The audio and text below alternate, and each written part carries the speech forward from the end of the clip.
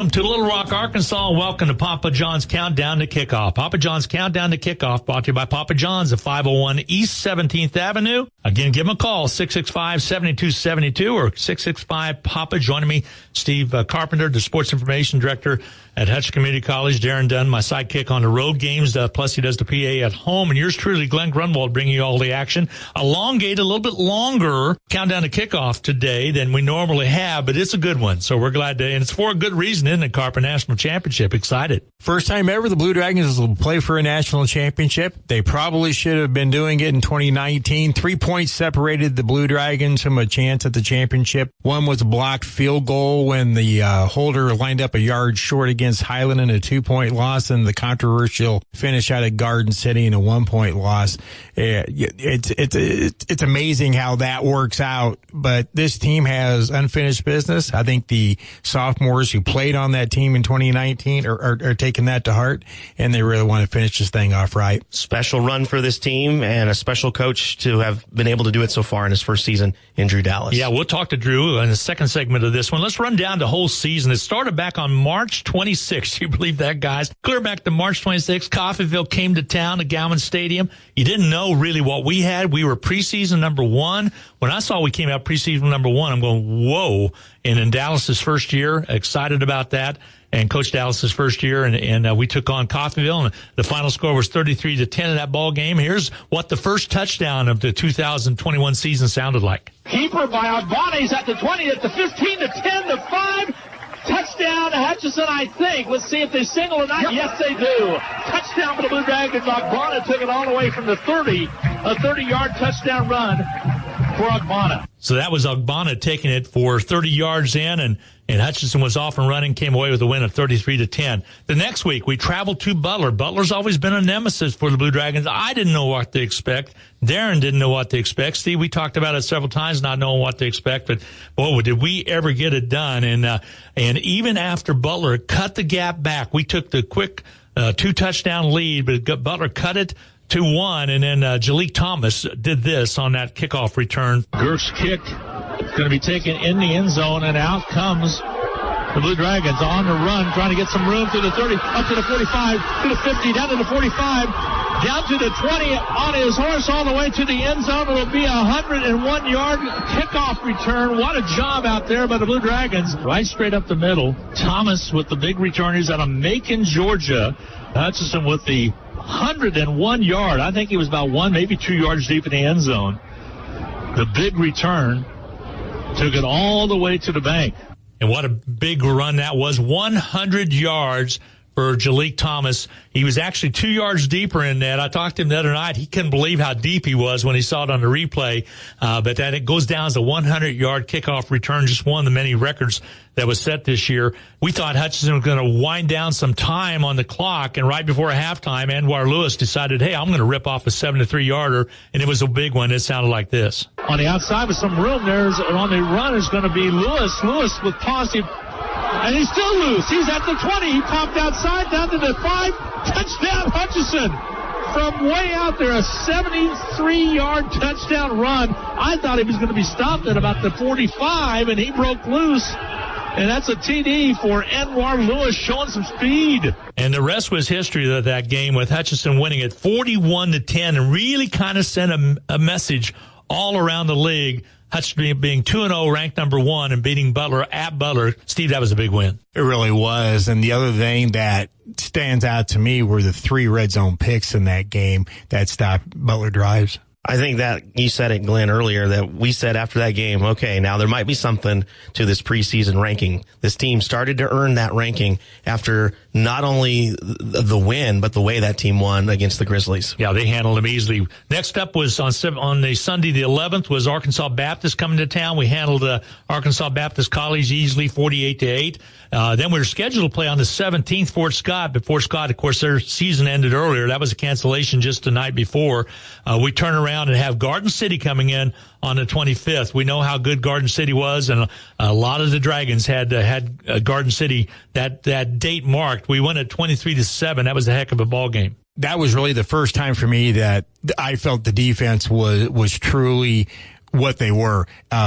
Spectacular, physical, constant pressure on the quarterback. It was a tough day for Garden City, and the Blue Dragons took care of business. I think that Arkansas Baptist game was a little bit of an eye-opener. Remember, started that one with the safety down 2-0, and never again throughout the season did you see the Blue Dragons kind of play down to the opponent's level. Another statement game win, that victory against Garden City. That game was never in question. Well, it surely wasn't. 23-7 was the final. We go to Indy. Darren and I travel all the way down to Indy. We're wondering, okay, and because Drew really talked about how the fact that he thought this was a really, really good team we're going to play. Indy at the time had just lost to Garden City on a fourth quarter comeback by Garden, 14-10. We handled them 42-24. Have the big win there. And then we come back, and then it's kind of don't stub your toe for the next two games, as we had Highland coming in 77-7. Hutchinson just demolished Highland. It was like a massacre. Gilbert with a big pick that sounded like this. They'll send a man in motion. They'll set up in the slot on the right side. Back Yakini throws it. Picked off at the goal line, straight up the middle of the field goes Gilbert. He'll angle to the right, trying to find a blocker. Gets to the right side at the 50. He's open. Nobody to catch. He just about loses the football, but he gathers it back in. He's at the 20, at the 15, 10-5. Touchdown Blue Dragons. He fumbled around with it at the 40 and caught it again. So another record set with a 100-yard pick right there. We have Dodge City coming in on the Sunday the 16th. And Carp, we win at 70-14, and the rest is history. You have to wait a week to get announced for a national championship. Well, we're off to Little Rock, and that's where we are right now. And this team earned it. You go back to the Independence game, the early second quarter. C.J. Agbana goes down with an injury. At that point, you don't know exactly where this team is. We haven't really seen Dylan Leibel come in and play. He more than just came in. He ran the team, threw for 3 touchdown passes against Independence. Cortez Braham had 3 touchdown catches in that game, and it just carried on. 11 touchdown passes in the just basically the last half of the season for Dylan Leibel. He's really stepped in and kept this offense going strong while the defense continues to get better. That position, the quarterback position, kind of a microcosm for every position on this team, because you see multiple guys that could start for anybody in the country on this team in any given position. And how fortunate are the Blue Dragons to have a guy in Leibel who's just as capable as Agbana. Out of those 3 games, he came in the second quarter of the Indy game and did what he did. Against Highland, basically, he was in there for about 3/4 of a quarter, just about, as we led 49-0 at the end of the first quarter, playing against Dodge City, about the same, maybe a little bit longer. So in my view, he's only played 1 game as the Blue Dragon quarterback. Well, we'll see what will happen. Matter of fact, we'll see if Drew's going to name him as the starting quarterback or not, or is he going to go back with Agbana, or is he going to go with both? Drew Dallas will be here with us in just a little bit. We're going to take a break on Papa John's Countdown to Kickoff. Papa John's Countdown to Kickoff, brought to you by Papa John's at 501 East 17th. Give them a call, 665-PAPA, and order your pizza. We'll be back with more coming your way right after this. Papa John's Pizza is proud to sponsor the Papa John's Countdown to Kickoff again this season. Order a mouth-watering Papa John's Pizza now for before and after the game by calling 662-7272 for carryout or delivery. Papa John's Pizza at 501 East 17th has the new Epic Stuffed Crust Pizza for only $12 for a large one-topping pizza. That's Papa John's Pizza, located at 17th and Plum. Better ingredients, better pizza. Papa John's. Call 662-PAPA now. Welcome back to Papa John's Countdown to Kickoff, brought to you by Papa John's, 501 East 17th Street. Coach Drew Dallas joining us now. First of all, congratulations, Drew, on a great year. And I mean, it's just been magical for us to follow you along. And I love how you take one game at a time. You've done that since day one when I started talking to you, and I'd meet with you for the Too Deep and other things. And that's really worked out well for you guys.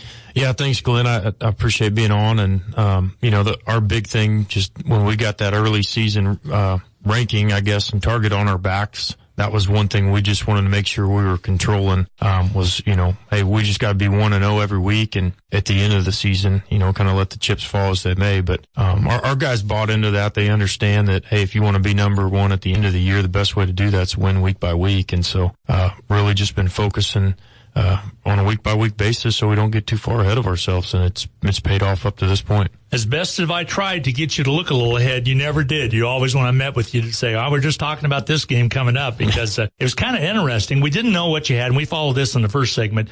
with the Coffeyville game. Was pleasantly surprised with that one. Then we turn around and go to Butler, and that ended up being a big win for us. And in between, we had Arkansas Baptist, and you turn around with Fort Scott. Do you kind of feel like your bigger games were in the middle part of the season? Although, like you said, every game's big for the Blue Dragons, but I'm talking about the Garden City and the Indy weeks, those middle part of the season that we had. Yeah, I think kind of just going back to the first part of that question, that, it's too darn busy to look too far ahead. You just kind of stay in the moment. But we really didn't know what we had with our football team either. We knew we had some talented football players, but that doesn't always translate into wins. And so, for us, taking it week by week and just seeing them develop over the course of the year, it's really been fun to watch them grow as a team, as individuals, offensively and defensively and special teams wise. Those are just the big things. And I think, from a week by week standpoint, there were some big games in there in the middle of the season because we played some of our better opponents, but I never felt like our guys looked at an opponent as like, hey, this is the biggest game of the year. It was the biggest game of the year because it was the next game we had on our schedule. Mm-hmm. And so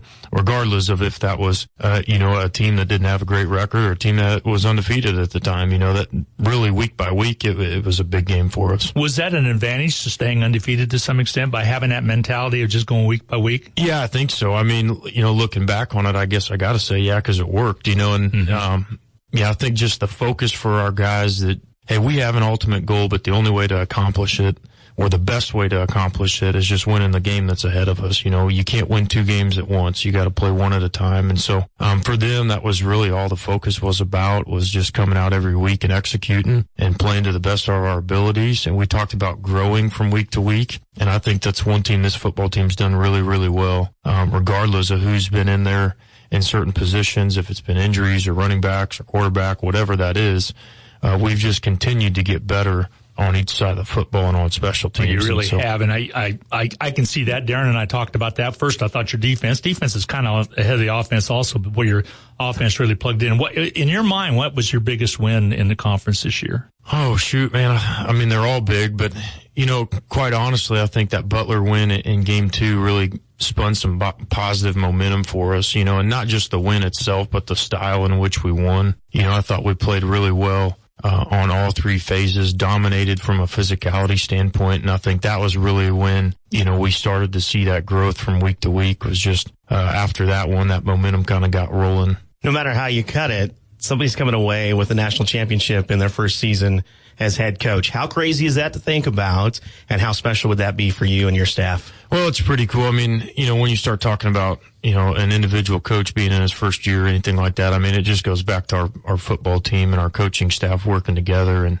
but it is pretty cool. I mean, Coach Erickson, here at Snow in his first season, and myself here, I think one thing that, and him and I were kind of talking the other day, and I've kind of said it all along, is, COVID's been a negative in a lot of aspects, but really for us first year guys, even the playing field, nobody's ever been through it. We weren't battling through experience. I mean, this was everybody's first experience doing this. And so, that was what our staff talked about. We talked about that with our team, since March is, nobody's ever been through this. There's no playbook for it. We just got to do it better than anybody else. And, as a first year head coach, I mean, it was the same as a 25-year-old head coaching veteran. We didn't know what to expect. We had to deal with it day by day and adapt and overcome and put a plan together. So, as a staff, as a team, we're able to do that and keep the focus. And I think that's why we're in the situation we're in currently. Leibel has been so hot. Ogbonna is getting healthier. How do you decide who to go with at that quarterback spot? Yeah, I think the biggest thing is we got two really, really good quarterbacks, and both of them are very, very capable of getting the job done and going and winning as a football game against any opponent. So, that's kind of one thing we've looked, week to week is, hey, we want to make sure we're maintaining that momentum that we've got going. And, I'm capable that whoever's back there throughout the course of the game is going to be successful. And, it may be a 2-quarterback deal where we see both of them. It may be one guy rising to the top and starting us off. But, the way I look at it, and I truly believe it, is, right now we've got 2 very good quarterbacks, and one of them's going to start the game, but there's not one of them that's going to be labeled the starter, and I think, they both bring big time talents to the table, and they're a little bit different styles. So, for me to sit here and say, well, we're doing this all, this game plan, throughout the course of the game, I don't think's fair. Some of that will just be based on, the flow of the game and what we're hitting on and what we need out of a quarterback to be successful. So Dylan's going to get the starting nod today, but we're prepared to play both of them as needed and kind of go from there. A step back from there is the running back position. Edwards and Lewis have been so good this year. Two completely different guys, not only in style, but sheer size. When you're game planning for things, is there even a way to tell which guy is going to have the bigger day? I mean, is it based on a scheme? Is it based on blocking matchups with linebackers and linemen? Or how do you try to get an edge in the running game that way? Well, that spot, for us right now is similar to the quarterback situation. I think it's more about, hey, the hot hand and what's the style of game we're playing. There's, if we're in a ground and pound game that we're trying to get 4 yards in a cloud of dust with, a lot of inside runs. I mean, Ty Edwards is built for that. Not to say Anwar Lewis can't do it or be successful in it, but he may get more of those opportunities early on in a game. I think as we continue to go throughout the course of the game, Coach Cross does a great job of having a feel for what we're hitting on from a concept standpoint and what guys good at what and getting the right guys in. And so, he's really controlled that well throughout the course of the year. We have another back, Dylan Kedzior, who's really come along the last couple games that brings another unique style. He's kind of more of that combination of speed and power both. And so, we've got three guys that at any course of the game, I think can go out and be explosive. And a lot of it is just, hey, what's hitting for us and who's got the hot hand, and let's roll with it. Drew, 471 days from the day you were hired to the day you finally got to coach your first game in March. Just talk about your process going through that, because you go from getting hired,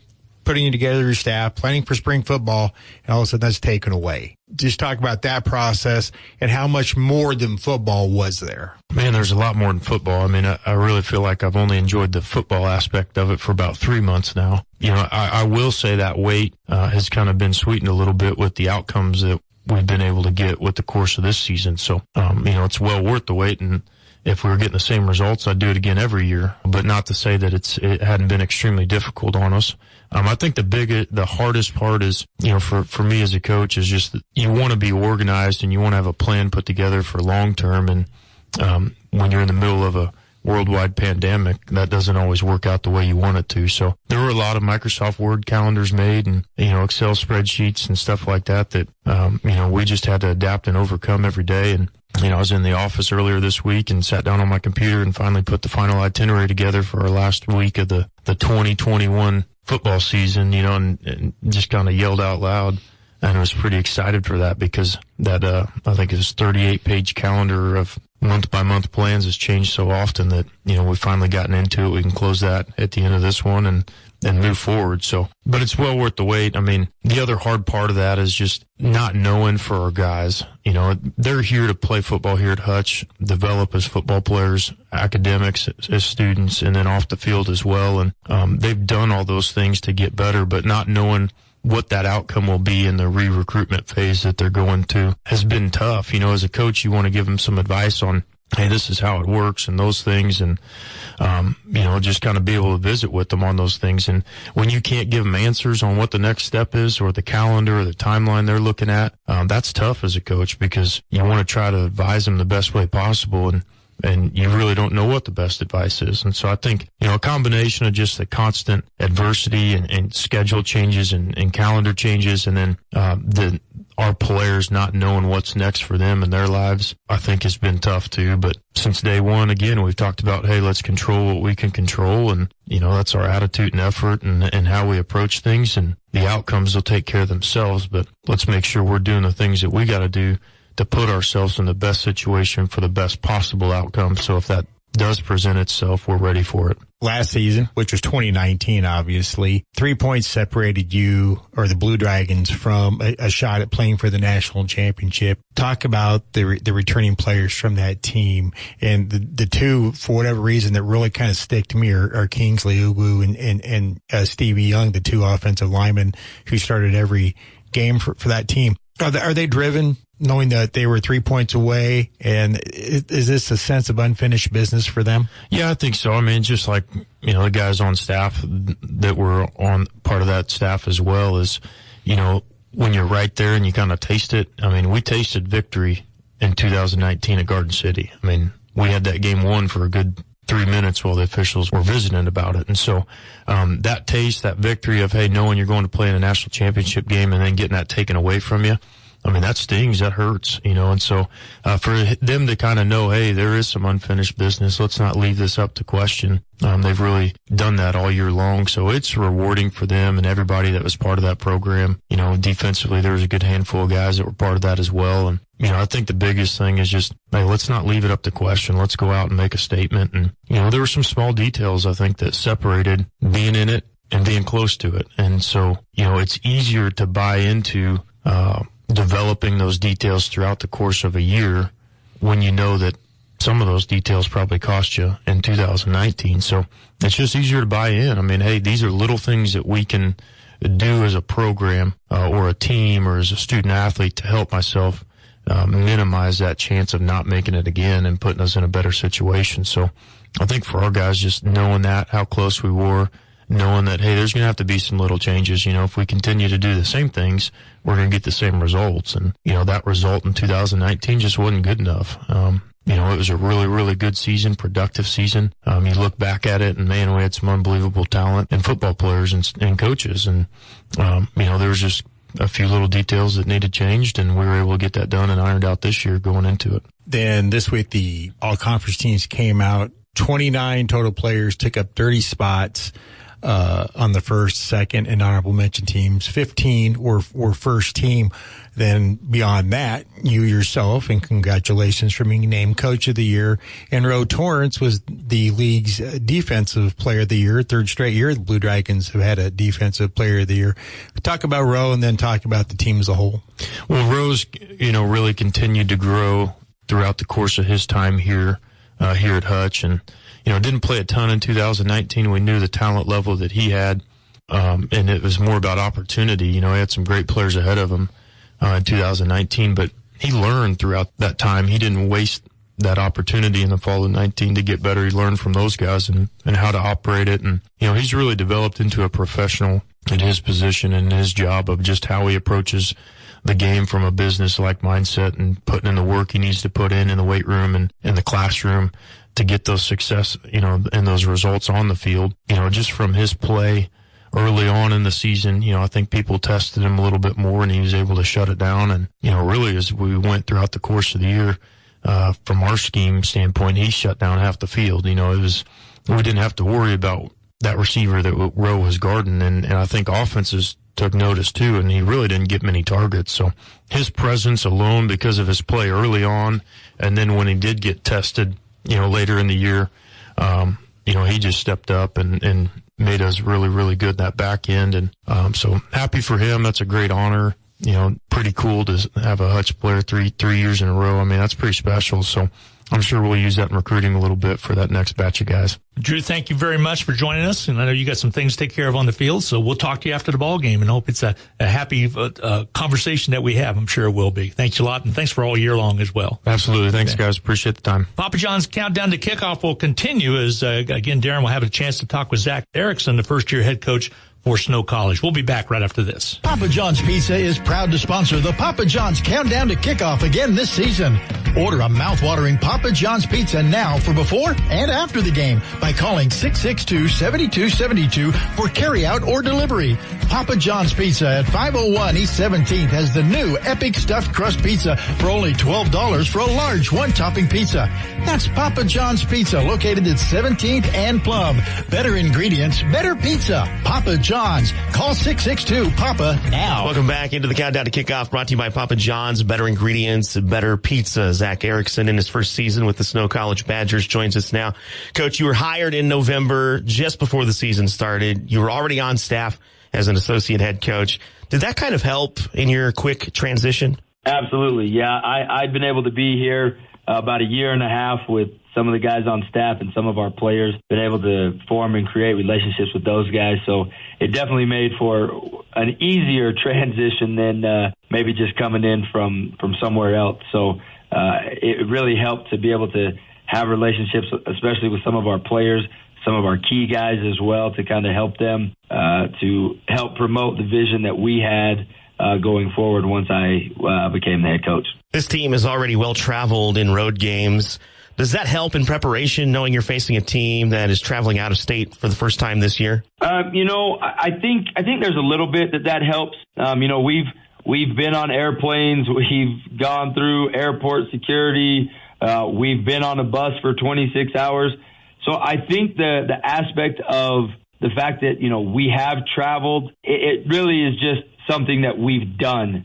I don't know how much it will actually be a positive or a negative in terms of facing a really good football team that hasn't left their state, because really when it comes down to it, you still got to strap up and you got to play. And but the travel aspect of this, like you said, is nothing new for us.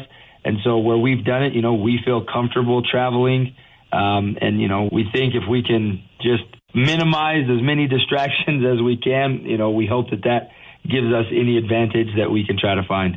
No matter who it is, somebody is coming away with a national championship in their first season as head coach. How special would that be for you? That it's one of those things where, just hearing you say that, you kind of get goosebumps. I've had a couple conversations with Coach Dallas up to this point, and both of us just have a lot of respect and admiration for each other. And, we've kind of joked with one another, well, how do we follow this up for an encore, being both of our first seasons at the helm. And so, it's just one of those things where this is something in this profession that you work for every day, and the sacrifice that we as coaches make on a daily basis is for an opportunity to do this and to play in this type of a game. And so if whoever it is, like you said, either way, it's going to be an achievement that I'm sure, Coach Dallas or myself will 100% be extremely proud of, and then hopefully, be able to build on that going forward in our coaching careers. When you accepted the bid, you thanked all the coaches' wives. How have you kept family ahead of football during this special run? We're very fortunate here at Snow. It's a very family-oriented university, a very family-oriented program that we're trying to build here. And, again, I kind of go back to my wife especially. I'm very fortunate. We actually have two head coaches in our house. My wife's the head women's golf coach at Utah Valley University, a Division I program in the WAC. And so she understands what it takes and what we do. And so we really just try to keep as much opportunity to have our families around as we can. You'll see my kids, you'll see Coach Jorgensen's kids running around, you'll see Coach AJ's kids. We want to be able to do that because we know that the time with our wives and with our kids is very precious, and we don't get to do this again with them as they grow up. And so we are just very thankful to them for letting them let us do what we love to do, because they sacrifice a lot. There are many times where, my wife is putting our kids to bed, and same with Anna and Cheyenne. They do a lot behind the scenes to allow us to do this. And so we're just so grateful for them. And we're appreciative of all the time we get to spend at work with our family. You defeated Iowa Western by 1, but still have a 37-plus point margin of victory average. Outside of the first contest, has this team been tested? Yes, absolutely. Absolutely. We had to go play Lackawanna in Scranton, Pennsylvania. And if my memory serves me correct, they had not lost a home game since 2012, I believe. And that is a very good football team. We followed that up with what I would dare say was a very underrated ASA Miami team. They were very good. And then if you look at our two trips to Iowa towards the end of the year, we were down at halftime against Ellsworth. We just didn't play very good in the first half. And then obviously, we had a nice conversation at halftime and were able to come out, and I think we scored like 48 points in the third quarter or something like that.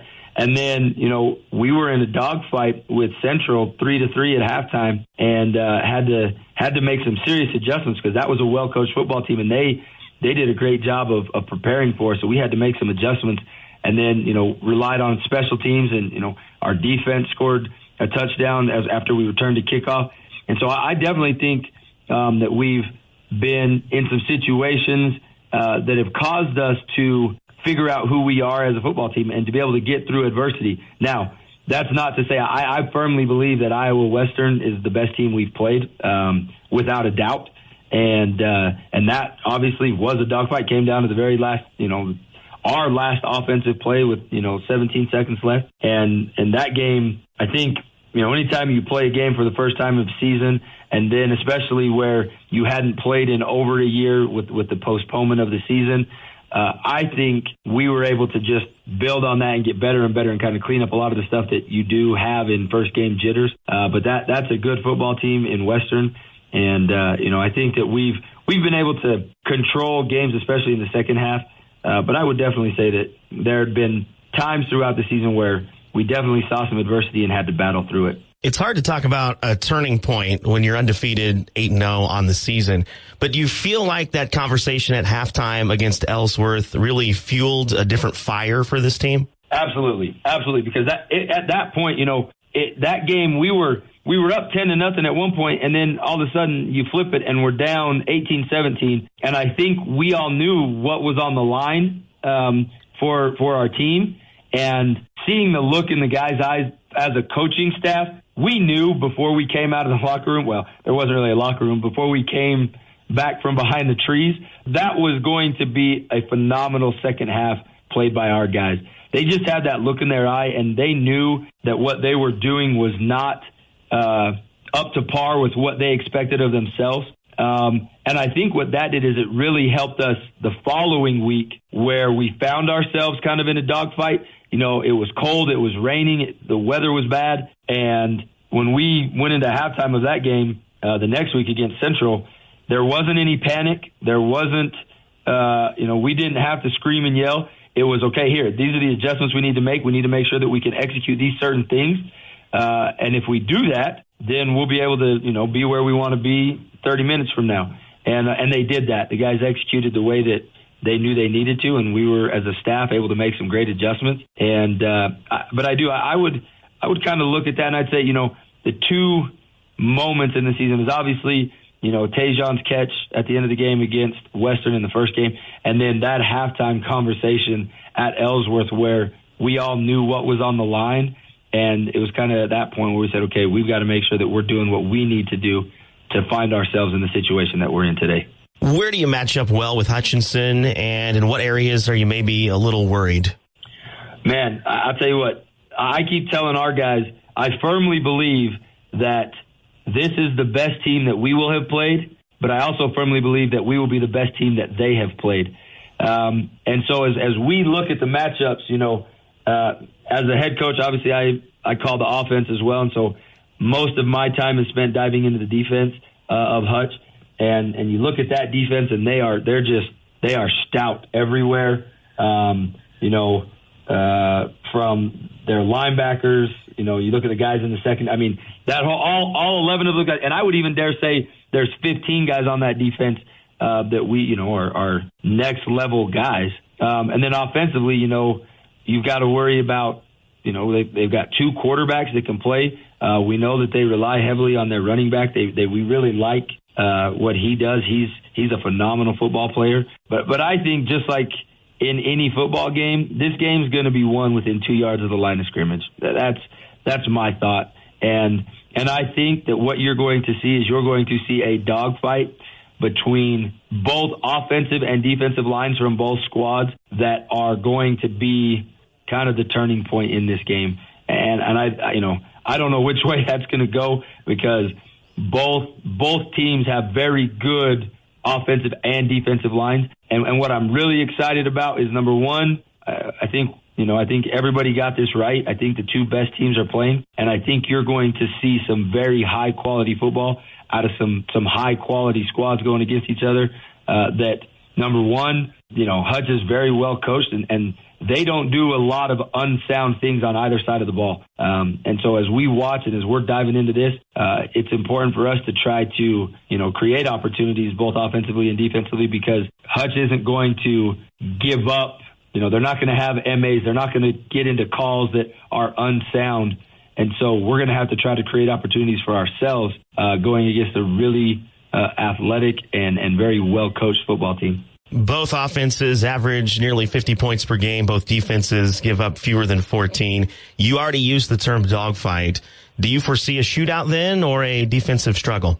Well, I think that defenses tend to have the edge in a game like this. And so I would not be surprised if this turned into a slug out, drag them out dogfight where, this could be a 13-10, 14-17 game. That's kind of what I would see. I mean, we might see ourselves getting into the 20s, but I don't see this being a 55-49 game personally. I think both defenses are just phenomenal. And so I might tip my hat to the defenses and say that this may be what you would see, something similar to an SEC football game where it's going to be, whoever maybe has the ball last kicks a field goal or something to win the game. It is Zach Erickson, head coach of Snow College, here on Countdown to Kickoff, brought to you by Papa John's. Better ingredients, better pizza. Stay here. We'll talk with Athletic Director Josh Gooch and President Dr. Carter File when Countdown to Kickoff continues. Papa John's Pizza is proud to sponsor the Papa John's Countdown to Kickoff again this season. Order a mouth-watering Papa John's Pizza now for before and after the game by calling 662-7272 for carry-out or delivery. Papa John's Pizza at 501 East 17th has the new Epic Stuffed Crust Pizza for only $12 for a large one-topping pizza. That's Papa John's Pizza, located at 17th and Plum. Better ingredients, better pizza. Papa John's. Call 662-PAPA now. It is Countdown to Kickoff, brought to you by Papa John's. Better ingredients, better pizza. Josh Gooch joins us now, Athletic Director for Hutchinson Community College. Josh, 89 years of Blue Dragon football, first appearance in the national championship. How exciting is this for you and your athletic department? Super exciting, Darren. Really proud of the coaches, the players, everybody involved in the organization just to get us here, and looking forward to a great game today. Beautiful Little Rock, Arkansas, great setting, and yeah, I mean it means a ton to not only the team itself, but to our community, the community college, and those that have backed Blue Dragon football for so long. Your first season as athletic director, men's basketball plays for national championship.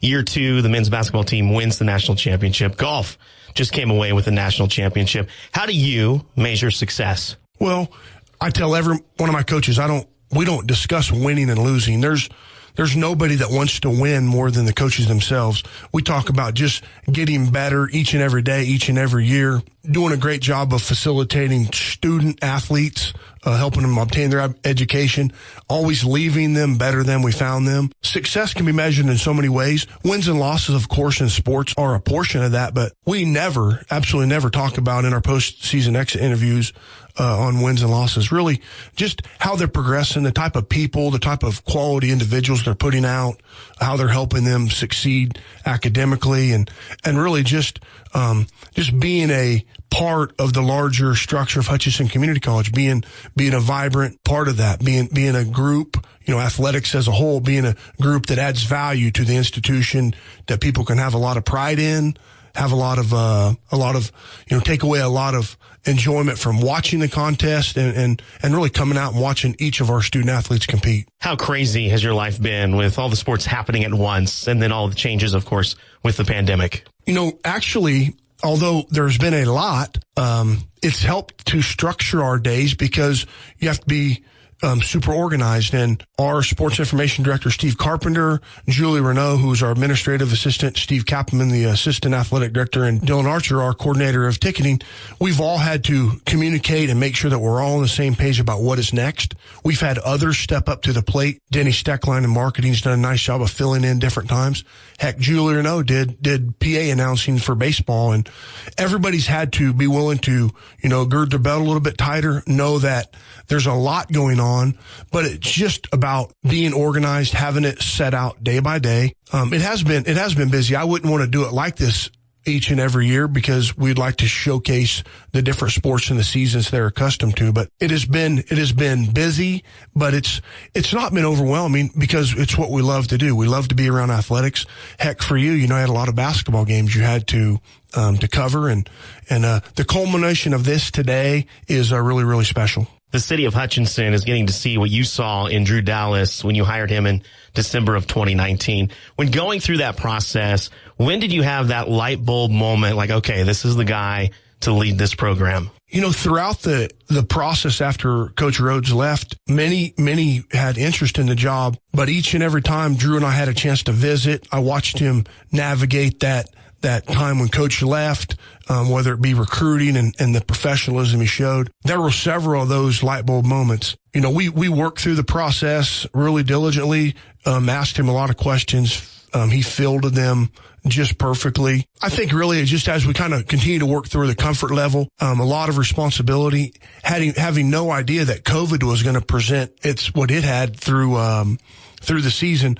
And he's navigated that just exceptionally well too. And it was just a matter of all the things that were needed to be a successful head coach. He embodied. He was a veteran head coach that never had the head coaching title yet. The professionalism he showed, the way he's runs his organization, is speaking volumes right now and leading up to this game. But there were several of those type moments. He was around his dad, who was a very successful head coach. And I think he had, on the job, interviews for that type of position throughout his life. Very, very comfortable. Never one time had any moment where I didn't think he could be the guy. Just working through the process. So that way we vetted all the different questions that we might get one day. And now the proof's in the pudding that he can lead a staff. He can lead a group of young men through the hardest of times and really, put a good product out on the field. You mentioned not really looking at the wins and losses with your coaches in the exit interviews and stuff like that. But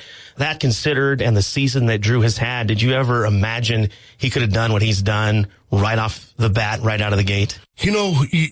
We have had, we've been knocking on the door at Hutchinson Community College for a long time. The foundation was set. A lot of pieces of the puzzle were ready to go for this type of a run. I certainly wasn't going to limit it. Him and his staff have done an unbelievable job of taking what was and now making it what it is. And that is just building off the success that the previous regime had, tweaking some of the things day by day that really are now, that signifies their program. And I think that you got to give a ton of the credit to Coach Dallas as leading this team to it. But I don't know specifically thought playing for the national championship, but I knew we could be successful. I was confident he could be successful. The team could be successful. And today's just, another chance, as he always talks about going 1-0. He went 1-0 7 different times this season, and really 8 if you count the Fort Scott game that would have certainly, in my opinion, been a victory. That's just another opportunity for him to go 1-0, and that's the way they look at it. And so each day they've navigated, the spring and then fall without football, about going 1-0 each day. Whether it meant how can they challenge their student athletes academically, getting them up every single day to challenge them to get to class and do the things that they could be 1-0 that individual day. And today is another opportunity for that. And I certainly know he's prepped and prepared and has this team ready. Drew still calls the plays. You spent 2 stints as the offensive coordinator for the Blue Dragons. How has offensive play calling changed over the last 8 years? I think, the speed of the game continues to evolve. How fast can you get the plays in and out? Drew does a nice job of changing that up throughout the ball game, going fast when needed, slows it down at times.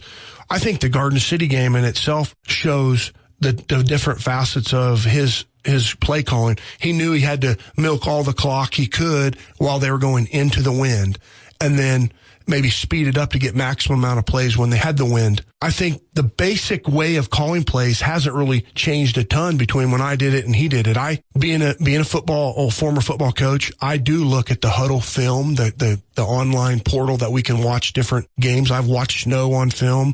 I like to go back and watch the game after the game so I can see some of the things I might have missed. Overall, it hasn't changed. I don't think down and distance calling, predication of what you're going to call, run, pass. But I think the speed of which you do it and how you get those plays in and out continues to evolve and change. And, they allow the defense to match up with the offense now a little bit easier than before. If you see teams substituting late, the center judge will walk out and hold the play from being ran. But I think overall, you have the things that you can go to, your bread and butter type of plays that Drew has. But he's a run-pass option guy, and And I evolved to something very similar. Try to get your playmakers the ball as many times as possible, and I think he's done a great job of that. You mentioned going back and even looking at some of the tape already for Snow. As a former coach, what do you see in this one? Where do you see mismatches? Well, I mismatches. I mean, they're a really good football team, an 8-0 football team who have played a different schedule than us, but their offensive line is a big group of guys that I've seen. They have a really, really handy quarterback that delivers the ball well, a stable of running backs. I mean, finding a weakness offensively for them would be pretty tough. They have a good nucleus of wide receivers. You know, on the defensive side, you know, they play really, really hard. Their defensive ends are long and big. Their linebackers you can see that they're hard, gritty, hard-nosed players. They bring a lot of blitzes. They play a 3-man front, so they're trying to add guys to the box to stop the run. You know, I think if we can establish the line of scrimmage with our big offensive line and do a good job with different matchups on their safety level players, I think we could have some success, depending on, you know, run and pass. But I think it's going to be a good ball game. The team that eliminates the pre-snap penalties does a good job of, on the turnovers, limiting, giving the ball away, just playing sound across the board, in those, you know, kicking game, offense and defense, limit the mistakes. That's the team that's going to succeed in this game. And two good teams together, those that make the fewest mistakes usually come out on top. How is travel different for this out-of-state national championship game than it was for a normal road game? Well, number one, we left a little bit earlier, and the preparation of prior to us leaving was a lot more extensive because we're going to spend 2 nights in a hotel. You know, the team left Thursday, practice on the way at University of Arkansas, and then, you know, got into Little Rock, you know, Thursday night at about 6 o'clock or so, and then had dinner, had an opportunity to kind of customize themselves with the hotel. And then, you know, throughout yesterday, you know, they had their practice at the stadium at 9 o'clock, did a good job of working through all the media type obligations that they had. So as far as differences, I mean, usually we leave just the day before the game, have a quick walkthrough, but there's, you know, a good practice day on Thursday that was held. And then, you know, Friday's kind of a similar type Friday, but you're already at the site. So less travel the day before. Hoping the guys, had 2 good nights of rest as we get ready to kick off. A 4 o'clock game is a lot different than what we're accustomed to. It's a little bit later than we normally do at home, a little bit earlier maybe if we're on a road for a night game.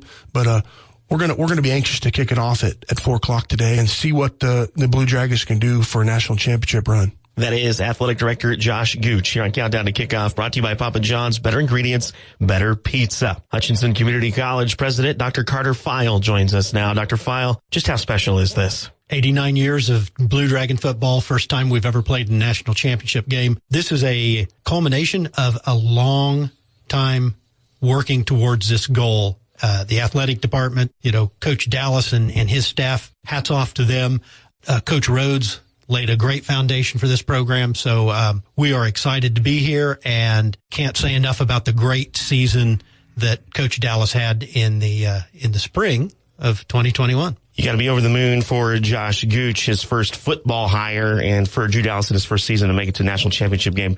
Pretty big statement. Absolutely, a big statement. Again, it's a big statement of the quality of the program, quality of the coaching staff that Drew has put together, and the quality of the coaching staff that Josh Gooch has put together, because certainly in the athletic department, Josh is the biggest cheerleader for that group, and couldn't be happier for the athletic department, couldn't be happier for Josh, and of course Coach Dallas and his staff, but more importantly and probably most importantly for the student athletes. That is President Dr. Carter File here on the Countdown to Kickoff, brought to you by Papa John's. Better ingredients, better pizza. Glenn Grunwald, Steve Carpenter join me now as we close this thing out, guys. Yes, and it's about time to get this thing going. National championship. I'm so excited. I've been to this stadium one time before when I watched Georgia and Arkansas go at it. That's been about 6 years ago.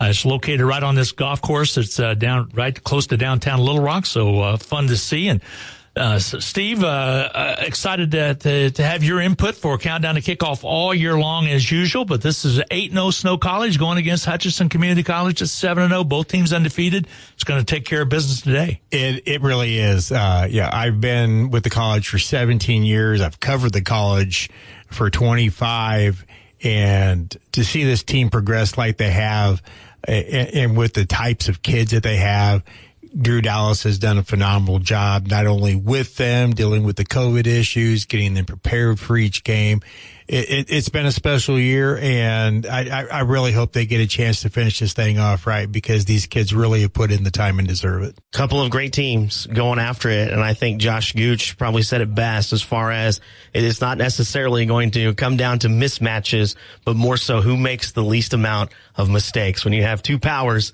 going at it like this, who can come out with the least amount of mistakes? Yeah, and with Snow College being out of independent conference, they used to be in a really good conference out there with the Arizona teams, the Western Arizona, Eastern Arizona, and they all did away a couple years ago with their league out there. Snow was kind of left on an island, and they've had to travel quite a bit. But the matchups, I think, if you want to go conference for conference, of course, they're not in one. The Jayhawk Conference has really prepared Hutchinson for this battle day. Looking forward to it. We'll have kickoff just around the corner. Special thanks to President Carter Feil, as well as Athletic Director Josh Gooch, and, of course, Drew Dallas, the fine head coach of the Blue Dragons of Hutchinson. Steve, thank you for everything all year long as well. Looking forward to next year as well. It'll be right around the corner. We got one national championship under our belt this year. That was in golf, and you were down there with the golf team. Looking forward to this one. Darren, as always, thank you to all your work you do with the countdown to kickoff, not to mention the great job you do with color commentary on all the away games, and also Rob Dreher helping with the home games as well. That's going to wrap up this Papa John's countdown to kickoff, longer version for the national championship right down here in Little Rock, Arkansas. Papa John's, 501 East 17th, 620-665-7272. Give them a call. Kickoff right around the corner. So long, everybody. This has been the Papa John's Countdown to Kickoff with Glenn Grunwald, Darren Dunn, and Hutch CC Sports Information Director Steve Carpenter. Now we know what to expect during today's contest. The kickoff is just ahead. Enjoy today's Blue Dragon contest on Eagle Radio. It's time for the Hutchinson Community College Blue Dragons Sports on Radio. The Blue Dragons on Radio are brought to you in part by First National Bank, The Medicine Shop, Midwest Ford and Toyota, Pools Plus, H&R Block, and these Sportscaster Club members, Portfolio Recovery Associates, Burning Chiropractic, Craig Barkley Plumbing, Dr. Robert Epp of the Hutchinson Clinic, the Green Vision Group of Hutchinson. Now let's head to the broadcast booth with the Eagle Radio Sports Crew for all the action on Eagle Radio. Hi, and good afternoon, everybody, and welcome to Little Rock, Arkansas, the site of today's championship game, the national championship for NJCAA for the spring of 2021. I'm your host, Glenn Grunwald, joined by Darren Dunn. We made the trip down yesterday, what would have been about a 7.5-hour trip. Took about 9 hours due to some road construction around Fort Smith, Arkansas. Dragons came down a day before, a full day and a half before. The Dragons right now are getting set to come out of the tunnel down at this beautiful War Memorial Stadium. The stadium's been around for a long time. Darren, it is time for number 1 and number 2 to go at it today. I'm so excited. I can only imagine how excited these players are for this game, knowing that there's no tomorrow. This is the day to leave it all on the field, because this is your last opportunity, at least for this season, to play at the NJCAA level, and for some of these guys, the last time ever to be able to play at this level. What a great atmosphere. I was ready to run through a wall 3 hours ago, so I can only imagine what these guys are willing to do with all of that energy that they've built up. When these guys left that hotel about 3 hours ago and loaded up on the bus, they had everyone on their side, all the fans that were at that hotel, all of the workers in the Blue Dragon outfits, the shirts that they had gotten. Blue Dragon music as well. Yes, and so just the pump-up music as they're heading to the bus in these groups was enough to fire me up 3 hours ago. I can only imagine how fired up these guys are right now, getting ready to get on the field and play some live action after 3 weeks of no football between competitors, with these two teams ending up May 15th and May 16th, respectively. You know, you look at these kids are recruited by these coaches. Some go D1 and don't make it, and they end up transferring in, but you're recruited, and for both teams you say, hey, you got a chance maybe to play for a national championship.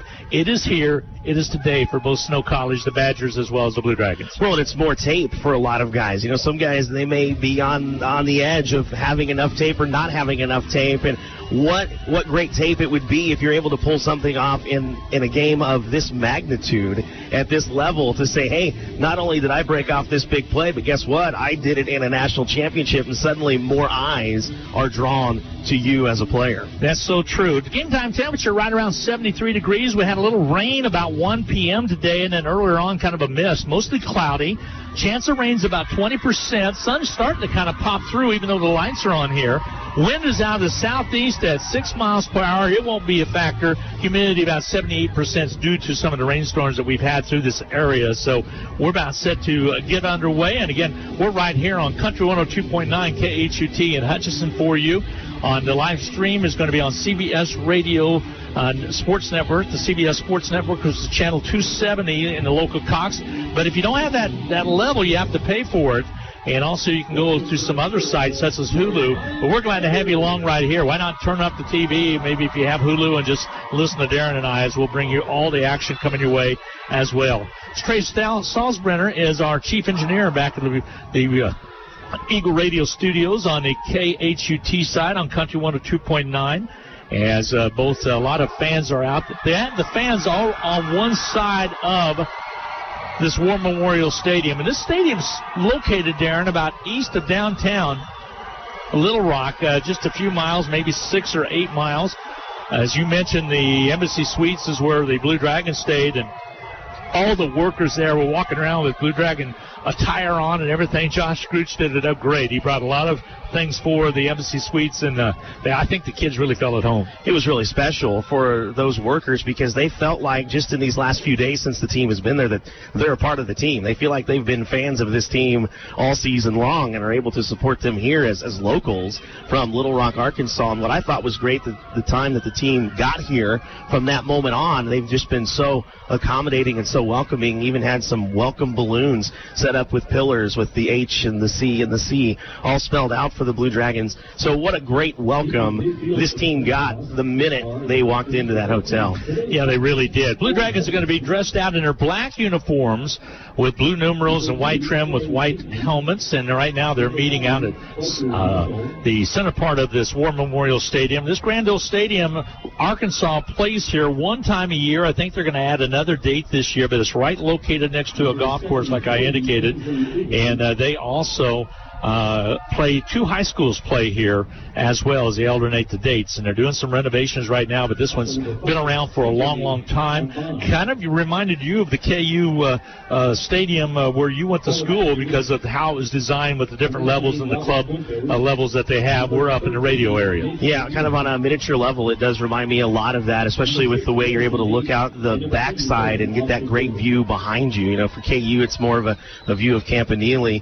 Here, you get the same thing as far as the 3 different levels, the club and the suite level, and then where we are in the 3rd level, and extra sections stacked on top of one another in the middle of this for all of press row for when you have all kinds of media at these games. New College will be in orange uniforms with white helmets and dark blue, kind of Syracuse University type of colors. Efren, Utah, if you took a pin and stuck it right in the middle of Utah, that's where you're going to find it. Their population, 7,102 in the 2019 census that was taken. Well, here's what's interesting, and I'll come back with that thought as we're going to have the national anthem, and then we'll be back with more. We're going to take a 2-minute timeout. We'll come back. Kickoff just minutes away from the national championship here in Little Rock, Arkansas. We'll be back in 2 minutes. Midwest Superstore announces a limited-time vehicle buyback program. Bring them your used vehicle or let them buy you out of your current lease, regardless of make or model. You'll get $3,000 equity cash on the spot and avoid lease end penalties like excess mileage fees and wear and tear. Midwest Superstore makes getting out of your used vehicle or lease fast and easy. Schedule your appraisal today. Visit MidwestSuperstore.com. Based on current month's book fair trade market value, less excess miles, damage, wear and tear. Cannot be combined with any other offer. Offer to buy lease contingent on current equity and lease vehicle. Subject to dealer final appraisal. See dealer for detail. Offer expires month end. Shout out to the business community. Our friends at Next Tech are hosting the 8th annual Tech Edge, June 24th at Tony's Event Center in Salina. Topics at this one-day tech conference include corporate culture, physical and cybersecurity, cloud, and the hardware and software you need to make it happen. Sign up at next-tech.com through links on Facebook or LinkedIn, or call 877-625-7872. $60 buys you breakfast, lunch, a full day of tech talk, and the chance to win big at Prize-A-Palooza. Hello, this is Tom Elliott of Elliott Mortuary, and again this year we are pleased to help sponsor HCC Blue Dragon Sports. We encourage you to support all the Blue Dragon games, both home and away, with your attendance, but if not, we hope you enjoy listening to the game here on KWBW and Country 102.9. Elliott Mortuary and Crematory, a proud sponsor of Hutchinson Community College, and honored to have served the families of Hutchinson and Reno County since 1935. send someone money? Pay a babysitter? Split the bill? Use FirstPay. It is the person-to-person payment option located right inside your online banking app. There is no need to download an additional application. It is simple, safe, and secure. We're First for you. Visit fnbhutch.bank to learn more, or click on your First National Bank app to get started. You can also stop into a location nearest you, and we're happy to help. First National Bank of Hutchinson, member FDIC, equal housing lender.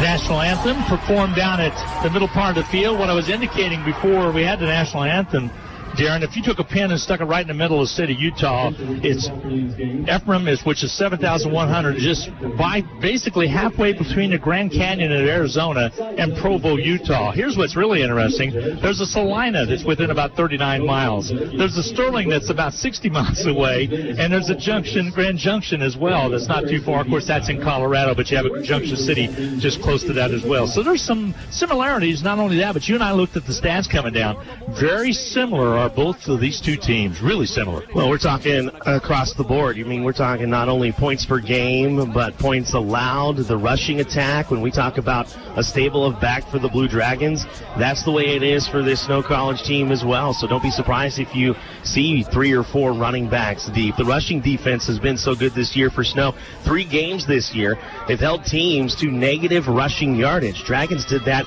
in 2 games. But it comes down to that big question: how has Snow been tested? A question you heard in the pregame that I flat out asked Coach Zach Erickson, and you heard him kind of go into that high-pitched falsetto for a second and first, but he really thought and thinks and believes that this team has been tested outside of that first game of the season against Iowa Western. And you go back and look, they've had to play from behind in a few games as well. So as far as getting behind, Snow is accustomed to that. Blue Dragons have only had to come from behind a couple of times this year, so really important to come out of the gate quickly in this national championship. Hutchinson will receive, as Hutchinson 7-0 on the season, and the Blue Dragons 7-0 undefeated, and also 8-0 as the Snow Badgers. So Snow Badgers will kick off. And we are about set to get this game underway. So glad to have you along on Country 102.9 here in Hutchinson, Kansas, as we're in Little Rock, Arkansas. Glenn Grunwald along with Darren Dunn bringing you all the action here. Again, back deep is going to be Jalik Thomas. As we know, he can return one, so they're going to get set to put a toe into it. And the national championship game for this spring is off and on its way. Deep end-to-end over end, taken right at the goal line by Thomas. He goes to the 10, cuts to the left side, gets away from one tackler, and finally he's dropped at about the 14. Could not get away from a leg tackle out there. Good job on the tackle out there by one of the Snow Badgers as he got a hold of him. Well, not only making the tackle for Jackson Smith, but he threw the blocker completely to the ground. Thomas thought he was going to have that edge, and by the time he got out there to make the move, Jackson Smith pancaked the blocker and was able to make a sure tackle. So Dylan Leibel will be the starting quarterback for the Blue Dragons. He has quarterbacked the last 2.5 wins for Hutchinson. He came in the second quarter against Independence after C.J. Ogbonna went down with the ankle injury. Ogbonna is healthy. He could play if needed, but Leibel's kind of made this team his own. Just underway, first possession for Hutchinson. Officials having a little trouble getting the ball spotted, so they have to pump back the play clock up to 25. They'll mark it at his forward progress was at the 17, so 1st and 10 for the Blue Dragons. Leibel, the quarterback, in the shotgun, sends Edwards in motion to the left side, wants to throw the ball, gets it to Edwards, in and out of his hands, incomplete pass. So 2nd down and 10 now. Number 1, Hutchinson's been number 1 all year long. Snow, Utah started off number 10 after a couple weeks and a couple wins, including that 31-30 win over Iowa Western. They moved up to number 4. About 3 weeks before the poll was complete, they moved up to number 2, jumped past Kilgore, and that's where they ended the season at, is number 2 in the rankings. The turn, the kid will play. Hutchinson hands it off, and Henderson came around for the end around and stumbles forward, picks up a couple yards. They're going to say his knee hit. Yeah, I see exactly where they're going to spot the football. Looks to me like it's going to be at about the 18-yard line. Just a couple, maybe a yard pickup. So 3rd down and 9 facing the Blue Dragons. Interesting start for the Blue Dragons to throw to Ty Edwards. He has only 1 reception on the season, and then that play there, which will go into the books as a pass, and just read well by Xavier DeLong for Snow. One of the Blue Dragons' helmets popped off, and one of the offensive linemen has to check out for a play. Rival looks to the sidelines, 3rd down and 9. A loud, small but vocal Snow crowd here today, along with the Blue Dragons. Pass on the outside, incomplete pass, about a yard and a half out of the outstretched hands of the Blue Dragon receiver. It's going to force Hutchinson into a punt situation on that first possession. It's 4th down and 9. Early 3 and out as they talk. Defense travels, so you know that defenses have a tendency to play well, especially when you get into a neutral site game, and Snow College showing that with the early force of 3 and out.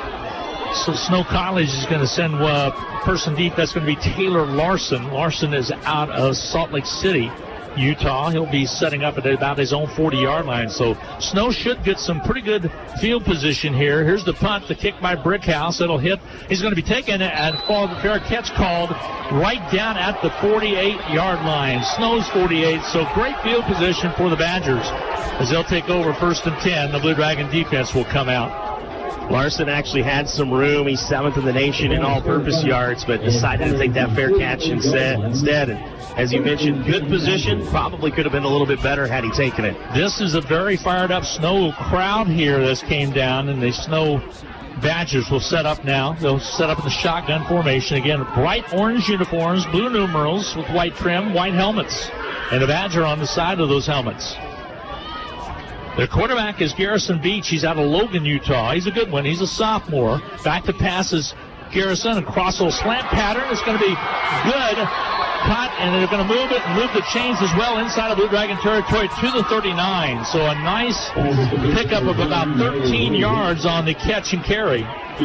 Myler Royals, his 8th reception of the season. Royals, they go to a lot. They also go to Larson quite a bit at that wide receiver spot we talked about. 1st and 10 for the Badgers inside of Blue Dragon territory. Ball on the 39. Here's Beach. He'll give it to his big running back, and Kalen's going to carry a Dragon about a yard and a half on the carry. Pick up of maybe a yard and a half, we'll call it. 2nd down and 8. D'Amico rolling to blew that one up before it ever had a chance to get started. He was in the backfield when the handoff was made. Kalen out of Salt Lake City, Utah. He's out of Skyline High School for the Badgers. Badgers won the national championship in '85 in football. They played in 2 different ones. They won that one. They lost another one later on. And, of course, we'll talk about that conference that they're in as they were in the Big West Conference. The pitch around the outside on the carry. He has some room. Has the first down. There's a dive for the yard marker, and that was Taylor Larson out of that wide receiver spot. He dove down and picked up the first down. He'll move the chains again. So Hutchinson back on their heels right now. They'll mark this one at the 28. 1st and 10 for Snow College. Just his 4th rush of the season, but making the most of that one. His teammates call him Captain America. Snow College started in 1888 out in Utah. Again, a small town, population 7,000. There's the pitch snap back to Garrison. Beach will run out of the card. There's a catch made. He ran out of the pocket, got the catch made to one of his tight ends, and that'll move the chains again. As catching it, that was Davida Noah. Noah made a catch. The Dragons have been so strong at that defensive tackle spot coming into this game. The officials said they didn't want to throw a lot of flags. Probably should have had one there. Cormac Boyer had a hold of Jalen Bass in that backfield, and the officials let it play through. Pickup of 8 on the play. 2nd down and 2 now for the Badgers. Ball on the 20-yard line of Hutchinson. Blue Dragons show a little blitz. Beast checks off, and he looks to the sideline. Darren had a nice interview with the head coach for the Badgers. He's also in his first year, but had been on the staff. So too much time. Too much time as he Game clocks show 0, so this will back it up.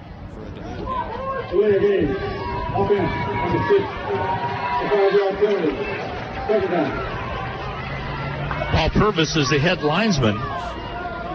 The umpire is Daniel Harris, and David Wright is the referee. So this brings up now a second down and longer situation. We'll call it second down and 6. Nose of the football on the 25.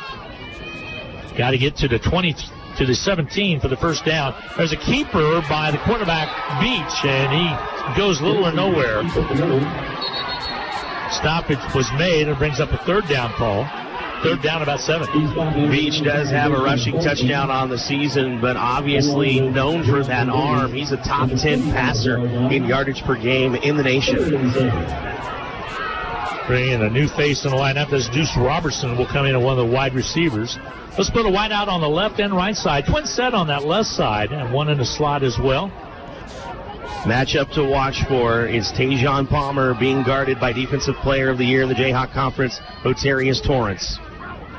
Here comes the keep. Those slant pattern catches made. First down action right there. They're going to mark it at the 16-yard line on a stop. Hutch was out there coming up to make that stop for the Blue Dragons was Roterance.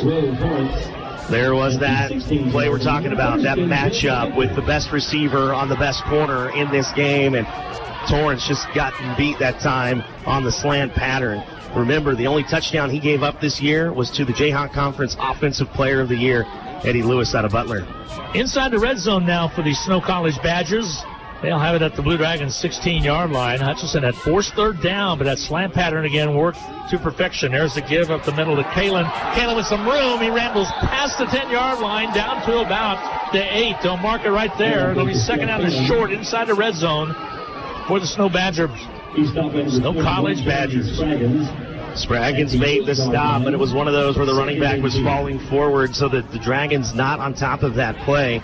And Kalen is one of 6 running backs in the nation, averaging 100 yards per game. Ball on the 8-yard line, second down and 2. Inside the red zone for the first time today for the Snow Badgers. Long snap count. There's Beach back to throw. Goes across the middle. Catch is made. Touchdown, Snow. From 8 yards out on the catch out there is going to be Deuce Robertson. And Snow's on the board, leading at 6-0 with 9:46 to go in this first quarter of play. 8 plays, 52 yards, and capped off by a guy who has his 6th reception of the year, his 2nd receiving touchdown. Talked to somebody earlier that said they've been spending some time with Snow the last couple of days. They're very mature, very impressed with the Snow Badgers. Several of them are older because of missionaries that they also do, similar to Salt Lake City. At a point after kick is going to be set down, and they will get set to kick it through. It's going to be Lund. Lund's kick is up and is good. Snow takes a quick lead at 7-0 with 9:46 to go in this first quarter of play. We await the Snow Badger kickoff. We'll be back with more coming your way right after this 1-minute timeout. HutchCC Sports on Radio is brought to you by the Sportscaster Club members. Mega Fab of Hutchinson, Vernon Chiropractic Center, Barclay Plumbing, Lowen Corporation, Todd and Cindy Miller of Home Instead of Hutchinson, Old Office Shares, Man Wyatt and Tanksley Injury Lawyers, Portfolio Recovery Associates, Dr. Robert Epp of the Hutchinson Clinic, and the Green Vision Group of Hutchinson. These Sportscaster Club members help provide funds for Hutchinson Community College scholarships. Hi, this is Rob, and I want to tell you about one of my favorite places in Kansas to get a melt-in-your-mouth cheeseburger. It's RV Drive-In, where they've been serving up fresh food, not fast food, since 1948. They're famous for their burgers, but you can also try their homemade pork tenderloin sandwich, patty melts, BLTs, and so much more. Tuesday, Thursday evenings, Friday, and Saturday, they make their homemade onion rings that are the best I've ever eaten. RV Drive-In, Kansas' oldest drive-in at 201 East Avenue A and online at rvdrivein.com. Go Blue Dragons!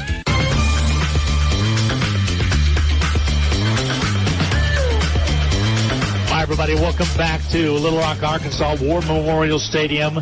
Striking quickly was the Snow Badgers. 52 yards on that drive and an 8-yard touchdown catch The toss from Beats to Robertson, excuse me.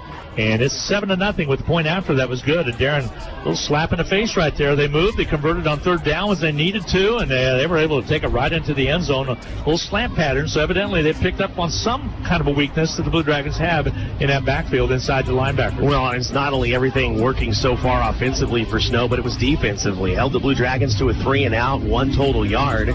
Then take the ball 52 yards in 8 plays. A lot of it through the air, as you would expect from Snow. But remember, a few big runs in there from Kalen as well, where the running back was falling forward. So Snow right now coming out, definitely smacking the Blue Dragons in the mouth, saying, okay, what can you do? Can you match this? Snow will kick off. Blue Dragons had already had one possession, but they were 3-and-out on their first possession here. So the offense has kind of got to get cooking here. Blue Dragon defense, you and I have always talked about how good the defense is, but wow, what a nice job done by Snow right there to take advantage of that. Back is Jalik Thomas again. He'll stand right at his goal line, and here comes the chance to kick off here for the Snow Badgers. Teeing it up again will be Lund. As he gets set, approaches the ball. Here comes the kick. This is kind of a squiver, a little bit short, but it's going to be taken at the 4 by Thomas. Thomas straight up the middle, and he's wrapped right at the 25, stuck right there. Got it back right to the 25-yard line. That's where Hutch will set up for their second possession of the ball game, trailing 7-0. Again, last time you saw the ball go to the opposite side of the field. This time you come near side, and Mackay Hammock-Bright was the one who shed the blocker and was able to make the big tackle for Snow. Interestingly, one time the Blue Dragons trailed early on in this season was to Arkansas Baptist, that plays their football not far from here on that safety, 2-0.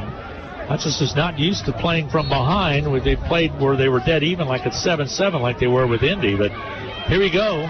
The second possession, 1st and 10 from the 25-yard line, their own 25. Leibel straight ahead running open there, right there for Lewis, and he gets up to about the 33-yard line, short of the first down by about a yard. Nice gain, quick opener up the middle by Lewis. And remember, he's one of those guys the coach talked about. If you're going to go right up the gut, he's not normally the guy that would do it. He's capable of doing it, and he shows it right there for Lewis, who averages a little touch over 10 yards per carry. We've seen that as the season progressed. He's going to stay in there running back. Howell split out to the left side for the Blue Dragons. So twin set on the left side. Now Thomas will move over, so will the tight end. Thomas will be in that slot on the left. The turn to give to Lewis, trying to turn the corner. He's going to be dropped for a loss. All the way back to the 28-yard line. Mark it at the 29, actually. They read that one perfectly, and off goes the helmet of Lewis. He's going to have to check out the contest. Owen Fa-Moe, the linebacker, just read that perfectly and was in the backfield. Sniffed that one out right away. 20 tackles on the year for him. Big stick right there by Snow Badgers, as they're not afraid of this offensive line. A huge offensive line for the Blue Dragons all year long. They'll set up right now. Snow really fired up in this first quarter of play. They lead it with 8:41 to go in the first quarter of play. That's 7-0. They're showing blitz again. They'll send Cam Henderson in motion to the outside. Back to passes Leibel on third down. Knocked down at the line of scrimmage. Incomplete pass. Fourth down. Punt time. For the second time in the ballgame in this first quarter for the Blue Dragons of Hutch. Wow, Shad Pulsifer, you and I watched film on Snow College, and he was one of the guys that really stood out. Glenn, the man is 6'7", 260. He barely has to get his arms up in the air to knock down a pass like that. He knocked that one down with his elbows. Yes, he really did. Fourth down and 6 to go right now. Ball on the 29-yard line. Back deep at his own 30 will be the Snow College's receive man on special teams. Here comes the kick by Brickhouse. Gets a good one. He's going to call fair catch at the 31-yard line. Snow College 31-yard line. They'll have their first possession, and that was Taylor Larson that called the fair catch, and they'll set up 1st and 10 for the Badgers at their own 31-yard line. They lead the Blue Dragons 7-0. And I don't understand that. Twice he's called for fair catch when he's had room. He averages more than 14 yards of punt return, and he could really be putting his team in great position near and past midfield, and instead he's content to just make sure he gets the ball. good delegation of fans rode the bus down this morning, left Hutchinson at 5:30. You and I left about 11:30 yesterday. Thought it should have been about a 7.5 hour drive, but like I said, we caught up with some construction work that slowed us down for about an hour and a half, which we creeped along about 10 miles. I thought I was going to have you run up ahead and see what was going on, but we finally got here about 9:30 last night. We did see some people get out of their vehicles to see what was going on or try to get a better view, and it really was, not exaggerating. I kind of timed it out a little bit. There were times it would take us 5 minutes just to get 1,500 feet. Yep, exactly is what that took, and it ended up not being a crash or an accident or anything. It was just purely they're working on I-40 right around the Fort Smith area, and same way to go with a different direction as well. So again, they're taking a timeout in between the possessions as this is being aired on CBS Sports, showing some highlights from Hutchinson's national tournament this year. And that game against Cali, which that new head coach is our new head coach. And again, Tommy DeSalle was runner-up to Coffeyville. They're showing that on the big screen here at War Memorial Coliseum. And finally, Snow gets set to break huddle. Hutchinson's set already, and it'll be Snow's football on their own 31-yard line already with a quick lead that they have of 7-0. Now, in the rare instances this season that Hutchinson has gotten behind, it has been the defense that has been so good at holding teams. So that'll be the question here. Can this defense get the Snow offense off the field quickly and try to get this offense going? When you look who Snow played this year, there was really only 1 to 2 ranked teams in that top 10, and really only one at the end of the season. That was Iowa Western, who they came from behind to win 31-30 in the first game of the year. You heard the head coach for Snow talk about that on your interview that you had earlier on. Back to pass. His beat shows it on the outside. Has a receiver out there. Defender falls down. It's going to be a touchdown. A 69-yard catch and run for Snow, and they lead at 13-0. They went long. The Blue Dragon defender fell on the play at about the 35-yard line of Hutchinson. Easy catch for 6 for the Snow Utah Badgers. Tajon Palmer, that's the matchup with Rotarius Torrance. The only touchdown he'd given up all season long was to the Offensive Player of the Year in the Jayhawk Conference. Only the second one he's given up this season, and it's a big one. The 11th for Tajon Palmer. He's caught basically half of his team's touchdown passes this year. It was just a go route, Darren, on the outside, and then I saw the black-shirted Blue Dragons fall as the catch was not quite there. He fell down. Point after is up, and it is good. And all of a sudden, Hutchinson is stunned right now. Number 1 team in the nation down 14-0 with 8:17 remaining to go in this first quarter of play. We await the Snow kickoff. They lead at 14-0 over the Blue Dragons of Hutchinson. We'll be back in Little Rock right after this quick 1-minute timeout. The Hutch Medicine Shop and the Hutch Blue Dragons have a lot in common. In addition to our logos both being blue, all 3 pharmacists at the Medicine Shop graduated from HCC. Rick Stone in 1984, Brent Bauman in 2001, and Lacey Stone in 2007. In fact, the Medicine Shop has employed over a dozen HCC students over the past 15 years who are now Kansas pharmacists. The Medicine Shop and the Blue Dragons working together as one team. At H&R Block, tax time is our favorite time of year. It's when our tax pros get to do what they love the most, help people. By getting to know you, they make sure your return gets done right. It's not just numbers, boxes, and forms. It's personal care, so you get every credit and deduction you deserve. With an average of 10 years experience, our tax pros get your taxes done right. Just one of the many ways Block has your back. Visit H&R Block at 29 West 2nd and 1429 North Lorraine in Hutchinson. Also in Lyons and Ellsworth.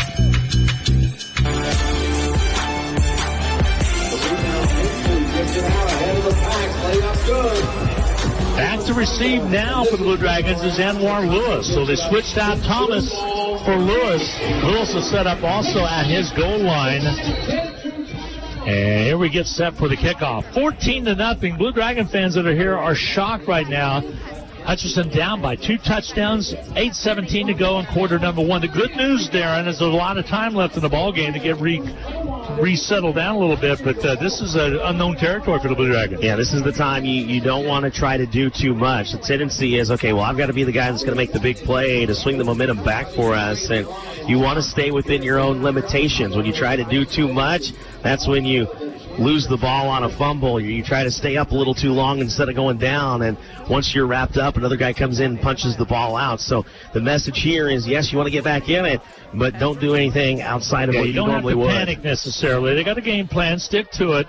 Lund will get set to kick off here. And back again is Antoine Lewis, as he will step up there. Anwar Lewis, he's again a redshirt freshman out of Pensacola, Florida. And Lund will get set to kick. You also have Henderson at the 10-yard line. Here comes the kick, and it's going to be a high end-over-end kick. It's taken right at the goal line by Lewis. Hesitates, but then he comes out. Right up the middle, has some room to run. He's popped. His helmet comes off at the 28-yard line, so they'll mark it at the 28, but a pretty decent stick out there by the Snow Badgers, and they are fired up as Poster also came in and really put a licking on Antoine.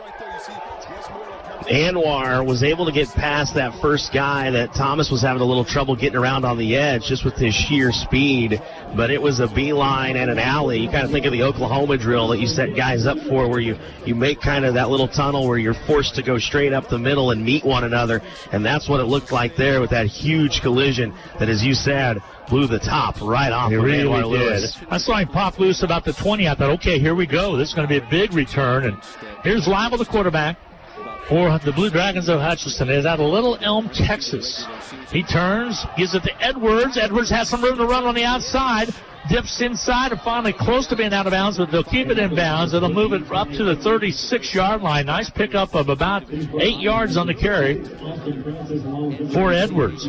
That play was blown up right off the bat, and Edwards is just so strong, especially with his upper body, that he was able to shake that defensive lineman and make positive yardage. Ty's a sophomore, 6'2", 235, has had an outstanding year.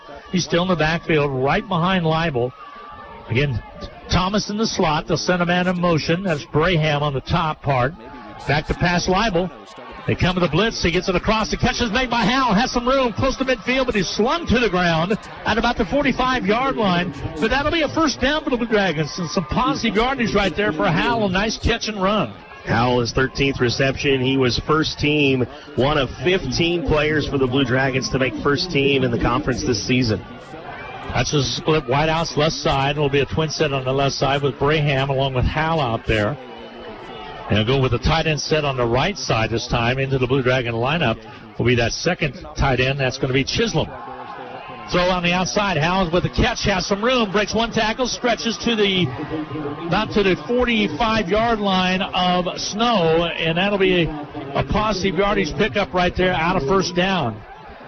Ivan Thomas, his 18th reception. You'll remember Thomas was the favorite receiver for Ogbonna and not getting as many looks from Leibel, but that's an easy way to do it. Just slip him out in the flat and let him take it. Second down, a little over 2 yards to go for the first down right now. Inside the Snow territory for the first time today.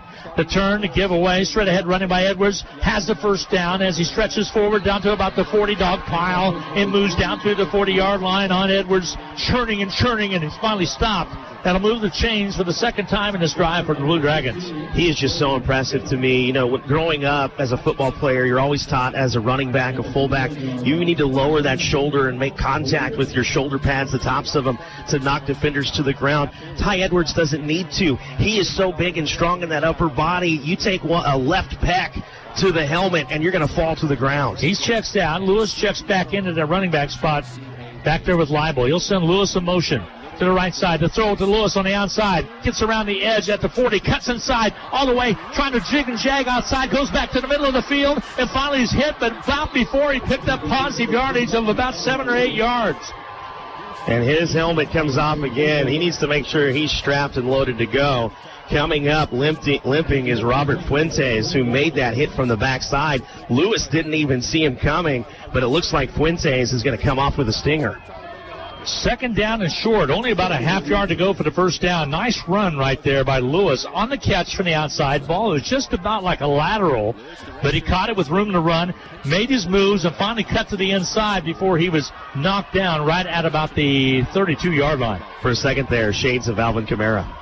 Back to pass. Good point. Leibel wants to throw it. Lost it out. Has a receiver out there. Catch is made. Out of bounds is Cam Henderson at the 15. Moves the chains again. Hutchinson on the drive.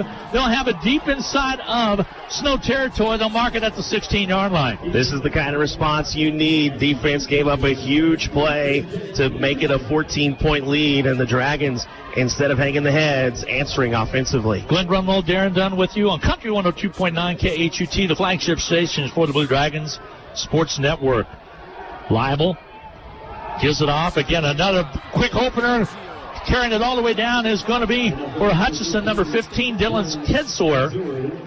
Kidzor is out of Claremore, Oklahoma. Probably has a lot of family here, and he carried it forward all this way inside the red zone down to about the 5-yard line. It'll be first and goal for the Blue Dragons. You really got that feeling talking to Drew Dallas in pregame that Kidzor was going to be his third-string guy, and that is the case as he's the third back in after Lewis and Edwards. Quick opener right up the middle for Kidzor. Now Leibel gets set. First and goal from the 5 of Snow for Hutchinson. The turn to get the Kidzor. Bangs into one of his own players. Little or no gain on the play. They stack him up. He might have got about a half a yard. It'll be second down and goal from the 5. Yeah, just got caught up on the backside of Ivan Thomas there. He really didn't have much else place to go. I mean, he could have met the Snow College Badgers, both of them, in the middle if he wanted to.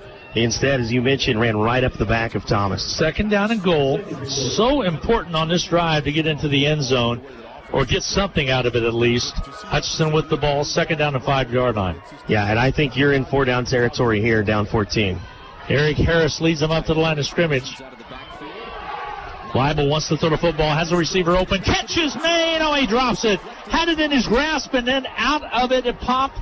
It'll be an incomplete pass, brings up a third down and 5. Really felt like he had Cam Henderson early in that route on the slant. Instead, he had to pull it down and wait. Then he had to throw it with the pressure. And what happened there, Moe got a hand up just at the last second and just barely deflected that ball enough that Henderson couldn't keep a locator on it. Wasn't able to come on a string, and you're exactly right. Nice way to describe it. Third down and goal now from the 5. Hutchinson on the drive. Henderson in motion. Long snap cap. Leibel has it. Here comes the blitz.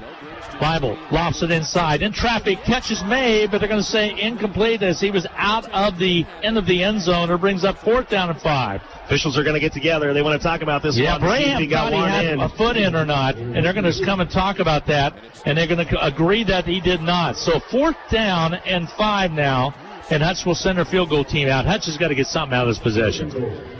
One receiver was just a few yards ahead of Braham and kind of got a hand up in there. Great catch by Braham, but his ability not to get that foot in bounds kind of thwarted a bit by his teammate. Looking at it, there's the first drop that took place, and I'll have the second one as I'm watching on the CBS Sports Network. Here comes Moya. He'll kick the field goal. His kick is up and on its way, and it is good. And Hutchinson's on the board. Still trailing, however, 14-3 with 3:39 to go in his first quarter of play. Blue Dragons get a field goal from C.J. Moya. And it's just a little chip shot for him. Ends up being about a, 5, a 10, a 15, and about 7, a 22-yarder for Moya. We'll take a quick timeout. A 1-minute break. Hutchinson kickoff coming up. Your score with 3:39 to go in quarter number 1. It's the Badgers of Snow 14, Hutchinson 3. We'll be back in 1 minute. HutchCC Sports on Radio is brought to you by the Sportscaster Club members. Mega Fab of Hutchinson, Vernon Chiropractic Center, Barclay Plumbing, Lowen Corporation, Todd and Cindy Miller of Homestead of Hutchinson, Old Office Shares, Van Wyatt and Tanksley Injury Lawyers, Portfolio Recovery Associates, Dr. Robert F. of the Hutchinson Clinic, and the Green Vision Group of Hutchinson. These Sportscaster Club members help provide funds for Hutchinson Community College scholarships. With more than 70 academic and over 40 technical programs, Hutchinson Community College is your choice for an outstanding education. Take classes in Hutchinson, McPherson, Newton, or online. They're available in person, online, or a hybrid of both. Plus, they're affordable, convenient, and flexible. Call 888-GO-HUTCH or email admissions@hutchcc.edu today. Hutchinson Community College is your education destination.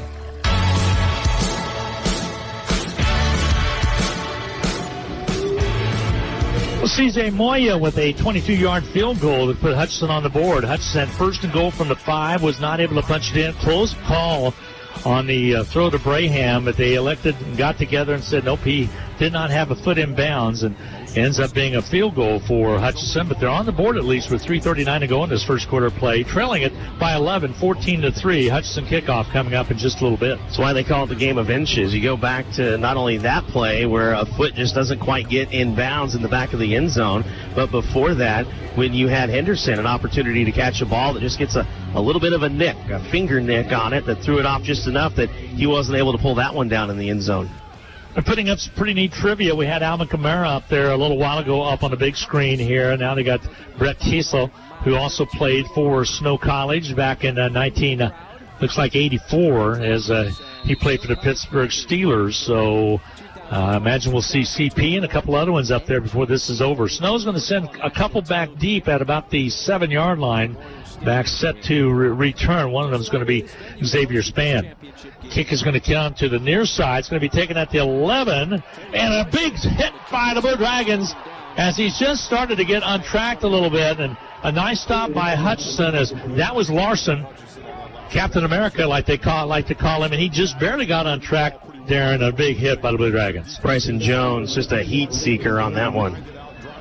So, 1st and 10 now for Snow College. They'll have the ball. They'll mark it right at the 18-yard line. 1st and 10 for the Badgers. They lead at 14-3. They have been impressive in this first quarter of play. Got a pretty good-sized offensive line. Good quarterback out back there in Garrison Beach, who's out of Logan, Utah. They'll go with the lone setback as well back in that backfield. Long snap count, the turn, the give, the handoff on the outside of Kalen. Kalen trying to turn the corner. He's going to be stacked up. Not much gain. Maybe work for a yard on the play. We'll say 2nd down and no gain on the play. 2nd down and 10. Just a great job by the second teamer, Deshaun Folsom, to be able to come in and fight off a blocker and throw Kalen to the ground. Folsom, Defensive Player of the Year, one of the weeks in the Jayhawk Conference this year. Young man is a solid ball player. Hutchinson gets set here. Defensively. Back, the Beach is going to throw the football. Catch is made. Little or no gain on the play. Maybe picked up a yard to his wideout over there. Nice coverage by the Blue Dragons. 2nd down, and we'll give him a yard on the play. 2nd down and 9. 3rd down and 9. He's talking about Folsom. He's out of Pensacola, Florida. So many good players out of Pensacola, Florida. Couple going back east. One of them for the Blue Dragons is that offensive center. That's Eric Harris. He signed with Maryland, or committed to Maryland. Back to pass. Beach steps back, throws it on the right side, way out of bounds. And that's the first one that Roe Torrance was actually able to win there against Palmer. That's the one that Snow said, okay, our best receiver, your best defender, who's going to win the matchups? And that's the first one that Torrance was able to win today. Roe had committed to Tennessee about 2 weeks ago and turned around a week later and decommitted. Right after that, he received a couple more offers, one from Auburn, one from Washington State. So he's yet to confirm where he is going, but he was Tennessee bound, and I think once he won the Defensive Player of the Conference, things started picking up a little bit for him. Back to punt will be Snow College. Hutchinson with a lone back at about the 40. A good drive, good kick right there. It's going to hit at about the 45-yard line and take a snow bounce all the way inside of Blue Dragon territory. They'll mark it at the 21.5-yard line. Is there a fan in it like to make it roll a little bit farther? Alfonso DeLeon was check that. That was actually out there was a Hammock Bright. Was trying to do the little fan job there, Darren, to make it roll a little bit farther. Still a great punt by Snow College. And Hutchinson will set up 1st and 10 now. Trailing it 14-3 with 2:32 to go in this first quarter of play. Finally, Snow comes away empty on a drive. Before that, 9 plays and 2 touchdowns. So 1st and 10 for the Blue Dragons as they're starting to settle in a little bit here after they got 3 on the board. They'd like to get more here in this quarter. Gibbs straight away running. Not much there, and it's swallowed up quickly. That was going to be, again, Lewis. Yeah, Pulsifer has been such a disruptor already in this game, and we had the feeling he could be able to do that just based on his game film coming in. Might have got about a half a yard on the play. Second down and 10, officially, is what they're going to say. Leibel gets set. Snow showing blitz. Leibel at that quarterback spot. He's been there since the Independence game in the second quarter. Back to pass. Throws across. Has a catch made at the 30. That's Braham. He's going to get loose for another pickup. Short of the first down by about a yard. It'll bring up a third down and 1 call.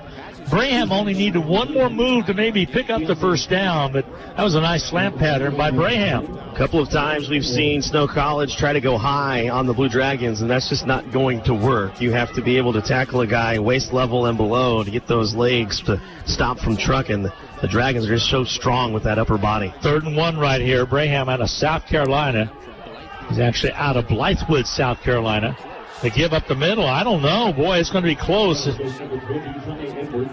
That's going to be Edwards on a pickup of maybe about a half a yard on the play. Let's see where they mark it. They might have to come in and measure this one, as it's really close. Well, if that, because the linesman comes down and really he kind of stayed on the same line and never moved down the field. Even though the marker has moved, the official who spotted it stayed right on the line of scrimmage. Looks to me like it's about a half a yard short. They're going to come in and measure. What they did was they handed off the marker to the line to gain, and that's why it looked like it was closer than it should be. Thank you. He's a solid yard short because the ball never went past the line of scrimmage. It's at the 31.5 yard line. They'll stretch the change there, but it's going to be short. It's going to be a 4th down situation for the Blue Dragons. About 4 inches. Just a little bitty bit. Do you quarterback sneak this one? What do you do? It's important to keep this drive alive. Yeah, it's tough because you feel like you've gained a little bit of momentum with that field goal, and then you force a punt from Snow College. So to miss here, you give the Badgers great field position, and it looks like it's a chance Drew Dallas is willing to take. Yeah, he's going to take the chance here.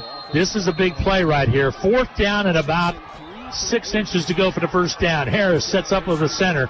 The big man up front going to have to get some stuff done here. There's the block. They give it away to Ty Edwards. He's hit at the line of scrimmage, trying to work his way forward. Second effort. Did he get it? I don't believe so. It looks like it is held.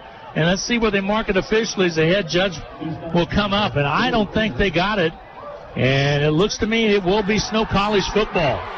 You needed 6 inches. You couldn't get it at Snow College. That's a big momentum change right there over to the Badgers.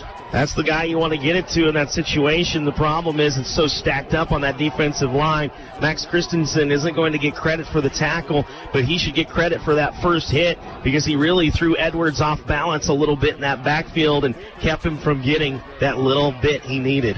Ty tried to regroup a little bit and go to the left, but he was not able to. He picked up no yardage on the play, so taking over on downs will be Snow College. So they have an opportunity, they being the Snow College Badgers, to really do something here with 45 seconds left to go in the first quarter. They're able to go up 21-3. That would be huge. Showing blitz and stoppage of play before that. And somebody might have moved. Let's see what the call is going to be, or was it the play clock again? Let's double check. Yeah, you're going to get a false start here on the Badgers. At least as the preliminary indication. Well, a lot of helmets coming up for whatever reason, Darren, in this ball game. And so we've had several plays where players, of course, according to the new rules, have to step out. The penalty goes against Snow College. Yeah, that's Cormac Boyer, and the officials explaining he does have to leave the game. Coach Erickson was hoping he could stay in because if a penalty causes the helmet to come off, then the player can stay in the game. But he was the one who had the false start. He was the one who created the penalty. So the helmet comes off, and he has to come out. A little bit of a wind gust just happened up here in the booth to some extent. Try to regroup a little bit here. Back to pass. Is Beach, has a receiver out there, but incomplete pass. It's letting just a little bit. Open on the play for a second was Davis out of Ogden, Utah, and he had to stretch out. Good coverage by the Blue Dragons. A really clean pocket, too. Beach had enough time to step up and try to hit his man, but just led him a little too far. Kayla Coleman back there did a nice job of containing As Coleman, number 9, out of Smith Station, Alabama. He's a good one. Second down and long. Here comes the handoff around that left side and knocked out of bounds. Trying to get something done out there was the run by Seth Kalen. Gilbert got a hold of him out of bounds. Salt Lake City, Utah is his hometown. Just stretch it out as far as you can as Snow's trying to get to the edge, and give credit to Trey Pinckney as well, one of the nation's leader in tackles for loss. 3rd and 14 right now facing the Snow Badgers. They lead the Blue Dragons with 30 seconds to go in a quarter by a score of 14-3. Hutchinson gets set defensively. Snow gets set offensively. Garrison Beach steps up. Now he steps back, has a running back on his left hip. Here's the snap. Beach back to throw. Looks across the defense. Catch is made, but way short of the first down. It's going to bring up a 4th down situation, 4th and about 11. Nice job by the Blue Dragons to kind of figure that one out. And Simmons came up to make the stop. And that is the end of the first quarter of play. So after one quarter of play, your scores: Snow Badgers 14, number 1 team in the nation, the Blue Dragons of Hutchinson 3. We'll be back with the Snow 4th down call coming your way right after this quick 1-minute timeout. No time to fix breakfast? Just call us at Anchor Away 662-3100 and we'll have it ready for you. Choose from our selection of breakfast burritos, biscuits, or one of our 5 different complete breakfast plates. Breakfast from 7 to 10:30, Monday through Saturday. If you missed us for breakfast, we're here for lunch and dinner too. Pick up your favorite Mexican dinner or take some home for the family. We're open till 9. That's Anchor Away, drive-through, carry-out, and catering under the water tower at B&. Adams in Hutchinson, 662-3100. We all like to save money when and where we can, right? You can do that every day at Salt City Pawn and Jewelry. Hi, this is owner Paul Phillips inviting you to stop in and say hi to our friendly staff. And while you're here, check out over 3,000 square feet of great merchandise priced at outstanding values. We don't have to offer huge sale prices for one day only when we do that on a daily basis. Save big over retail prices on firearms, electronics, guitars and amps, name brand tools, video games, jewelry, and more. See us at 916 East 4th and Hutch, just east of 4th and Severance. We're proud to be alumni and supporters of all Blue Dragon athletics.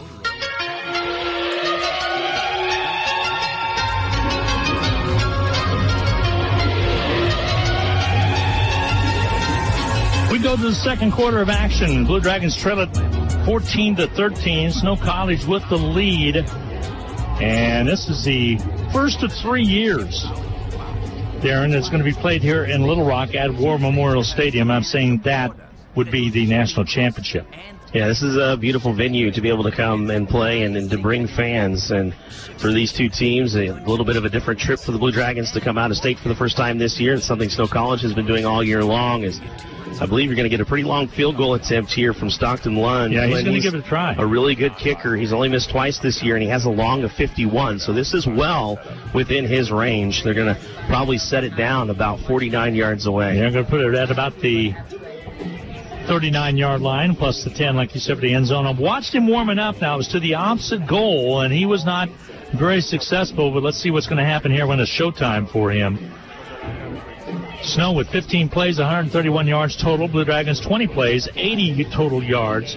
So passing yards for Snow 112 compared to 50 for the Blue Dragons early on. Well, and what's weird is you look, 5 first downs for Snow, 4 for Hutchinson. You'd think this game would be a lot closer, but instead an 11-point deficit for the Blue Dragons just because Snow was able to strike so quickly on that one 69-yard play. The Dragons, meanwhile, 0 for 4 on third down and already 0 for 1 on fourth down. Yeah, that first, they held Hutchinson to 3 and out, and Snow came down on an 8-yard pass from Garrison Beach. That was 8 plays, 52 yards. It took 4 minutes and 28 seconds to go on top, 7-0, and then they turn around and get a big one. A 69-yard pass from Garrison Beach and the Stockton Lund kick was good, and all of a sudden it was 14-0. Hutch got on the board a little while ago with a 22-yard field goal for C.J. Moya. Lund's try, the kick is up and on its way, and it is just under the bar. No good, and Hutch will take over on downs. So when you talk about that fourth down conversion not going the way of the Blue Dragons in the long run, doesn't hurt the Dragons at all. No, it doesn't. And that one just looked like it was going to maybe make the distance, but just maybe 1 or 2 yards short of that bar down at that end of the stadium, which would be the south end. And if you're wondering, you're thinking, okay, well, if 49 was well in his range, he's hit from 51 earlier this season, is there a lot of wind pushing in his face? The answer is no. There's really not a lot of wind down at the field level. You see every now and then a little gust, a little bit of wind blow the flags on the uprights, but on the field level, there's nothing. He just did not strike that ball very well. So now a little stoppage of play gives an opportunity to thank all our fine sponsors that made Blue Dragon football and basketball available to you this year, as well as, of course, Hutchinson made the national championship, went 1-1, and then Steve Eck is going to be now the head basketball coach over at Cape and Mount Carmel. Tommy DeSalm came and was named the head coach just a week or so after he lost to Coffeyville in the national championship, which was one heck of a game. And Tommy's starting to put his staff together, looking forward to what he's going to do. We're going to talk with Josh Gooch at halftime. Congratulations again to Chris Young with that national championship for his golfers, as they jumped out quickly and was able to get the big win down in Lubbock. And baseball is finished. All the divisions are wrapped up. Same way with softball. This is the only NJCAA action. What's going to be weird, Darren, is we're going to turn around here. On September 4th, we're going to start football again in the fall as some normalization starts to take place. And it won't be long, and we'll be turning around. These guys will be coming back to campus. Some will be moving on. Others will be coming back to get set for the fall schedule. Well, it was kind of funny to hear Coach Dallas get told by other coaches after he defeated them, good luck with the short turnaround, because they knew he was headed for this game, and they knew no matter the outcome, it was going to be a short turnaround to get into that next fall season. Yeah, and we want to also prepare everybody, and we'll get to that in just a little bit. The postgame will be a little bit different than usual, as you'll be going down with a wireless mic into the interview room. And we'll pick up the post game. First we'll be the winning coach, and then we'll be the losing coach. So it'll be done a little bit different.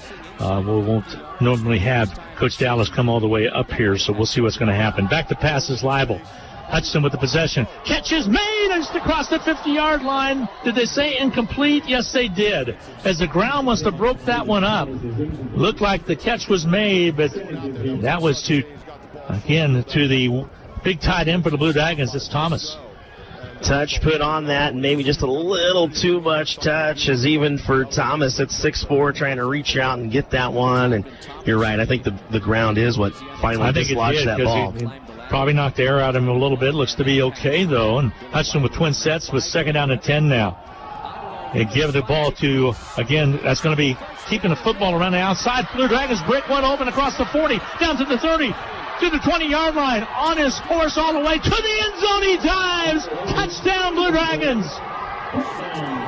Ty Edwards, what a big run, and it all starts with Stevie Young. Honorable mention on the offensive line in the Jayhawk Conference this year. He opened up that edge for Edwards to take it to the house. Edwards kicked on the afterburners at about the 35-yard line. He had defenders right on his heel, and then he dove into the end zone the last 5 yards to put 6 on the board for the Blue Dragons. It's 14-9. Snow still with the lead, but Hutch with a big TD.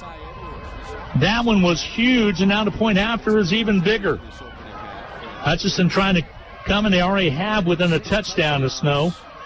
After giving them a quick lead of 14-0. Here's the point after kick is up and on its way, and it is good. And Hutchinson has struck lightning quickly, not by way of a cloud, but by way of Edwards taking it down that sideline. 14-10 your score. Hutchinson pulling back and pulling within 4. We'll take a 1-minute break. We'll come back to the kickoff by the Blue Dragons coming your way right after this 60-second timeout.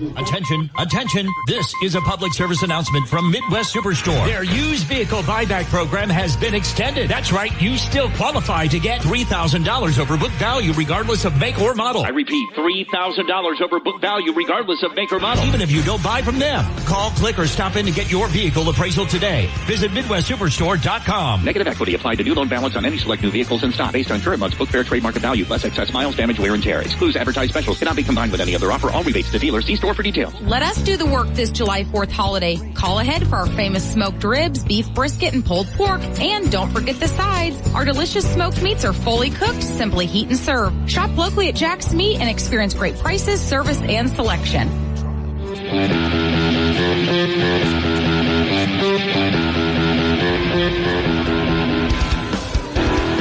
68 yards on the touchdown run by Edwards. That is his longest jaunt of the year. He kicked it into afterburners at about the 30 for Snow. He had defenders on his hips, Darren, on his heels as well, and he was able to just pull away enough and then dive into the end zone for the touchdown to make it 14-10. 7th touchdown of the year, and I have a little smile on my face because earlier in this broadcast, Glenn, I said to you, you have to be able to go lower on the Blue Dragons to make these tackles because those shoulder-type tackles, they were able to break out of so easily. But the emphasis there is you got to still be at that waist level with your head up. You can't go too low because you saw the Snow College Badger try to go a little bit too low that time, and what did Edwards do? He just did a little hop-skip over the top of him to finish off that 68-yard run. That is huge. That's right back in at 14:37 to go now here in the second quarter of play. 68 yards, thundering down the sidelines.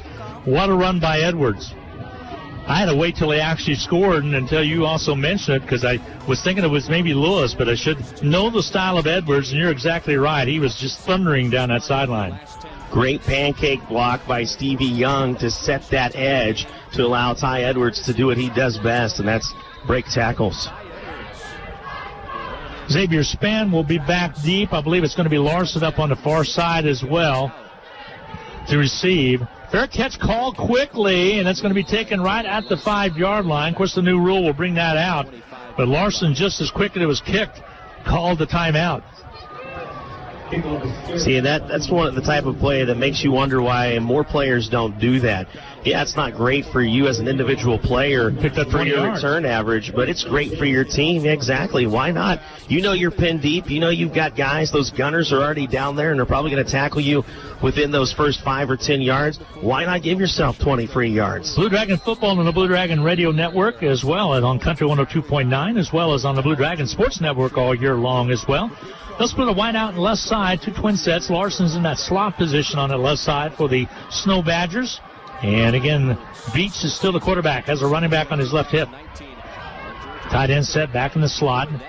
Now switching over is going to be Kalen to his right side. The turn, the give, running back around the outside. No, the keeper is going to be by Beach. He's got some room, and he makes the first down easy. Mark it at the 40-yard line. So a nice pickup of 15-yard by Beach right there on a little dipsy-doodle play. I was faked out as well. Well, he faked out the Blue Dragon defense, too, and fortunately Gilbert was able to make up the ground on that backside. Otherwise, Beach had a lot of room just off the play fake alone. 1st and 10 now for the Badgers. Snow College leading at 14-10. Hutch trying to get a stop right now in this second quarter of play with 14-13 to go in the second quarter. Snow. They'll give it this time again the big running back Kalen. Seth Kalen gets nowhere. They'll jump on the pile and they'll stop him right at the 40-yard line. Might have even lost a yard on the play. Big reason for that. D'Amico Rowland has just been eating up some space and just living in the backfield of Snow College so far this game. Kalen out of Skyline High School, Salt Lake City, Utah. He's 5'11", 190. And now we have a player down on the field for Snow. Injury timeout's going to be taken. Is prone on his back at about the 34-yard line. Can't see a number now. It's going to be one of the linemen or maybe a tight end for Snow is coming up with Austin Griffin. Is he either has a cramp or what have you? It's a little warm today. Even though it's 76 degrees, that humidity at 78% can cause some havoc out there. But he's being attended to right now. But a big down coming up, second down, and back right at about 9 to go for Snow. As Hutchinson came roaring back, scoring 10 points unanswered to trailer right now 14-10. And both teams break huddles. He's going to be helped off the field, and he's going to be okay, but he's walking a little gingerly. So Garrison Beach, who's 7 out of 9 after the end of the first quarter with 112 yards and 2 TDs, as long as that 69-yarder. So now it brings up a second down and 9 for Beach and the Badgers. Back to pass Beach. Goes long, has a receiver out there, catch is made at the 25 and rolling forward to about the 20-yard line. The catch is made out there by Palmer out of Milwaukee, Wisconsin. Tackled immediately, but a long play brings up a big first down for Snow College inside of Blue Dragon territory. They'll be in the red zone again. They're leaving Ro Torrance on an island to play that one-on-one matchup. He gets beat here again, and his helmet comes off. So Torrance has to come out for a play. So they will substitute, they being the Blue Dragons. 1st and 10 on the 20 of the Blue Dragons. The give, banging in with one of his own men, and then falling down and forward will be a good run by Kimball. Kimball picks up some positive yardage. He's out of Hutto, Texas. Another one of those guys that can change the pace for the Badgers. Averages just a touch under 9 yards a carry. 2nd down and 3. Those are the football inside the 15, right around the 13-yard line, and handoff not much there. And in case you're wondering, so far the matchup has stayed the same with Daquan Wilson now on Palmer. So Wilson comes in for Ro Torrance, and Torrance has been torched a little bit today, especially on the one he fell down on. Here's Beach, the quarterback. He has running backs on both sides of him.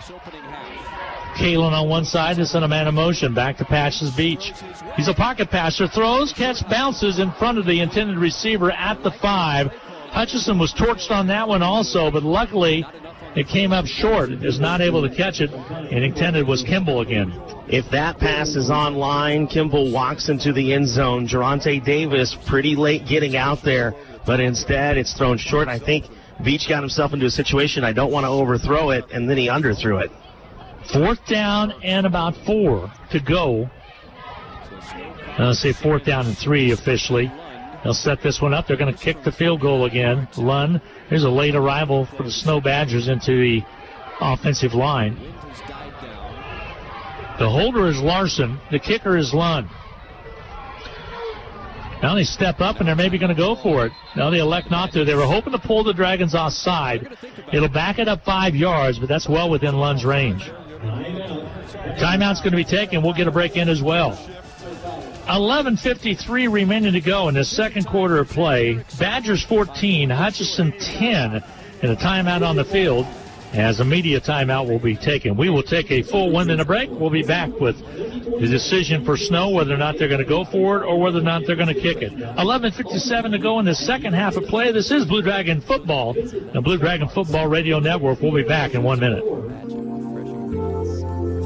Hello, this is Tom Elliott of Elliott Mortuary, and again this year we are pleased to help sponsor HCC Blue Dragon Sports. We encourage you to support all the Blue Dragon games, both home and away, with your attendance, but if not, we hope you enjoy listening to the game here on KWBW and Country 102.9. Elliott Mortuary and Crematory, a proud sponsor of Hutchinson Community College, and honored to have served the families of Hutchinson and Reno County since 1935. Need to send someone money? Pay a babysitter? Split the bill? Use First Pay. It is the person-to-person payment option located right inside your online banking app. There is no need to download an additional application. It is simple, safe, and secure. We're first for you. Visit fnbhutch.bank to learn more, or click on your First National Bank app to get started. You can also stop into a location nearest you, and we're happy to help. First National Bank of Hutchinson, member FDIC, equal housing lender.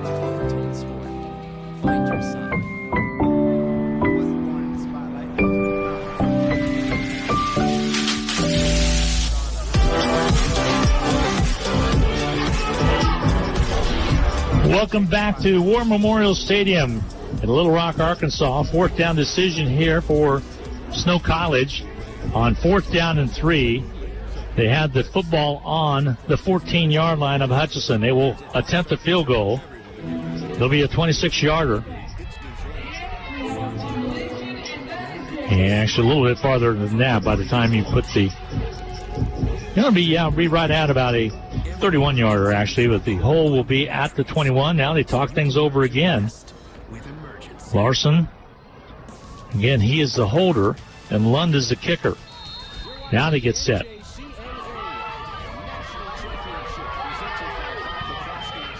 Lund will sidestep. He missed one earlier. That was from a longer distance. Hutch gets set. Defensively, here comes the kick. It's up and on its way, and it is no good. Wide right. So Hutchinson held on that one after giving up that big pass that took it all the way down to the 20, Darren. But they were able to hold on, and they'll take over on downs. The Blue Dragons will have the football deep in their own territory. Let's see where they mark it. Actually, it's going to come out to the 20-yard line. So Hutchinson's starting to get some breaks to go their way. Lund missed twice on the season coming into this one. He's already missed twice here, and probably a little bit shaken up by the Dragon defense coming around the corner. I believe it was Shamari Simmons who was able to put some pressure on that kick. So Hutchinson will set up with their possession with 11:53 to go in the second quarter of play, trailing 14-10. Snow College jumped out 14-0 quickly. Blue Dragons were able to get an electrifying 68-yard run by Ty Edwards. The throw on the outside. The catch is made at the 20. Positive yardage up to the 25-yard line. And that one is going to go again to Kenzior. And Kenzior was able to make the catch. That was just about a lateral again. It picks up 4 yards. It'll be a 2nd down and 6 call for the Blue Dragons of Hutch. Nose of the football right at about the 25-yard line. So a nice positive pickup right there by the Blue Dragons. They went twice to that play out there. It's worked both times. Thomas in that slot on the right side. Wide receivers left and right. Twin sets on the left side for the Blue Dragons. Lone setback for Hutchinson. Leibel, the quarterback, sends his man in motion. Now he returns to go to the other side. That's Thomas. Back to pass is Leibel. Throws it. Arches out there. Has a man out there. Catch is made at the 41 and falls forward all the way to the 31 of Snow. What a catch by the Blue Dragons on the outside. That's Braham again.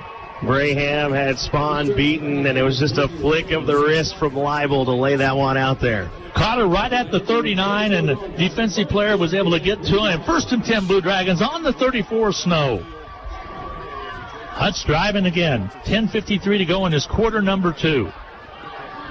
14-10. Snow with the lead. National championship. There's a slashing run inside. Again, helmets fly off again and pick up maybe a yard on the play. Not much there for Lewis. And one of the referee comes over to chat with one of the Blue Dragons. Maybe got a little too aggressive over there as the helmet came off one of the Snow players. Dennis Wilburn got a little extracurricular there with Parker Jacobs. Jacobs will have to check out because his helmet did pop off. So 1st down, and they gave him about a yard on the play. 2nd down and 9 is going to be the call. And is it going to be a Blue Dragon timeout? I believe it is. Hutch will take a timeout.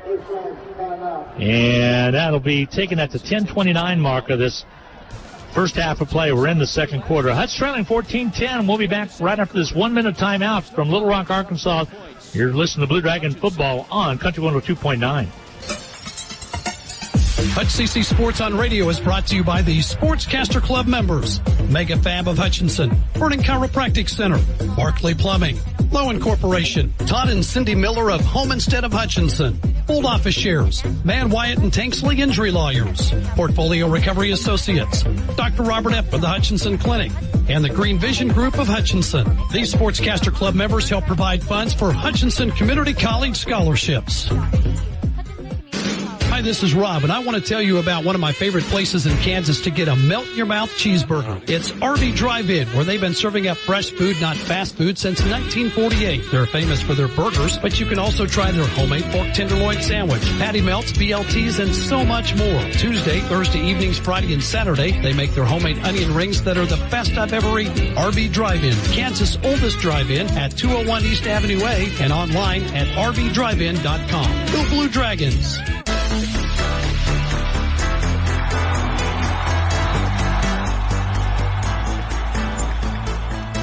Second down and 9 to go for the Blue Dragons, trailing at 14-10 with 10:29 to go here in this second quarter of play. But they have the ball on the Snow, Utah, 34, about the 33-yard line.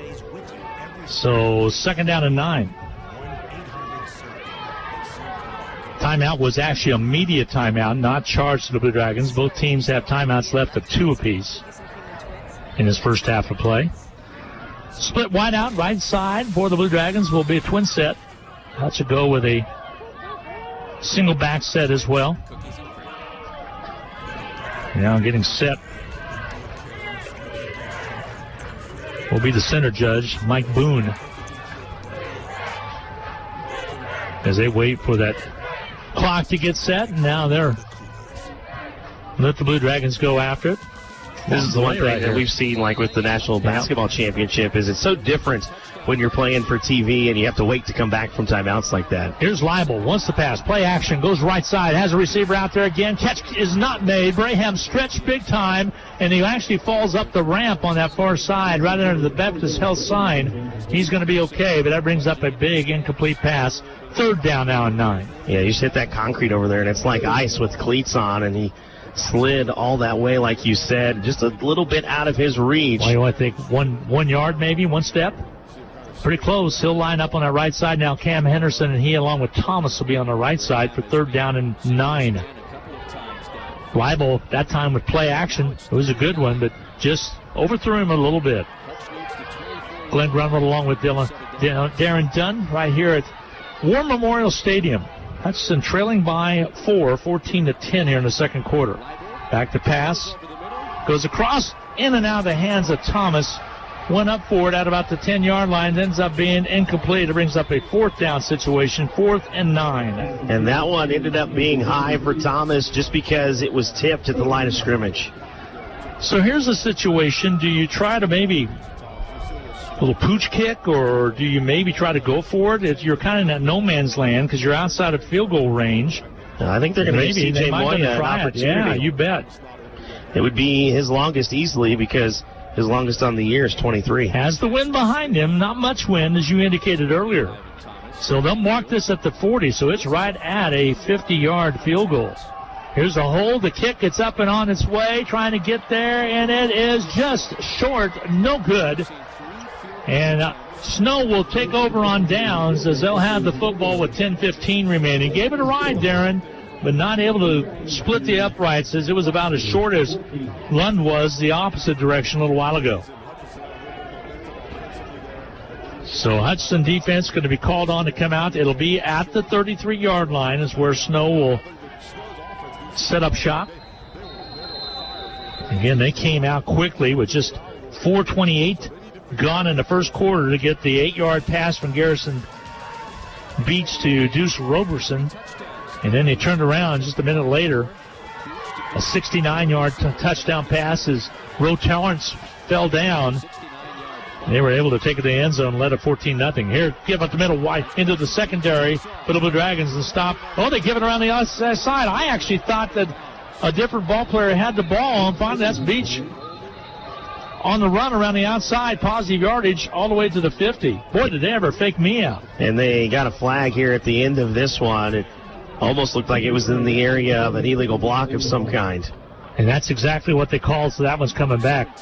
Darren, I was following that running back up the middle because he looked like he got into the Blue Dragons secondary, but he did not have the ball. Great ball faking back there by Beach.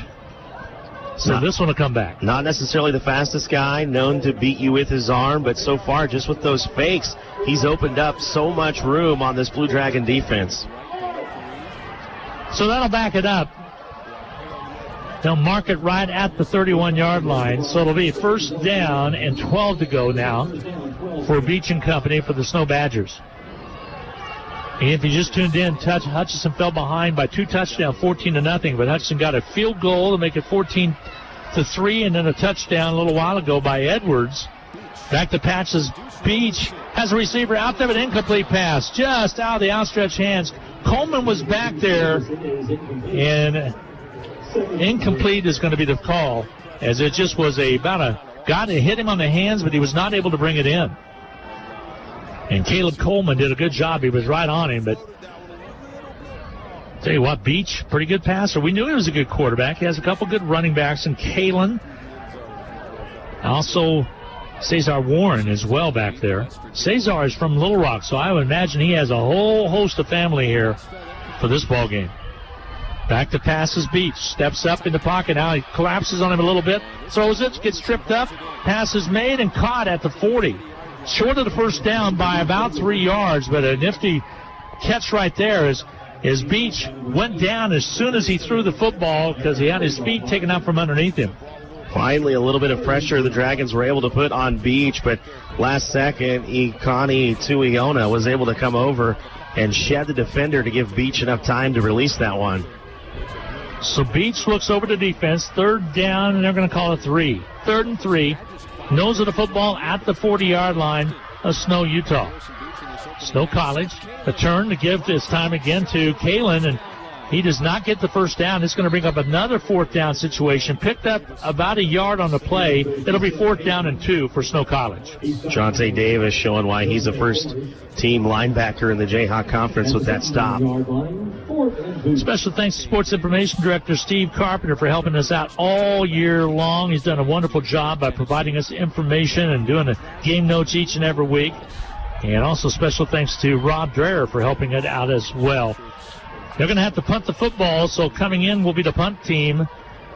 Rob handling the color commentary at home games. Darren on the road. Darren, the PA voice of the Blue Dragons. If you're just tuned in for the first time, here comes the kick. Punt is up and on its way back deep. Fair catch call for right at the 20-yard line. And so Hutchinson, Cam Henderson with the wave right there at the 20. The beanbag at about the 19. So it'll be Hutchinson ball 1st and 10. We've seen one 3rd down conversion between these two teams so far. So they'll mark it right at the 20.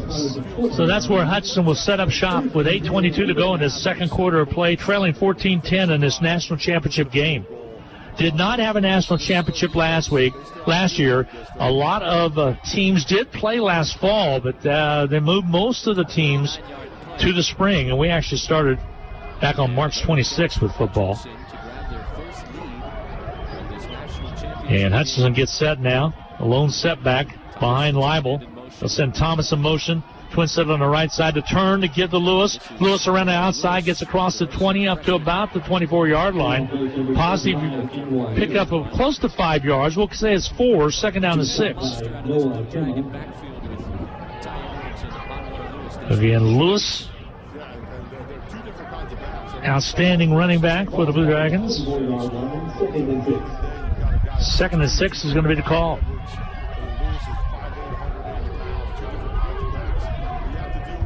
Long snap count, then a man in motion moves to the left side to turn, to give again to Lewis, trying to get across, and he's hog-tied at about the 25 and thrown backward. He'll positive yardage up to about the 26. That's a name we've heard a lot, Chad Pulsifer. He has a blocker on one shoulder, and with the free arm, he's making the tackle, just showing what a beast he is on that defensive line at 6'7", 260. So 3rd and 4 will be the call. Big down right here for the Blue Dragons. Dragons 0-5 on 3rd down. 7:20 remaining to go in this.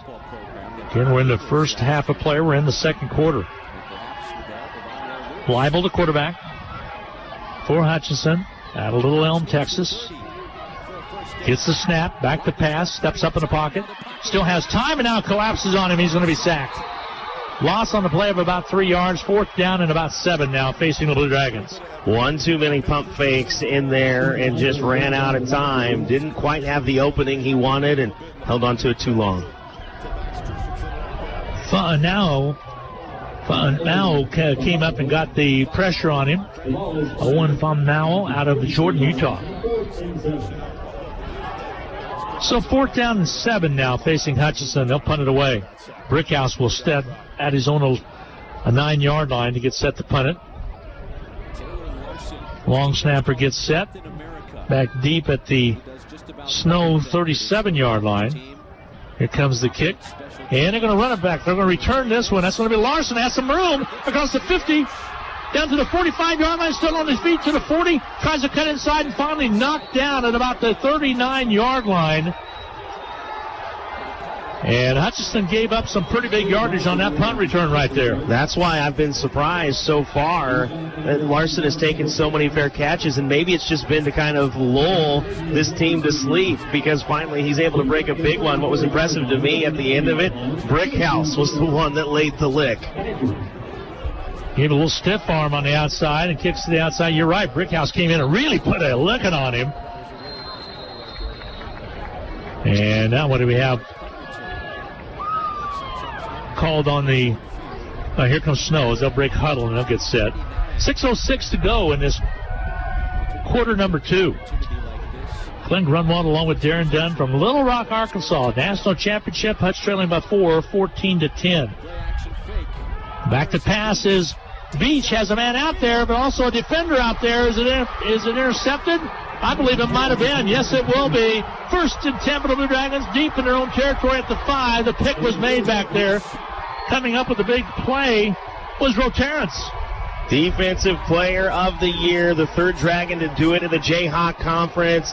They've gotten the best of him with Palmer throughout this game so far. He's only won about one of those matchups, and finally he comes down with a big interception, showing why he's been able to shut down his half of the field most of the season. One of the coaches really upset. He thought it should have been a catch. The referees are getting together. But are they going to say it was caught? It was caught initially by Rotarius Torrance. He went to the ground, and then it was pulled away by Palmer. So if they're going to say that Ro Torrance had it on the way to the ground, he has to be down by contact. He doesn't have to be contacted by another player. The ground puts him down. The fact that it's stolen away at the end of that one should not make a difference. They're going to mark it at the 4, but is it going to be the Blue Dragons ball? I believe it's going to be. They're still explaining to one of the Snow coaches, and he is very emphatic about that. He thought his person came up with the football. Yeah, that is Erickson, because he's seen Palmer make so many big plays so far in this one. But you have to go with, yes, if you're thinking a tie goes to the receiver like the tie goes to the runner in baseball, that is true, but the offensive player has to be the one to either initially make that catch, or it has to be a real tie. In this one, Torrance was the clear player to come down with it at first, he's down by contact. Yeah, and he had position while he went up for it. So here we go. 1st and 10 from the 4-yard line for the Blue Dragons. They'll cut it inside and trying to get some positive yardage back up to the 9 where they have room to work. And they do that. They pick up about 6 on the carry. Hutchinson does, and that's Ty Edwards working his way up front there. A little yapping going on between the defensive players for Snow and the offensive players of Hutchinson. And this started early. 3 hours before the ball game, when these teams were taking the field before pads had even been put on. There was some yapping already going on, and then you can see a little bit of that has carried over into this one, and it gets more intense the closer the game gets. 2nd and 4 to go for the Blue Dragons, back deep in their own end zone, or actually at the 10-yard line, but they did have it at the 4. Bible says, hey, let's go, guys, we're set. They'll send Thomas in motion. He'll set up on the right side. The turn, they give on the outside, trying to turn it. It's going to be Lewis trying to get the gains. Actually, that's going to be Edwards. Spins around, across the 20, up to about the 30-yard line. Move the chains, 1st and 10, Blue Dragons. And the more opportunities he gets and the stronger runs he's able to get like that, he's just going to continue to get better and better the more he touches the ball. You and I had the opportunity to kind of listen a little bit to Cody Cook talking to his offensive players today, and he said just that. Got to wear them down, guys. They're a good team, but we just keep bringing it at them, taking them to the woodshed, and you'll probably come out good at the end. Right now, you're trailing by 4, however, 14-10. Blue Dragons need a good drive here with 4:44 to go. Throwing the outside, incomplete pass out of the outstretched hands of the intended receiver. Was that Braham out there? Yes, it was. Incomplete pass. He almost was able to speed away from the defender on the tail end of that one.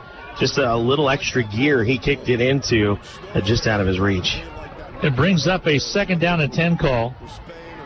Not a bad call to go to after Edwards got you the 1st down. Maybe caught him a step off a little bit. Nice job out there by Boyd, one of the defensive backs for Snow. Here's Leibel, gives it off to a running back, and that's going to be Lewis. He gets nothing. It's going to bring up a 3rd down and 10. Back to the 25 is where it's at. So 3rd down and 10 for the Blue Dragons. 0 for 6 so far for the Blue Dragons on 3rd down. Neither team very successful so far on 3rd down conversions. Between them, only 1 on 11 attempts. So Leibel's still the quarterback with 4:14 to go. Clock moving away as it was a offensive play that didn't garner any yardage on the play. Hutchinson with wideouts, twin sets on the left side. Sent a motion. Now Thomas sets up in the slot on the left. Back to pass, trying to go to him. There's Leibel, throws the ball. Pass is caught at the 45. First down, Blue Dragons. Nice job out there. Going upward was Thomas as he crawled the ladder at the 45. Contact was made, but he made the catch. Oh, that was the craziest play, Glenn, because Tyrone Howell was the one who came back to get that ball. It looked like he was going to make an impressive catch on the defenders, and it was deflected into the hands of Thomas. And Thomas made the catch, falls forward to the 46-yard line. Contact was there right away. So now Howell split out to the right side. Braham's out there as well. Cam Henderson in at the slot on the right side. So trips to the right side. One lone setback behind Leibel. Leibel a snap count. The turn to give up the middle. Straight ahead running. Trying to stay on his feet. Still with some room. That's going to be Lewis across the 45 down to about the 43-yard line. That's actually McKnight. McKnight on the carry. Now wears number 23. Lewis wears number 25. And they'll move the chains. Hutchinson with the first down with 3:11 to go before halftime. 14-10 they trail it. Snow College with the lead. Inside the Snow territory for the Blue Dragons. 1st and 10, Hutchinson. Ball on the 42 of Snow. Leibel checks off. Henderson and Howell this time slid on the left side. Braham alone, wide receiver on the right at the top of the field. Left hash mark is where the ball is. Leibel wants to throw it. Catch is made. Here's Howell on the hitch pattern. Gets across the 40. He's hit immediately, but falls forward. Positive yardage. 2 more picked up. It'll mark it right at about the 38-yard line. So it'll bring up a second down and about 6. Surprised we haven't said Mitch Medina's name so far in this one. He's one of the leading tacklers for the Badgers. It's that little hitch pattern we've seen Howell do and do so well on this season. Howell's turned into a really good receiver. Young man is out of Greensboro, North Carolina. Dudley High School is proud of Howell.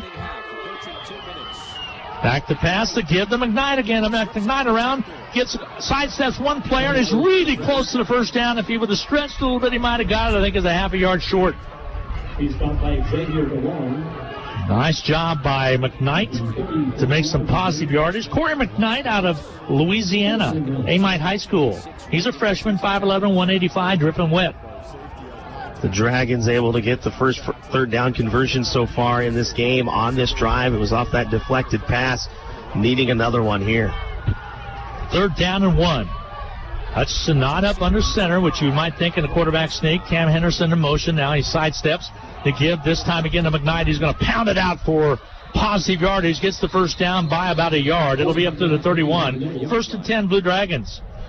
And I think his body gets stopped at the line to gain, but he is able to just reach that ball out before his forward momentum is stopped to get that line to gain. McKnight will check out. Back in is Ty Edwards. Again, McKnight did his work. He's a 185-pounder. Now you turn over to 235 on the pound side for Edwards. It's just so crazy to look at Edwards and his size and know that he's not far off from the big back that Derrick Henry is in the NFL. I mean, he's like an inch shorter and within 5 pounds of him. Yeah, we had a kid by the name of Lane from Norton back in about 2012 that was night train Lane. The throw across the middle, off the hands of the wide receiver in the end zone, incomplete. And that was going to be Hal out there. If he would have hauled it in, it would have been a tremendous catch. It was not. 2nd down and 10 from the 31. You mentioned how far along Howell has come. He ended up getting awarded as a first-team wide receiver this year in the Jayhawk. Just off his fingertips right there. It would have been a miraculous catch if he'd made it. 30 Dragons this year. KJCCC honors, the most ever in a single season. Drew Dallas, Coach of the Year. And we've mentioned Ro Torrance, the defensive player of the year. 15 on the first team as well.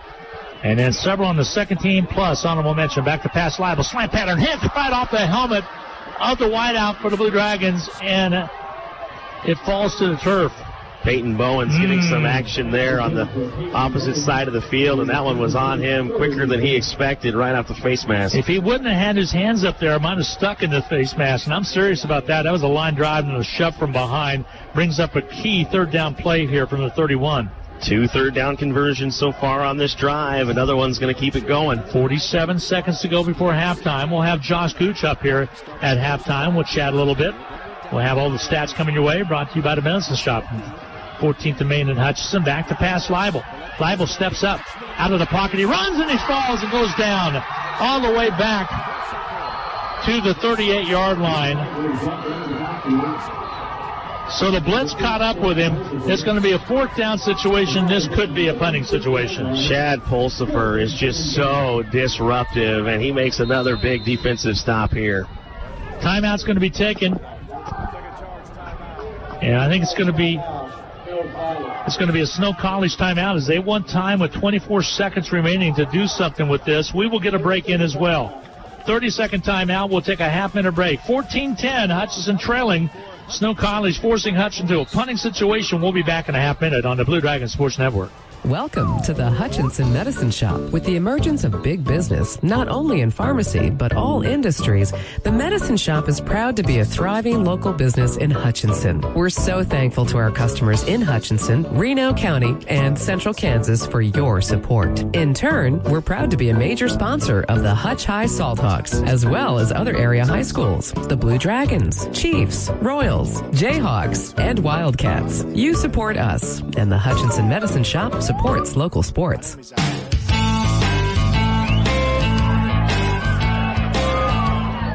The Blue Dragons will have to punt the football away with 24 seconds remaining to go in the quarter, number 2, and you'll see if they are able to get a return or not.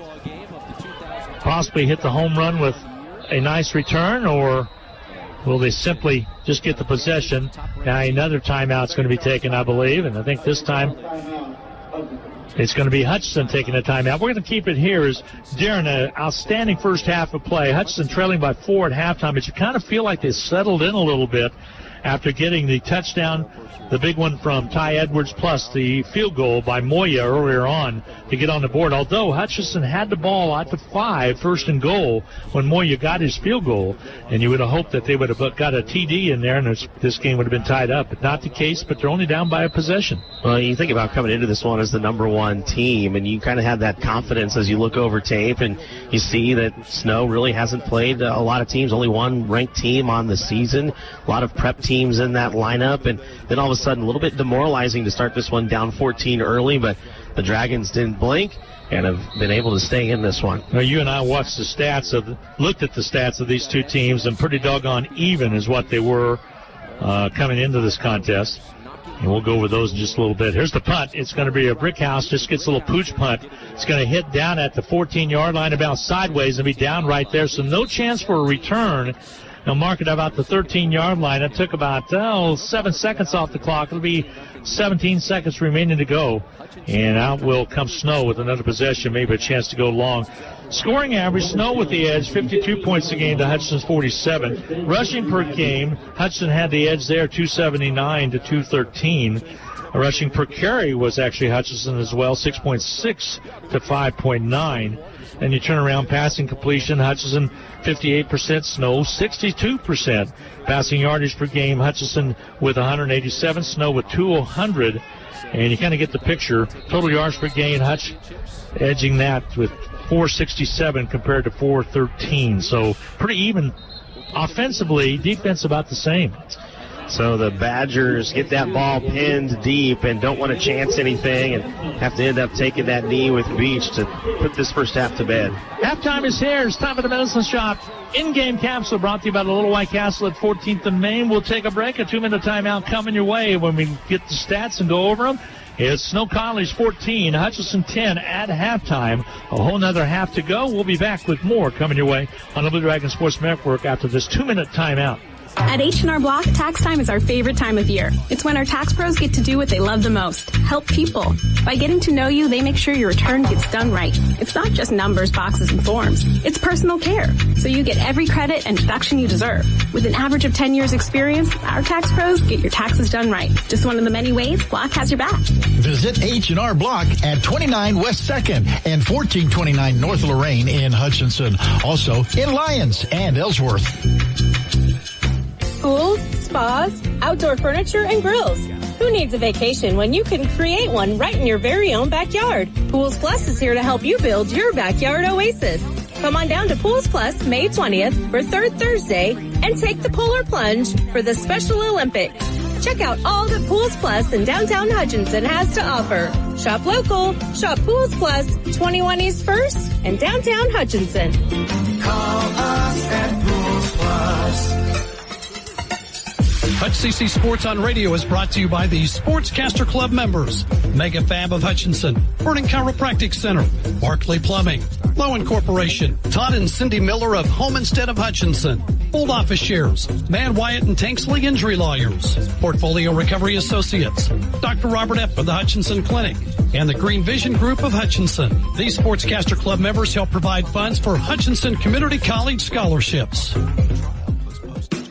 With more than 70 academic and over 40 technical programs, Hutchinson Community College is your choice for an outstanding education. Take classes in Hutchinson, McPherson, Newton, or online. They're available in person, online, or a hybrid of both.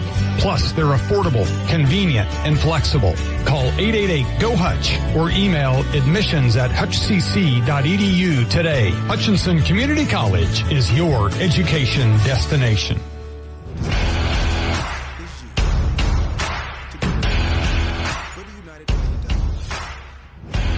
Hi, everybody. Welcome back at halftime. 14-10 now. The Blue Dragons trail the Badgers of Snow College at halftime, and it's been an exciting first half of play. Hutchinson fell behind 14-0 as Snow got the first 2 possessions on the board to go up 14-0.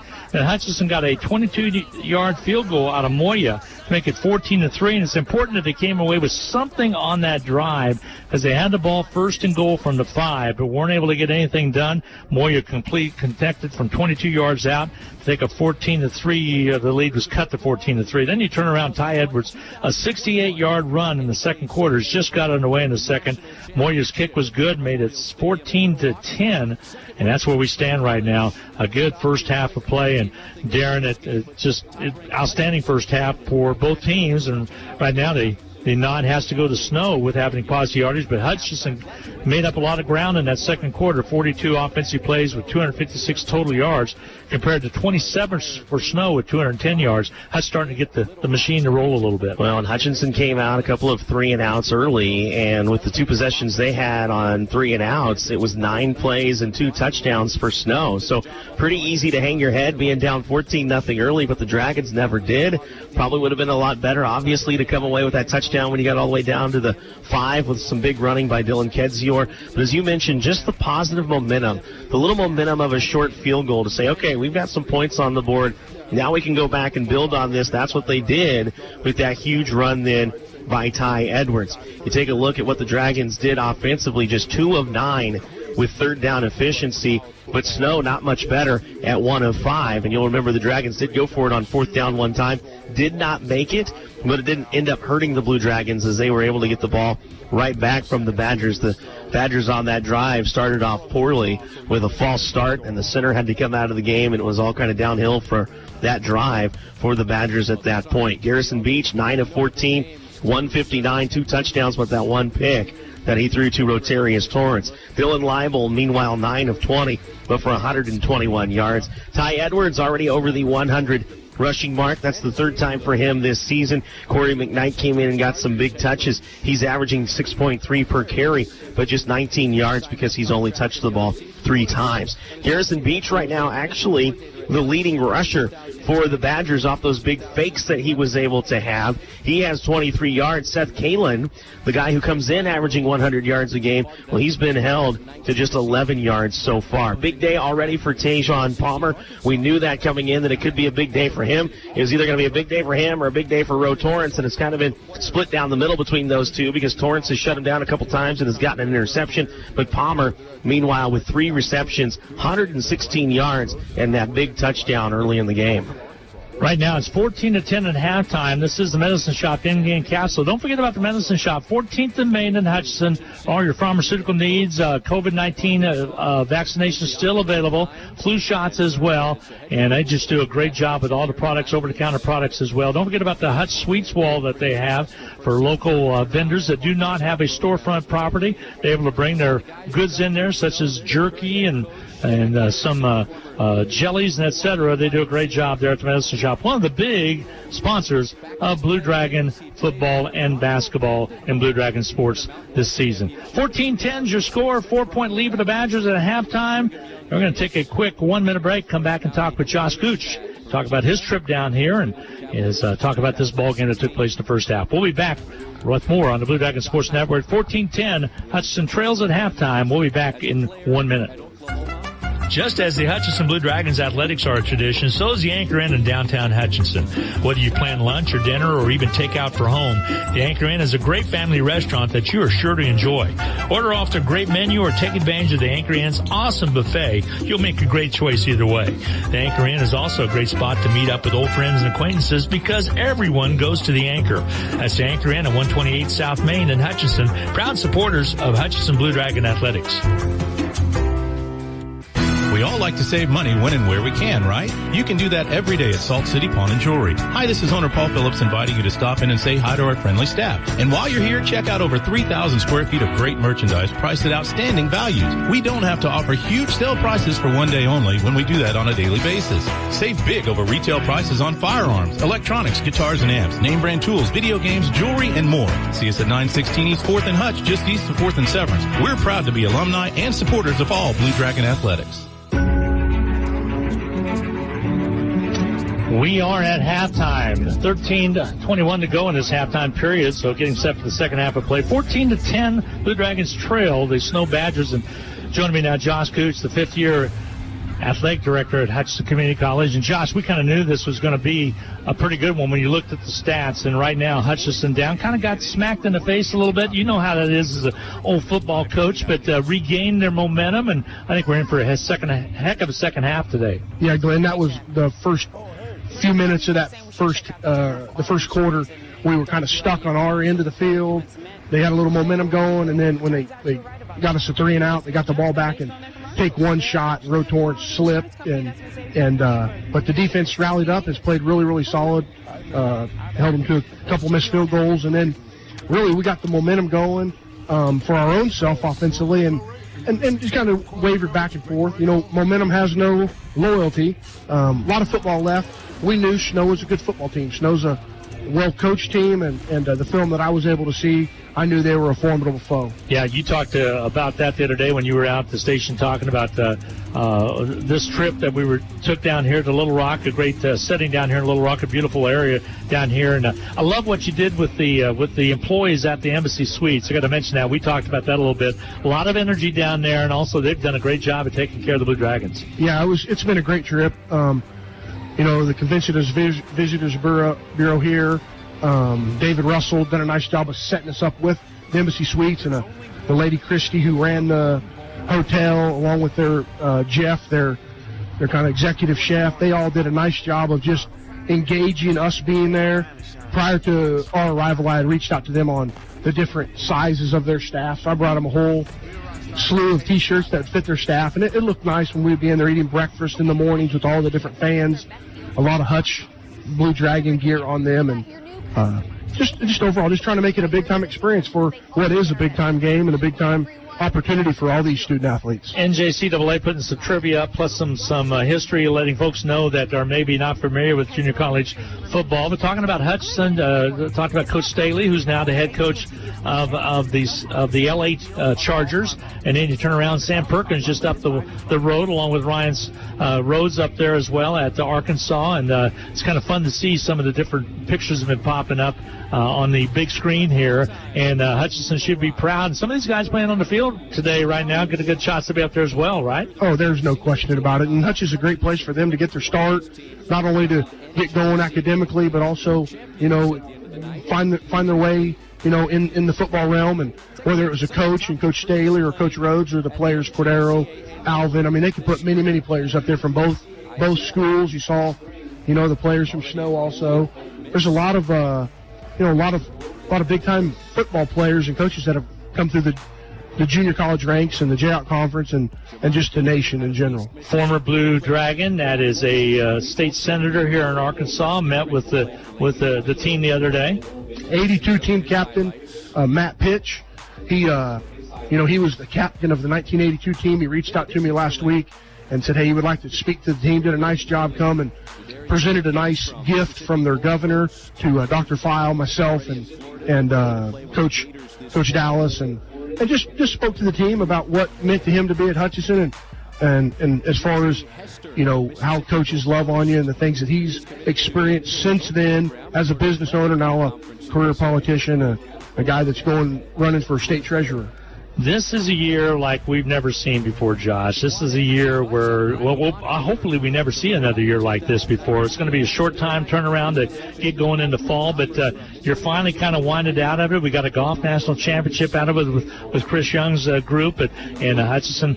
Steve X made it to the national tournament this year. We had a good showing there, going 1-1, and now you got a new head basketball coach hired. You also had a new volleyball coach this year. A lot of newness happening with staff-wise right there, but you kind of weathered the storm as we kind of head into the summer month. You had a great, successful golf tournament for a fundraiser not too long ago. Yes, sir. And are you going to be able to take a deep breath someplace down here and get a little time off? Or? You bet. We're gonna kind of get through this game and the things that come with that, and then really just try to check our bearings, get our markers down, and figure out exactly what's kind of next.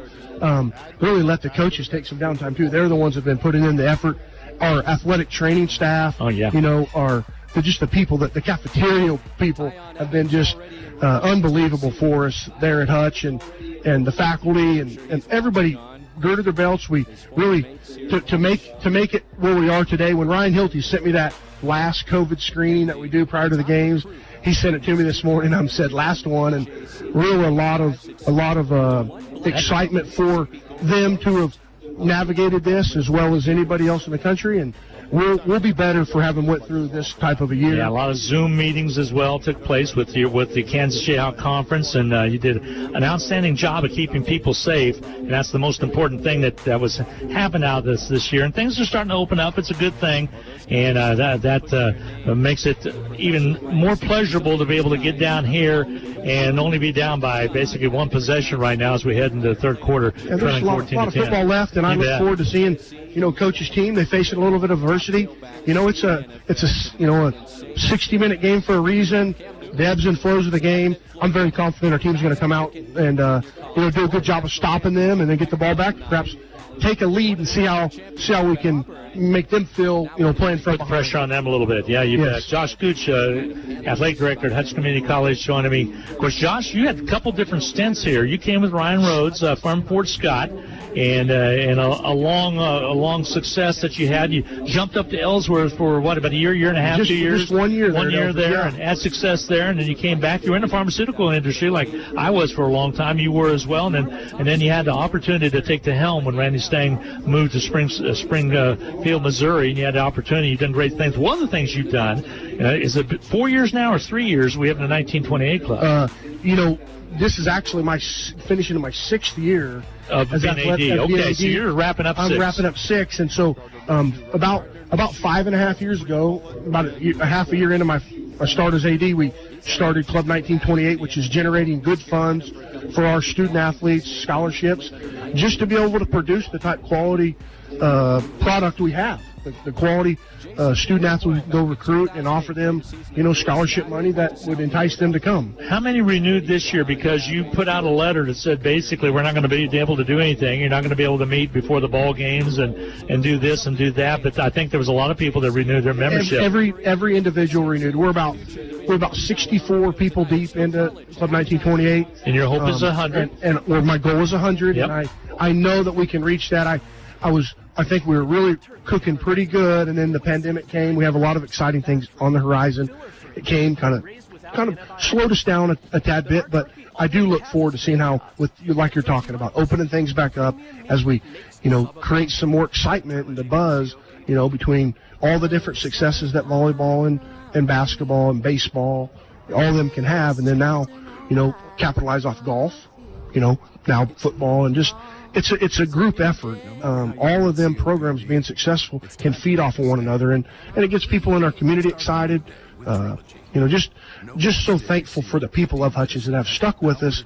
And I know that the best is really ahead for all of us in Blue Dragon Athletics. Well, we're really going to encourage people to step up and get season tickets, get involved with the endowment, join that 1928 club. It's a lot of fun. The ladies really like it because they're able to go in there and sit with their husbands, enjoy a little pregame, and go out and watch. Come in at halftime of the women's game, come in at halftime of the guys, and you always have something nice to eat. And the refrigerator is always packed full of sodas and waters and et cetera. And I think they really enjoy that. And we really kind of wanted that, and now we got that remodeling done in 2017, able to do that, where we've seen other schools kind of have something similar, but I think ours is the best. It really does add to the atmosphere. It's an event somebody can look forward to on a Wednesday, a Saturday. Volleyball games, we do the same thing. Yeah. We provide a meal.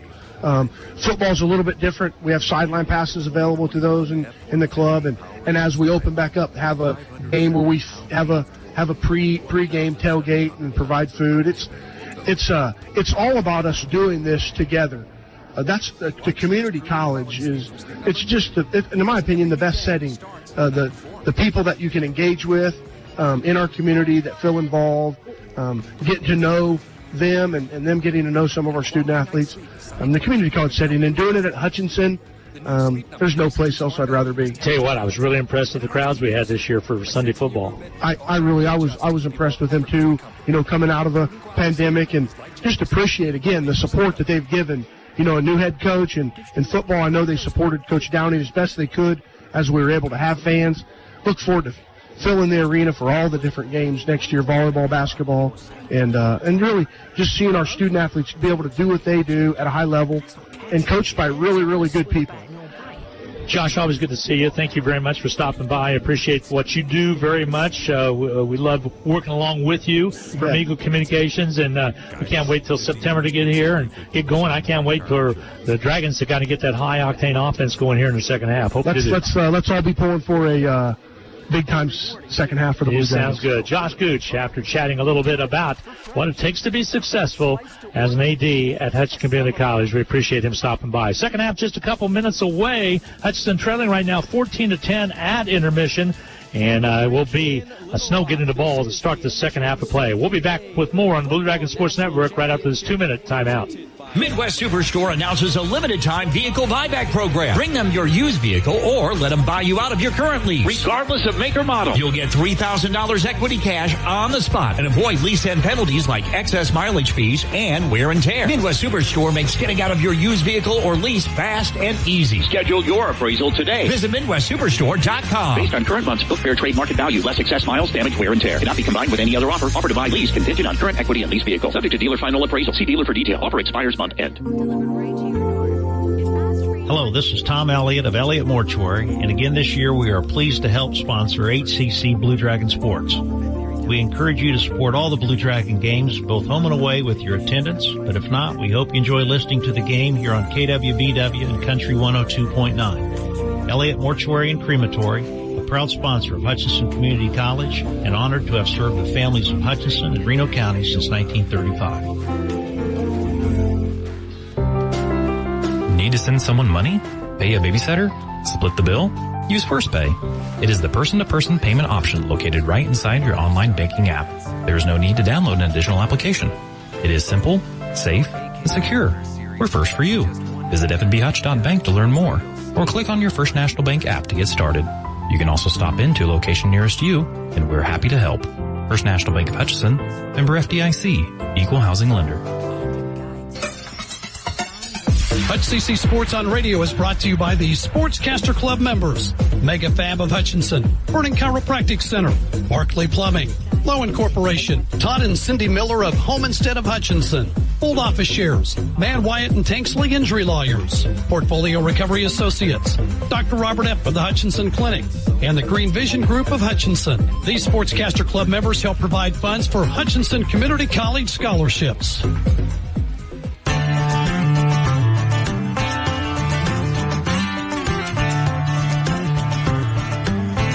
Hi, everybody. Welcome back to War Memorial Stadium in Little Rock, Arkansas, just to the east of the downtown area of Little Rock, Arkansas. Glenn Grunwald along with Darren Dunn. Special thanks to Josh Gooch, the athletic director the fine athletic director at Hutchinson Community College, and talking about some of the things that are taking place. Now what needs to take place is a little rally right here by the Blue Dragons. They kind of had it going and stalled with that drive, having first and goal on the 5. Did get a 22-yarder out of it to put points on the boards, and that's what coaches do. You got to come away with something.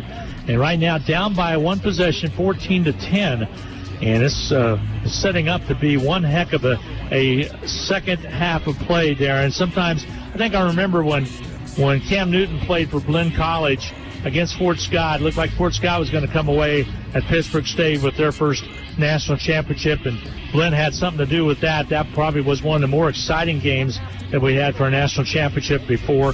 But this one's standing right up there to look like it could be the same type of situation. Now, Snow will have the ball to start this, again, second half of play because they won the toss. And see if Hutchinson defense can go out there and shut them down, kind of do what Snow did, and turn around and give the Blue Dragons a good possession. Yeah, you wonder how many more tricks the Badgers have in that bag of tricks. And I think so far the Dragons have seen a couple of those, and the defense has really settled in. So now Dragons in new territory, not trailed at halftime at all throughout this season. And I think the mark for the Blue Dragons to kind of reach for is if you can get to 35 points. When the Dragons score 35 points or more, 5-0 on the season, they really increase their opportunity to win this game. So really rare for the Dragons to not only go through a half and come away with just 10 points, but to come out of it and be trailing. Credit where credit is due. Snow defense playing really good football. I was concerned. I looked at who they played and how those outcomes happened. I felt like Hutchinson had played the tougher schedule, but you can't always measure it by statistics like that or even on schedules and on score watching, if you wish to say that. They came out and took the momentum, snatched it right away from the Blue Dragons. Josh and I talked about it. They smacked us right in the face, but proud of the Blue Dragons to step up and had an opportunity, had a couple drives stall, had a field goal come up short.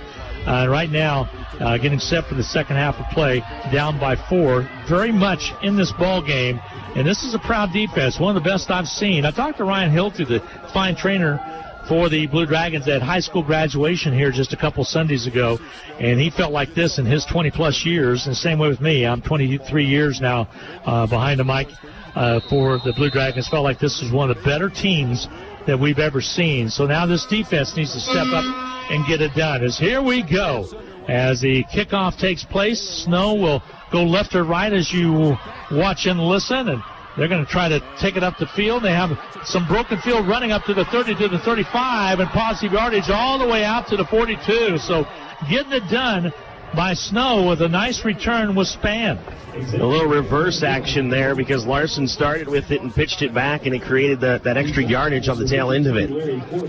So Larson with a little bit of whoopsie-doo right there and gave it back to Span, and he was able to carry it all the way to the 41-yard line before Hutch was able to stop him. So 1st and 10. Dragon defense needs to dig in right here. Try to get them to go 3 and out. They'll split out wideouts on the left side. It's going to be Tavita Noah. He's going to step up out there. Hutchinson sets up defensively. Showing a little blitz. Outside, a carry by Beach. He's going to keep it, and he's going to be stacked up. Trying to roll around that left side. Nothing was there. Bass was there to greet him as well. And a good job done by Hutchinson to get the stop right there.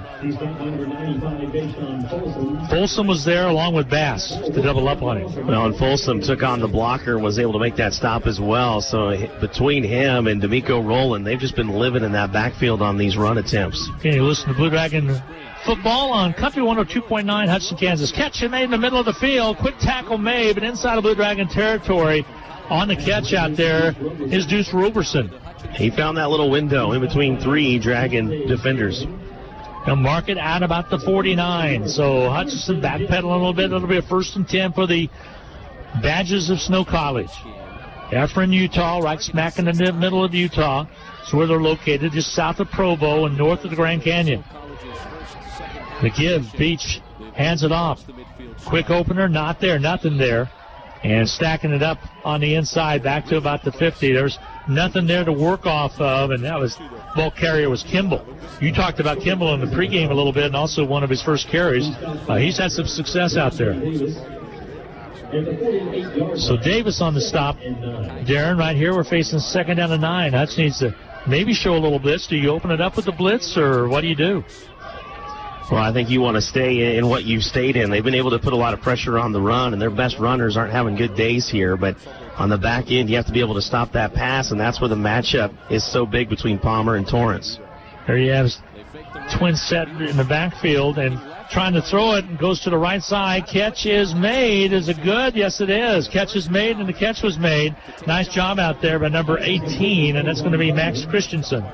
Tajon Palmer, number 19. Yeah, it's his favorite target in Palmer, and it's on that matchup with Torrance. The problem is it was almost as if Torrance gave up a little bit at the end because Beach had held the left side of the field and was trying to go there so much that when he finally came back late, it was almost an afterthought, and Torrance kind of thought the play was over. Ball at the 33 of Hutchinson. 1st and 10 now for the Snow Badgers. They're on the drive again, taking that opening kickoff at 12:44 to go in this third period of play.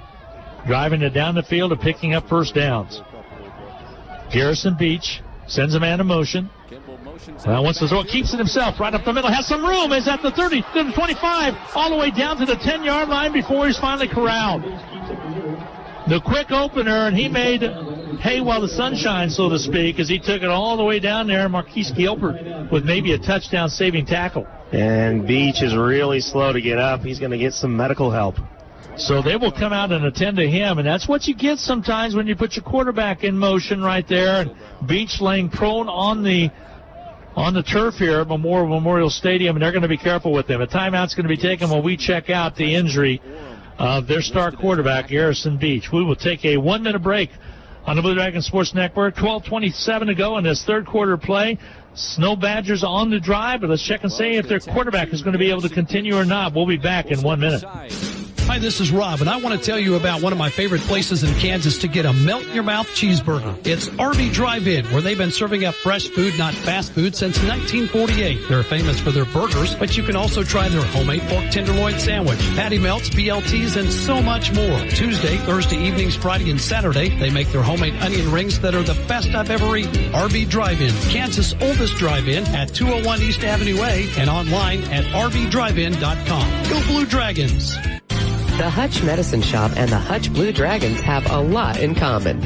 In addition to our logos both being blue, all 3 pharmacists at the Medicine Shop graduated from HCC. Rick Stone in 1984, Brent Bauman in 2001, and Lacey Stone in 2007. In fact, the Medicine Shop has employed over a dozen HCC students over the past 15 years who are now Kansas pharmacists. The Medicine Shop and the Blue Dragons working together as one team.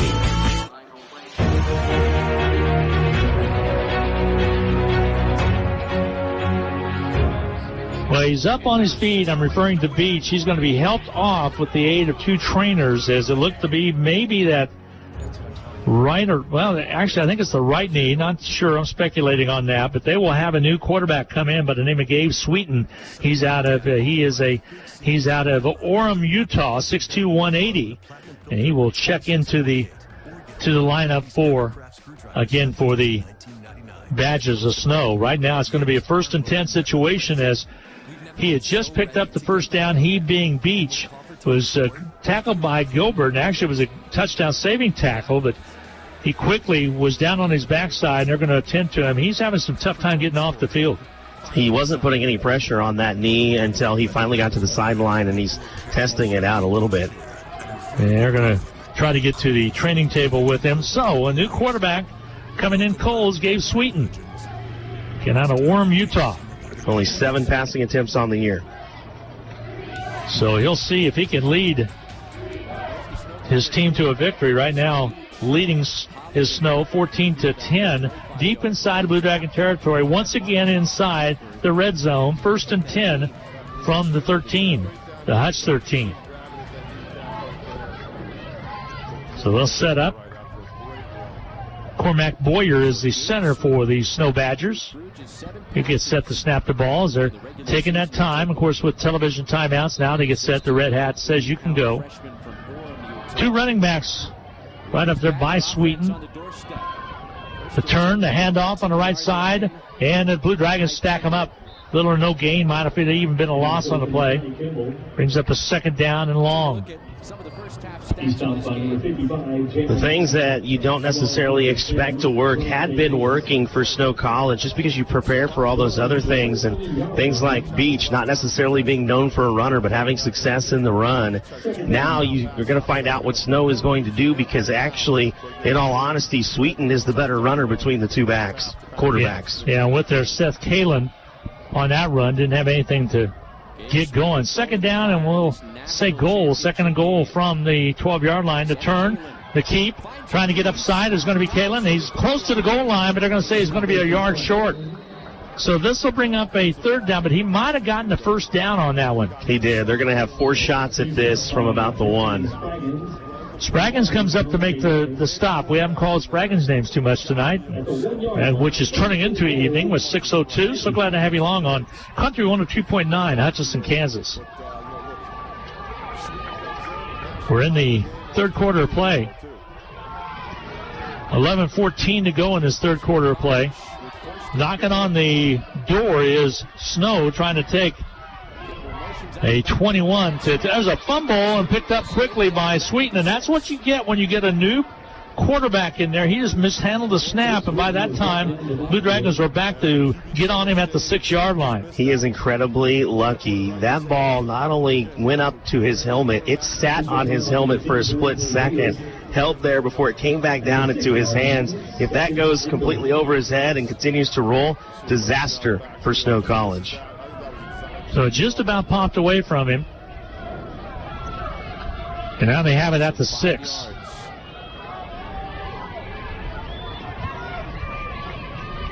They'll set it up. Second down and goal from the 6. The turn, run up the middle is going to be across the 4 down to about the 3-yard line. And it's positive yardage all the way down to about the 2. Spraggins on the stop there. We mentioned the bulk of the running in that first half came from the quarterback position, leading rusher with 23 yards. He's on the sideline with that injury. But so far on this drive, holes have opened up a little bit wider for the Badgers. That time on the carry was Kalen. So a big third down call here. Hutchinson substitutes. Kalen looks back, and a quarterback is Gabe Sweeten. Sweeten with running backs on his left and right. Here comes the snap count. He gives it. Flag on the play. And let's see what the game clock is showing. It is down to 0, so I'm not sure they got that snapped in time. That was a false start before that play clock ran out. Thank you. So that'll be another 5-yard penalty, so that'll back it up from the 3rd down and 7 situation is what that's going to make. And they'll come over and pick up their flag and get set. So big 3rd down call here. They have a good field goal kicker. As we know, he's connected and done a good job out there with Stockton Lund. Except for the fact that he's missed twice here in this one. Exactly, but he can. This will be like a chip. And it's going to be a timeout taken by Snow. So we'll get a break in. 9:19 to go in the third quarter of play. Snow knocking on the Blue Dragons' door, trying to punch it into the end zone. A big 3rd down call coming up. 3rd down and 7 with the ball on the 7. 3rd and goal on the 7. Leading 14-10. We'll take a quick 1-minute break. We'll be back right after this. At H&R Block, tax time is our favorite time of year. It's when our tax pros get to do what they love the most, help people. By getting to know you, they make sure your return gets done right. It's not just numbers, boxes, and forms. It's personal care, so you get every credit and deduction you deserve. With an average of 10 years experience, our tax pros get your taxes done right. Just one of the many ways Block has your back. Visit H&R Block at 29 West 2nd and 1429 North Lorraine in Hutchinson. Also in Lyons and Ellsworth. Pools, spas, outdoor furniture, and grills. Who needs a vacation when you can create one right in your very own backyard? Pools Plus is here to help you build your backyard oasis. Come on down to Pools Plus May 20th for 3rd Thursday and take the polar plunge for the Special Olympics. Check out all that Pools Plus in downtown Hutchinson has to offer. Shop local, shop Pools Plus, 21 East 1st and downtown Hutchinson.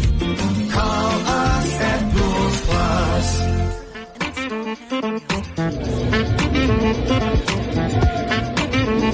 Blue Dragon defense trying to make the stop right here. It is 3rd down and 7, 3rd down and goal from the 7 for the Badgers. Again, if you just tuned in, the quarterback for Snow was just injured just moments ago, and he's done such a good job out there all year long, Garrison Beach, and they're still attending to him on the sideline. Coming in and trying to step in is Gabe Sweeten, and he's able to drive it all the way down to a 3rd down and goal situation from the 7-yard line. Problem is, with 4 shots at it from the 1, things have turned disastrous for the Badgers. Yeah, that snap almost to get away from Sweeten. He's lucky to pull it back in, and then the false start, and that's really just driven the Badgers back from where they originally started with the fresh set of downs. The left knee they're looking at on Beach. He's a good size young lad, as Beach comes in at 195, 6 foot. And they're still attending to him down on the sideline. Several personnel looking at him. Here we go. 9:19 to go in his 3rd period. Hutchinson trailing 14-10. Snow College with the football on the 7. 3rd down and goal from the 7. Sweeten calls out the signals. Gets the snap. Wants to throw the football. Looks up. He's going to be brought down at a loss down to the 10-yard line at a fourth down situation. As he wanted to throw the football, was not able to get it away, and now we have a Blue Dragon hurt on the field. Tayshawn Folsom finally able to get home. First sack of the game for the Blue Dragons. So finally, Bass is down on the turf for the Blue Dragons, and they're going to come out and tend to him as they'll take a look at him. But a big stop right there on the sack as Sweeten went down. You can see that, a slow developing play. He looked to his right side, he pumped once, and then he did not have another opportunity. Yeah, and if he starts off or at least progresses through his receivers a little bit quicker, progresses through those reads, he was going to see on that backside he had an opening to loft it toward the back pylon, but instead never even looked at that side of the field before he was taken down. The reaction I see from Beach on the sidelines is not a good one, as he is holding his head, and I think he knows that his afternoon might be done, or evening might be done here, but he got his team sitting there with a 14-10 lead. Now, Hutchinson defensively needs to get a stop here, although it's a 4th down situation, more than likely a field goal situation. And see what's going to take place here, as that would give them a 17-10 lead, still a 1-possession game, if Snow is able to convert. Well, it has to make you wonder, how much does it hurt to lose your leader, especially on the offensive side of the field? It's not a Blue Dragon situation where you've had an injured quarterback and a guy come back in liable and show that he can be that starter. Between the 2 backups, there have been 10 pass completions now. Well, he got sacked, so not one there. 10 pass completions between the 2 backups combined. So there's not a lot of experience throwing the ball, not a lot of playing time. It's really been the Garrison Beach show this year. So how can this team respond offensively with a backup who hasn't thrown it much? 4th and goal from the 10, so it is going to be about a 23-yarder. He already connected. Actually, he did not. He's missed on 2. I was thinking of the Blue Dragon kicker, Moya. So let's see what happens here. He's a good field goal kicker. Here's the hold. Kick is up and on its way, and it is no good. No good. Wide left this time. So he has missed 3 after only missing 2 all season long. And that is Lund. So Hutchinson held and will have the football with 8:48 to go in his 3rd period of play. That one is big. Yeah, I mean, it just confirms that it's in his head now. You know, originally he would have gotten a big boost off of a 49-yard field goal. He didn't. He did not strike that ball cleanly. Then he misses what to some is a chip shot, not necessarily at the college level, from 31. And here, even a little bit closer, unable to put it in. I mean, it's in his head now. You've seen it happen to kickers before. Something happens, and they're just not the same, and all of a sudden, every kick is a miss. They're having immediate timeouts at this level with the national championship, as we will get set to take a quick 30-second timeout. We'll be back, 8:48 to go in this 3rd quarter. Hutchinson trailing 14-10. But Hutch has the football when we return right after this 30-second timeout. Hutch CC Sports on Radio is brought to you by the Sportscaster Club members. Mega Fab of Hutchinson, Vernon Chiropractic Center, Barclay Plumbing, Lowen Corporation, Todd and Cindy Miller of Home Instead of Hutchinson, Old Office Shares, Van Wyatt and Tanksley Injury Lawyers, Portfolio Recovery Associates, Dr. Robert F. of the Hutchinson Clinic, and the Green Vision Group of Hutchinson. These Sportscaster Club members help provide funds for Hutchinson Community College scholarships.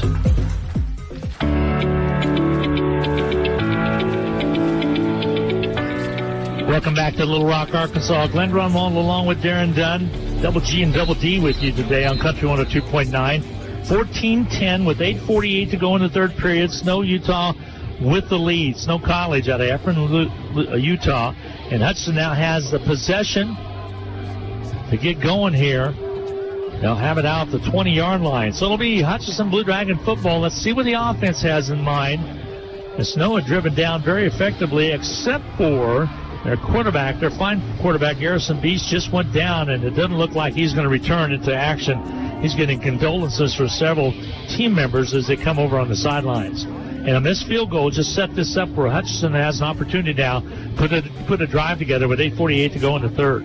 Yeah, and can you imagine the range of emotions, feeling like you're going to score right away out of halftime, and in the same play at the end of it find out that you lose your starting quarterback. So the Badgers really relying on this defense now to hold the Blue Dragons.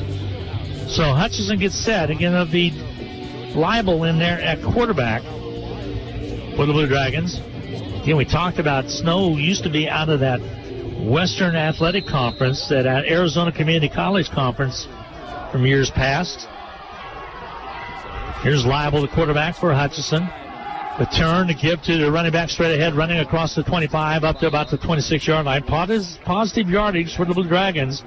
And again, it's time for Trey Edwards to take over, as he was the running back with the football, and he picked up positive yardage of 7 yards on the play. And he's the type of scary back that you know that he broke that 68-yarder in the first half, and you know that he gets stronger as the game goes along. You should be worried as a Badger defensively. Iowa Western lost to Snow 31-30, very first game of the year. That's the closest game that they have had.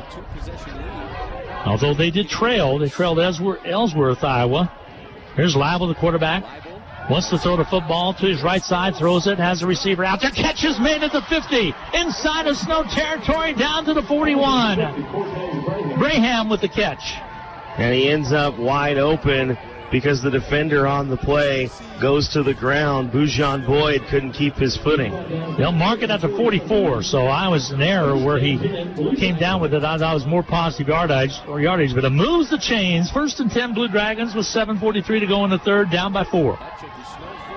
The turn to give to Edwards. He's going to crank it out and angle through and pick up a couple positive yardage. He's thrown back, but a nice job right there. And first down, moves the football up to about, they'll mark it right at the 44. So little or no gain on the play. Thought he might have picked up more on that. Thought he was going to get a kick-out block from Thomas, and Thomas had the seal, but where the hole was just kind of closed quickly on that backside. Yeah, that defensive line's pretty solid. They're quick. Those defensive ends and tackles are really quick. Now they show blitz on the outside. Leibel, the quarterback, out of Texas. Back to pass, looks up, holds up, goes across the middle. It picked off. It's going to be intercepted by Snow. He's still on his feet up to the 40. And dropped right there at the 40-yard line. A big interception by Snow is coming up with it with Scott. Third interception of the year for Keontae Scott. Just the overthrow on Howell.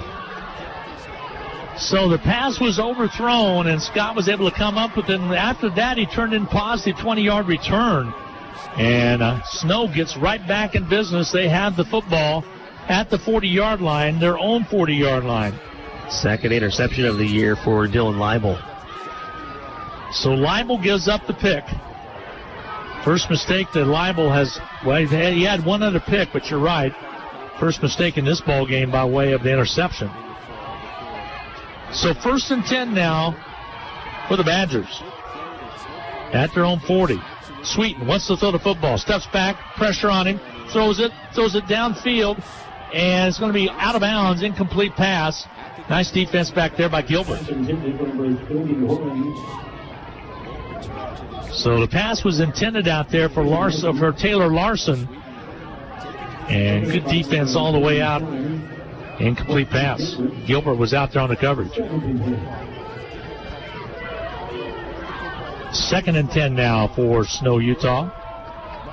Snow College.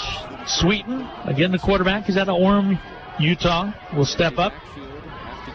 By the way, Glenn, C.J. Agbana warming up on the Blue Dragon sideline. Back to pass. Throws it. It's a wobbly pass. It's going to be incomplete. A hit right at the 35-yard line, not even close to a receiver. And that one was like a wounded duck going. I could hear a quack from clear up here. Roberson just kind of throwing his hands up in disgust, like, who is that even to? I realize I end up being the closest one, but how? Why? Capacity of this facility, about 70,000. Of course, a good crowd on hand on the far side for both Snow and Hutchinson. But, of course, you're not going to fill it like that here. But a good crowd has came out. Some broke through a little earlier on. We had some rain earlier on. Right now, it's going to be a key 3rd down and 10 call. Sweeten back to pass across the middle. Catch is made. Larson has it to 50, to the 45, to the 40, and finally his feet taken out of him at about the 42-yard line inside of Blue Dragon territory. Big play by Sweeten. Just right over the middle, and nobody went with him. I mean, the play went one direction, and he came out the other side, and no one was there to stay with him. The closest guy, Shamari Simmons, and he had to try to play catch-up. 6:20 to go in the 3rd period of play. Hutchinson trailing 14-10. Snow Utah had the lead. Snow College led at 14-0. Hutch answered with 10 points. So it's a field goal from 22 yards out. The turn to give the keeper by Sweeten has some room to run, still on his feet at the 20. Stiff arms the player, goes out of bounds at about the 12-yard line. Actually, about the 14. This is why I'm surprised the minute he came in, they didn't try to go to this a little bit sooner and give him opportunities to run, because he is the better runner between those two quarterbacks. He averages 6.3 yards per carry on plays like that. They're going to mark it at the 15. 1st and 10 from the 15 for Snow Utah to Hutch 15. They're on the drive trying to take a commanding lead. If Hutchinson could hold them here, they've been successful with 3 missed field goals by Snow in this ballgame so far. 5:37 to go in this 3rd period of play. Back to pass, the keeper by Sweeten. Up the field he goes, and he's going to be met at about the 11-yard line. So positive yardage will bring up.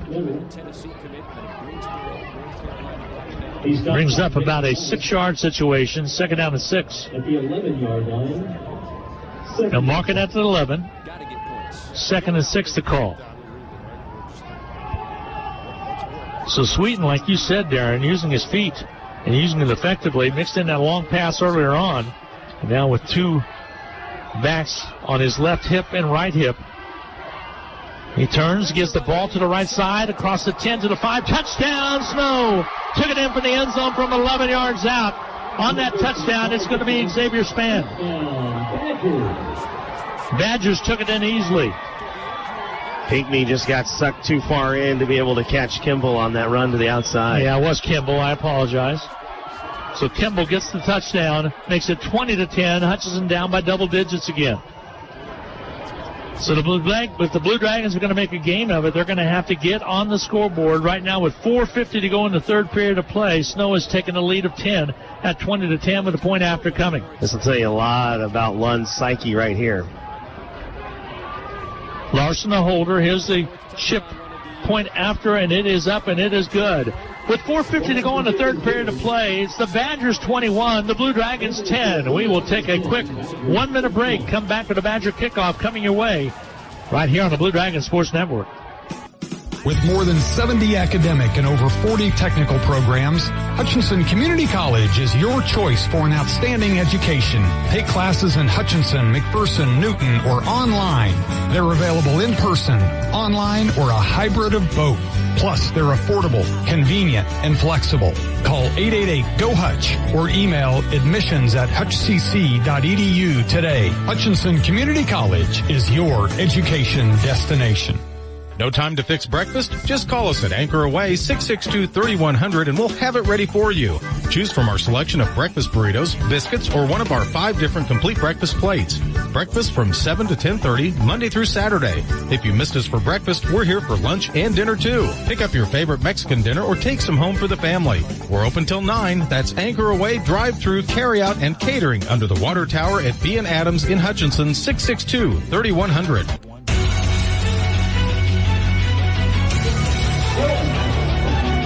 Well, Kimball with 11-yard run around that right side just walked into the end zone to give Snow College a 21-10 lead with the Extra point was good. 21-10 is what we have right now. Snow College on top of the Blue Dragons of Hutchinson. 4:50 remaining to go in this third period of play. Glenn Grunwald along with Darren Dunn. High atop War Memorial Stadium here in downtown Little Rock, or just east a little bit of downtown Little Rock. And Snow College fans jubilant with the drive, and Sweeten coming in off the bench to get things done, extend that lead from a 4-point lead to now an 11-point lead. Hutch has got to answer. They want to stay in this ball game because the momentum has swung back over to the Snow College Badgers. And who comes out offensively? I think it's going to be C.J. Agbana. He's been warming up. He's standing there with a lot of the offensive players getting ready to come out after this kick. We will see if Agbana makes his way out there or not. Again, I talked about Snow used to be in that really good conference with Eastern Arizona, Western Arizona, Mesa. Pretty good football conference, Darren. We even had an agreement with that conference for the Salt City Bowl at one time. I have an update on that, by the way. Agbana has his helmet on, and Leibel has his helmet off. So here we go on the kick. Lund's going to kick it off. Hutchinson will have a lone receiver back at the goal line. And coming up to take the kick at the 5 and head up to the right side is going to be Lewis. Now he's met at the 20 and smacked down. Big hit right there by Snow, and they are fired up. That Snow special teams right there came out and put a licking on Lewis. And Hutchinson will set up 1st and 10 on their own 20-yard line. And Snow really has bounced back from a couple of things. Actually, 25, excuse me. The Badgers lose their offensive starter, quarterback Garrison Beach, come away with no points after getting it all the way down to the 1. Not even 3 points. Missed the field goal. And then all of a sudden, after an interception thrown by the Blue Dragons, the Badgers able to come back and answer and have just gained back that momentum so quickly after it had dissipated. You can tell by the defensive players for the Badgers, they feel like they got the Blue Dragons on their heels. Here's Agbana, the quarterback. He hadn't played since Independence game. That was 3 games ago in about 6 weeks. Gives on the outside. Edwards trying to reverse his field and finally he's dropped. Little or no gain on the play. Looked like he's trying to work it around the left side. Might have picked up a yard, but they sniffed that out pretty quickly. But a nice safe play for Agbana, who went down with the ankle injury back against Independence, and that was back on May 2nd. So that's how long it's been since he's been on the football field competitively. Yes, he has both of those ankles all taped in, so the first run from him is going to tell us a lot about how healthy those ankles are. Agbana with more versatility, kind of like Sweeten is for the Snow Badgers, Snow College. Checks off. Timeout's going to be taken, I believe. Yeah, play clock was running out. Play clock was running out, didn't have time. We're going to get a quick break in. 3:54 to go in this third quarter play. Hutchinson with the football, but facing a key 2nd down and 10 call. Trailing by 11, 21-10 with 3:54 to go in the third quarter play. We'll be back with more right after this 1 minute timeout on the Blue Dragon Sports Network. We all like to save money when and where we can, right? You can do that every day at Salt City Pawn and Jewelry. Hi, this is owner Paul Phillips inviting you to stop in and say hi to our friendly staff. And while you're here, check out over 3,000 square feet of great merchandise priced at outstanding values. We don't have to offer huge sale prices for one day only when we do that on a daily basis.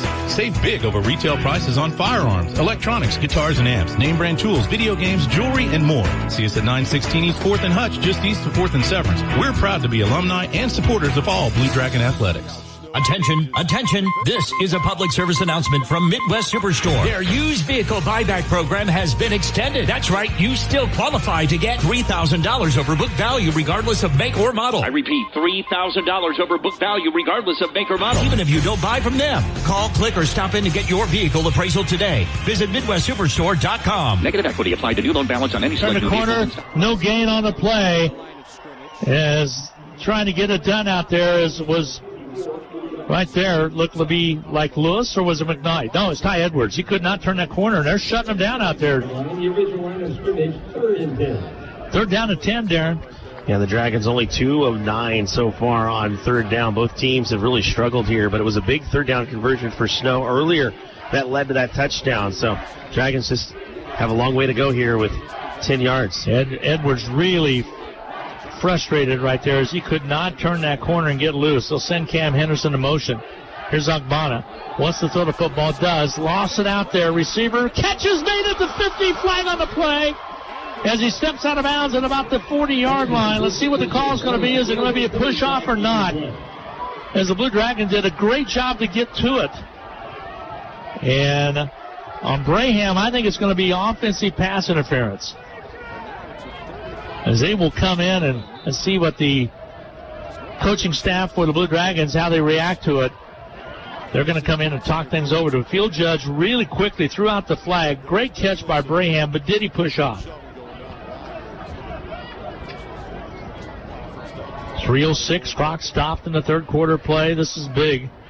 This was on third down and 10. Great catch by Braham at the 45. Line judge holding that spot over there. It's going to be a first down. So the Blue Dragons got the catch. It went against Snow College. So a big catch by Braham. The way that Braham reacted to the call from the official, I thought it was going to be a push-off offensively, but it was not. And so they'll mark it off defensively. It'll take it all the way to the 30, Darren. First and 10 for the Blue Dragons at the 30-yard line of Snow. Yeah, sideline interference by Snow. That's where the get-back coach is supposed to be there. Hey, you guys, we got to have somebody getting everybody back, and they didn't do it there. Ogbonna connected to Braham. The turn to give to Edwards, trying to find a hole to sneak through. It's dropped back all the way. Helmet comes off again to the 30, but his forward progress is marked to the 29. Pickup of 1 on the play. Second down and 9 for the Blue Dragons. Ty Edwards is getting stronger. The thing is that he's got 2 and 3 Badgers to try to deal with right at the line of scrimmage. He's better when he's able to contact with those guys 5 yards down the field, and he's just not able to get out of the backfield at this point. Lewis is going to come into the ball game as Hutchinson will check in. And first time in the second half, Anwar Lewis back there. The turn to give to Lewis, running right side, has room at the 30, 25, to the 20, sets outside to the 15, to the 10, down the sidelines, high stepping it, touchdown, Blue Dragons. He took it in from way outside, a 29-yard jaunt by Lewis as he turned that corner and he high-stepped that last 10 yards. He was able to get to the edge. It was sealed by Ivan Thomas and the speed of Anwar Lewis. We've talked about him all year long, being that home run hitter kind of guy at any given point. He can take it the distance. Oh, I got to say it for my good friend Rusty Hills, but boom goes the dynamite as he took it around that outside, and it's 21-16 now. Blue Dragons trying to come back down by 5. Point after, so important here. But what a big drive. You had the penalty to 1 against, like you said, to get back. Coach didn't get him back. And that set it up at the 29. A great catch by Braham to take it to the 29 on the penalty. And then that was a 29-yarder with 2:08 to go here in the third quarter play. And they're going to go for 2. So here, Hutchinson rolling the dice a little bit. Right now it's a 5-point play game and trying to make it a 3-point play. There's a Cam Henderson in motion. Ogbonna around the right side. And receiver Ogbonna trying to throw it. Finally does throw it out of bounds. Incomplete. So the score remains 21-16. So good defense by Snow, Utah, as they turned away the 2-point conversion. 21-16, a 5-point lead. Blue Dragon touchdown just around the corner. 2:08 to go in the third quarter of this championship game. Hutch down by 1 possession. We'll be back with more in the Hutch Kickoff coming your way on the Blue Dragon Sport Network after this 1-minute timeout. Hello, this is Tom Elliott of Elliott Mortuary, and again this year we are pleased to help sponsor HCC Blue Dragon Sports. We encourage you to support all the Blue Dragon games, both home and away, with your attendance, but if not, we hope you enjoy listening to the game here on KWBW and Country 102.9. Elliott Mortuary and Crematory, a proud sponsor of Hutchinson Community College, and honored to have served the families of Hutchinson and Reno County since 1935. Need to send someone money? Pay a babysitter? Split the bill?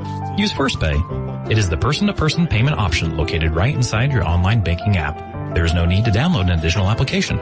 It is simple, safe, and secure. We're first for you. Visit fnbhutch.bank to learn more, or click on your First National Bank app to get started. You can also stop into a location nearest you, and we're happy to help. First National Bank of Hutchinson, member FDIC, equal housing lender.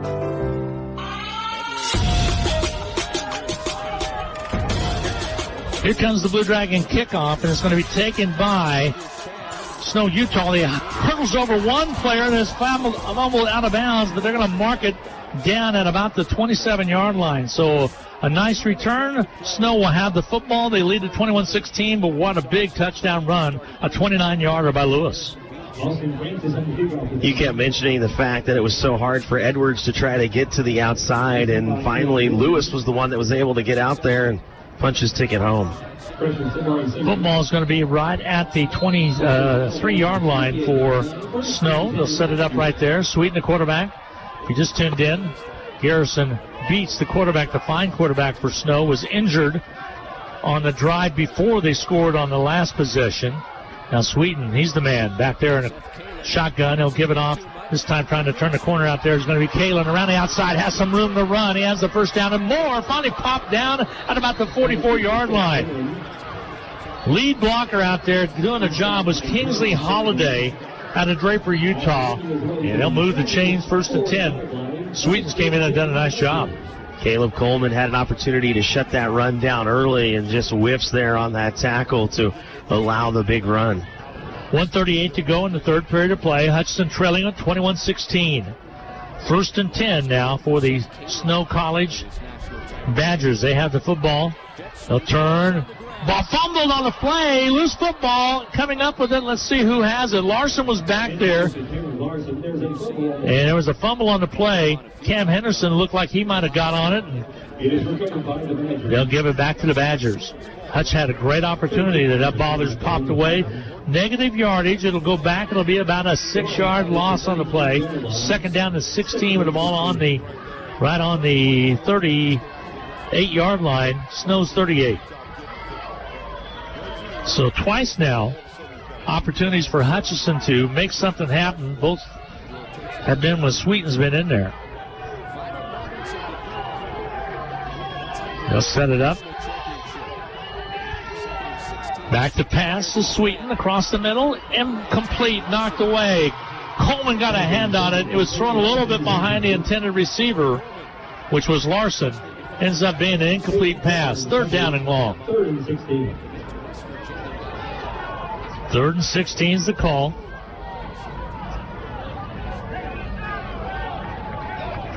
.37 seconds remaining to go. Clock stop with the incomplete pass. 21-16, Snow Utah on top of the Blue Dragons. They'll look to the right side. There's Sweeten. He checks off. Play clock down to 8. Now it's down to 7. Closer to 3, 2. Gets the snap just in time. Wants to throw the football. Pressure comes. Incomplete pass. Quick big hit made by Cam Henderson. Pickney with the big hit. What a hit out there. Incomplete pass. It'll bring up a 4th down and punting situation. And Larson's yet to get up. His helmet is off. He's laying prone at about the 38-yard line. The ball was thrown behind him, but that left him available to be able to get hit, and Pickney put a hit on him. And Zach Erickson is fired up. He threw his hat. He is upset that there's not some sort of targeting on this play with the way that Larson took that hit, and he's still yelling at the white hat. He's really going to town at right at the 40-yard line at the white hat. Larson's still prone on the field, and he's clapping his hands right in front of the white hat's face and saying that should have been an illegal hit.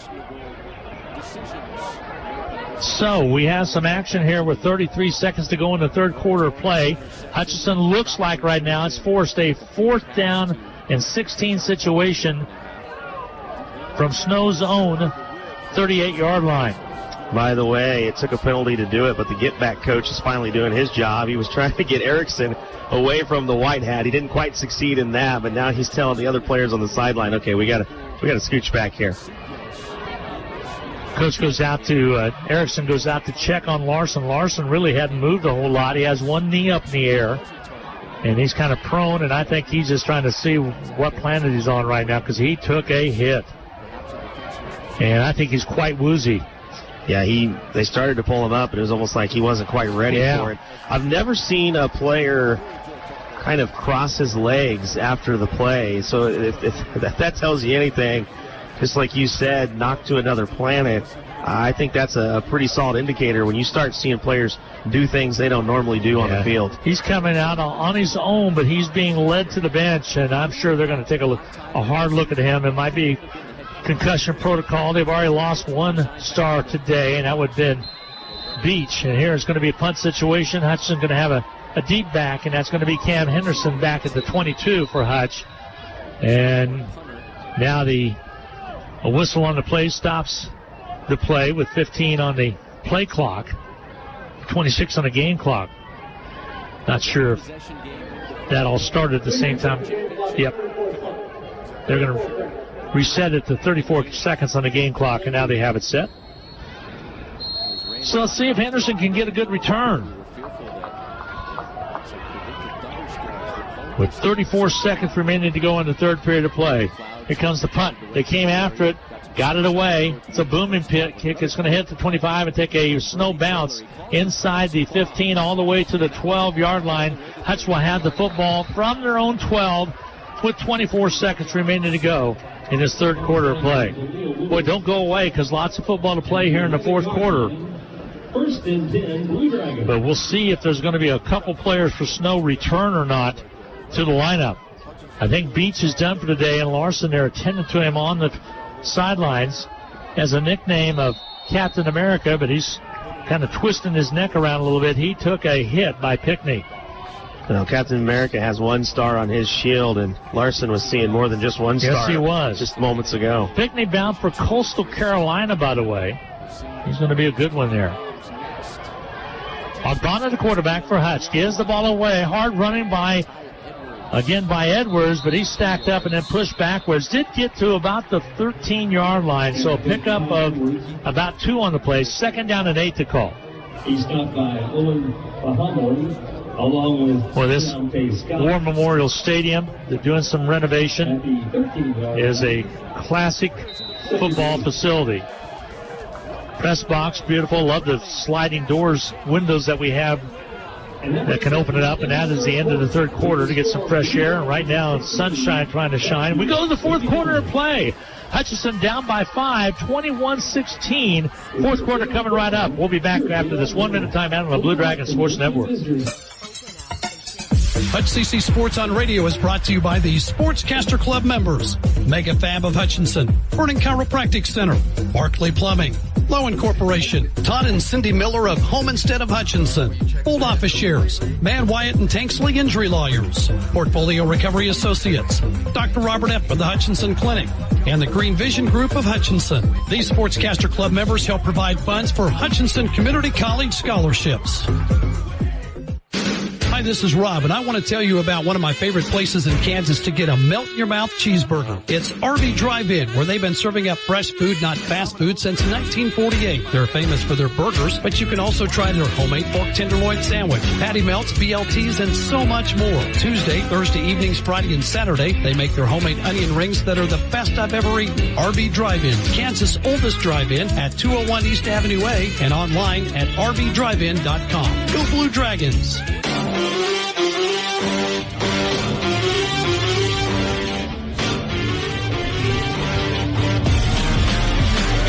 Little Blue Dragons will have the football on their own 13-yard line as they set up shop. Second down and 8 as we start this fourth quarter of play. And simple as this, you got to drive the football, you got to move it, and then your defense has to step up. And right now, Hutchinson down by 5. Unfamiliar territory for the Blue Dragons this season. Yeah, up to this point, it never trailed at halftime. Of course, never trailed this late in the game either. And really what's been so incredible about this game, despite a 14-point early lead by Snow, is the fact that the momentum has just been so ever-changing. It's not like one team gets it and then keeps it for an extended period of time. It's really teetering back and forth quickly. Mother Mo working kind of funny. You look and you think, okay, Snow's on their heels. They got a backup quarterback came in. They just left their big-time leader in Beach. He's on the sidelines. And what does he do? He doesn't do it on that possession, but Sweeten does it on the next possession as they go into the end zone from 11 yards out to take that 21-16 lead. Hutch comes right back down, got the big touchdown to set it up right now for a lot of excitement here in the fourth quarter of play. Glenn Grunwald, Darren Dunn, so glad to have you along all season long. Special thanks to Rob Dreher working the home games, and Steve Carpenter, Sports Information Director at Hutchinson Community College, keeping us abreast of all the numbers, and your own self, Darren Dunn, doing a great job as that as well.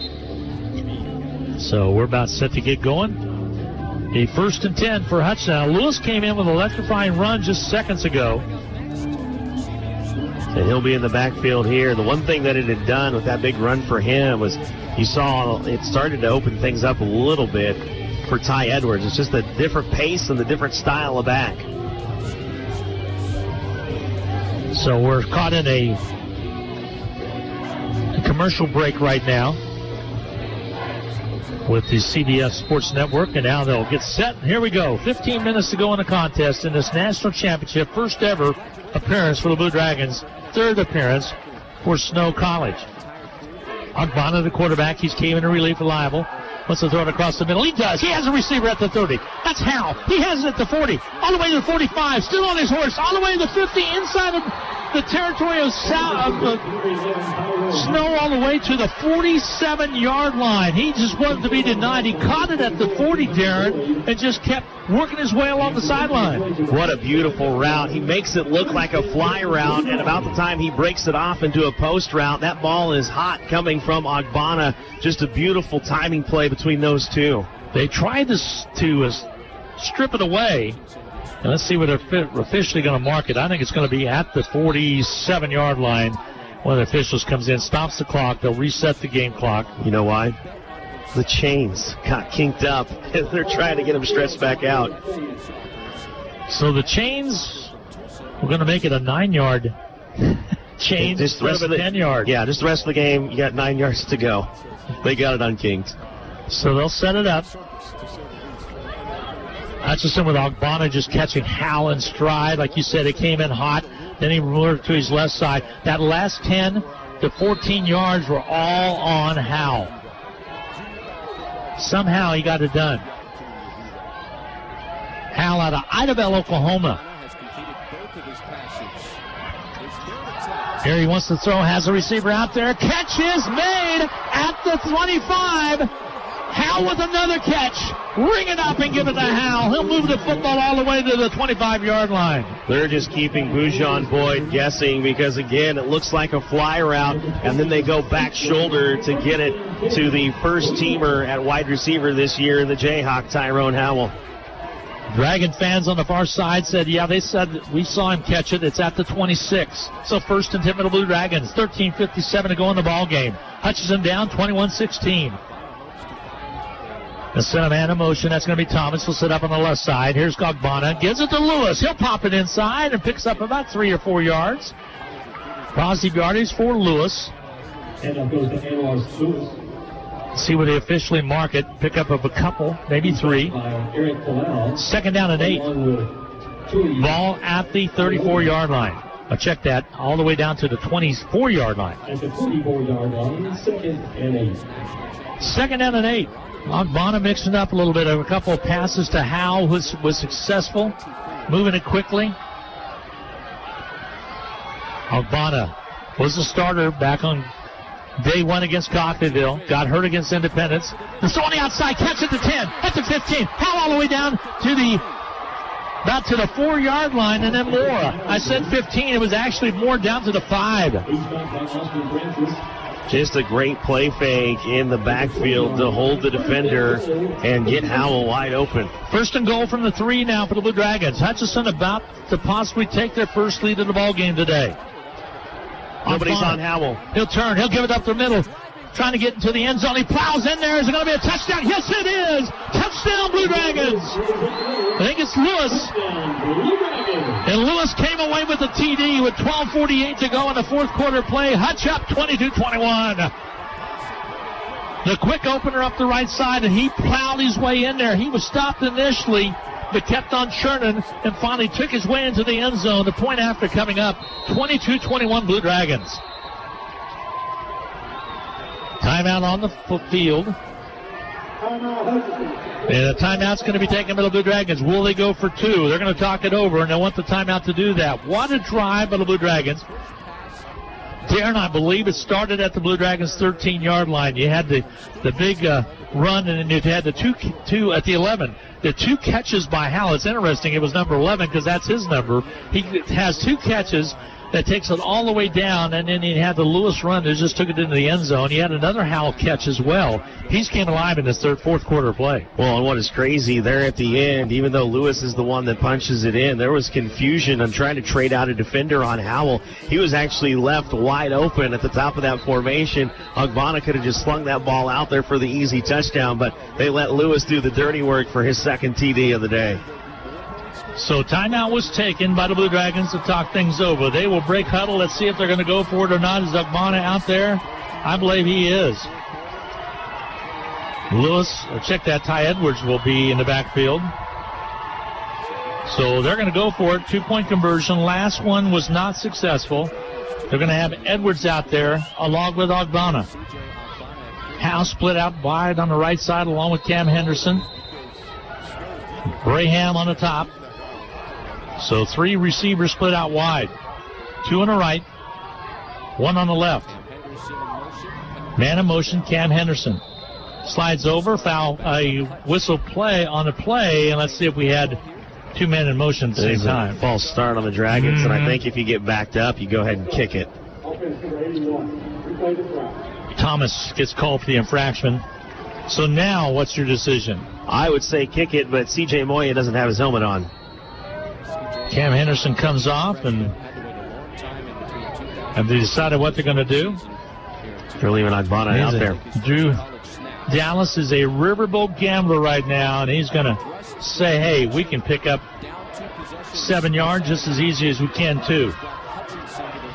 Ogbonna, the quarterback, back to pass. Throws it to the end zone. Catch. Braham can't get to it. Incomplete pass. Score remains at 22-21. Blue Dragons with the lead. We will take a quick 1-minute timeout. There's a flag on the play, so hold on. Let's see what that's for. Braham was not able to come up with it, and I think it's going to be probably issued after the play. We'll take a break. 12:48 to go in the ball game. Hutch leading at 22-21. We'll take a 1-minute break. We'll be back with more football action from Little Rock, Arkansas in the national championship right here on the Blue Dragon Sports Network. Welcome to the Hutchinson Medicine Shop. With the emergence of big business, not only in pharmacy, but all industries, the Medicine Shop is proud to be a thriving local business in Hutchinson. We're so thankful to our customers in Hutchinson, Reno County, and Central Kansas for your support. In turn, we're proud to be a major sponsor of the Hutch High Salthawks, as well as other area high schools, the Blue Dragons, Chiefs, Royals, Jayhawks, and Wildcats. You support us, and the Hutchinson Medicine Shop supports local sports. At H&R Block, tax time is our favorite time of year. It's when our tax pros get to do what they love the most, help people. By getting to know you, they make sure your return gets done right. It's not just numbers, boxes, and forms. It's personal care, so you get every credit and deduction you deserve. With an average of 10 years experience, our tax pros get your taxes done right. Just one of the many ways Block has your back. Visit H&R Block at 29 West 2nd and 1429 North Lorraine in Hutchinson. Also in Lyons and Ellsworth.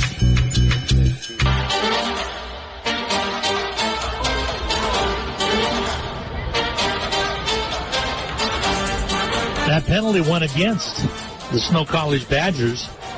And so it's going to be a short field to kick right here and see if the Badgers, see what Hutchinson does. Good opportunity here to maybe pooch it down and make them try to have to return it or just take a fair catch. But you got a short field for your special teams to do something with there.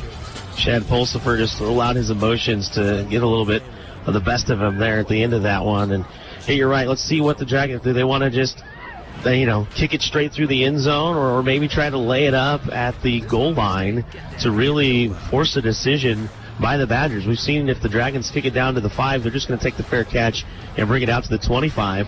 Really put it in a hard spot for Larson or Spahn or whoever's back there to make a decision. It's a 1-point game, 22-21, Hutch with the lead. Stats about the same. 52 plays for Hutchinson, 358 total yards. Snow College, 47 plays for 334 yards. So that's how close this ball game is. Time of possession, Hutch 23-28, Snow 21-32. That's another one. Third down conversions, Hutchinson right now is 3 of 10. Snow College 2 of 8. And Hutchinson 0 for 1 of fourth down conversions. So that could become big here. But defensively, right now with 8 total tackles, Davis out there for Hutchinson with 8 total tackles. Noah Kenna with 7 total tackles for Snow College. So Hutchinson defensively is going to be called on. Special team-wise, they're going to kick this one from the 50. So, like you indicated earlier, you have that fair catch that brings it back out. And Snow did that early on several times, then finally did do a return. Now remember, the Dragons have been the ones battling against adversity all game long. So if you're the Badgers, how do you respond now being down for the first time in this contest? 73 degrees here at Little Rock at War Memorial Stadium. Sun's trying to break through as we've had a little bit of rain today. Here comes the kick. It's a little poocher, little end over end. It's going to be taken in the end zone and caught out there. And I think that's Larson. I think he's back out there and he's okay. So it'll be far. Taylor Larson did catch it. And it'll be touchback, come back out. And he'll spot it at the 25. So Larson's back out there, and that's good to see because he was woozy as all get out when he came out. And it will be again Sweeten, the quarterback, I believe, for Snow College. As if you just tuned in, right at the beginning of the fourth quarter play, actually at the end of the fourth quarter play, their quarterback Beach was injured on the play where he picked up a bunch of yardage. Gilbert on a tackle, but he was injured, and we believe it's a knee, and we're not sure we're going to see him for the rest of the ball game or not. Here's Sweeten in the quarterback spot. And he's done well coming in off the bench. Turns, gives it, and keeps it himself around the outside, and he's brought down. Only picked up about a yard, maybe a yard and a half on the play. Depends on where they mark it here. 2nd down and 8. And that's the one thing you have to shut down for him. We mentioned he is the better runner, and he's been inaccurate so far, throwing the ball behind his receivers. Folsom coming up to make the stop for the Blue Dragons of Hutchinson. Folsom, a good one. He's been Mr. Everything all season long. Really came on strong for Hutchinson.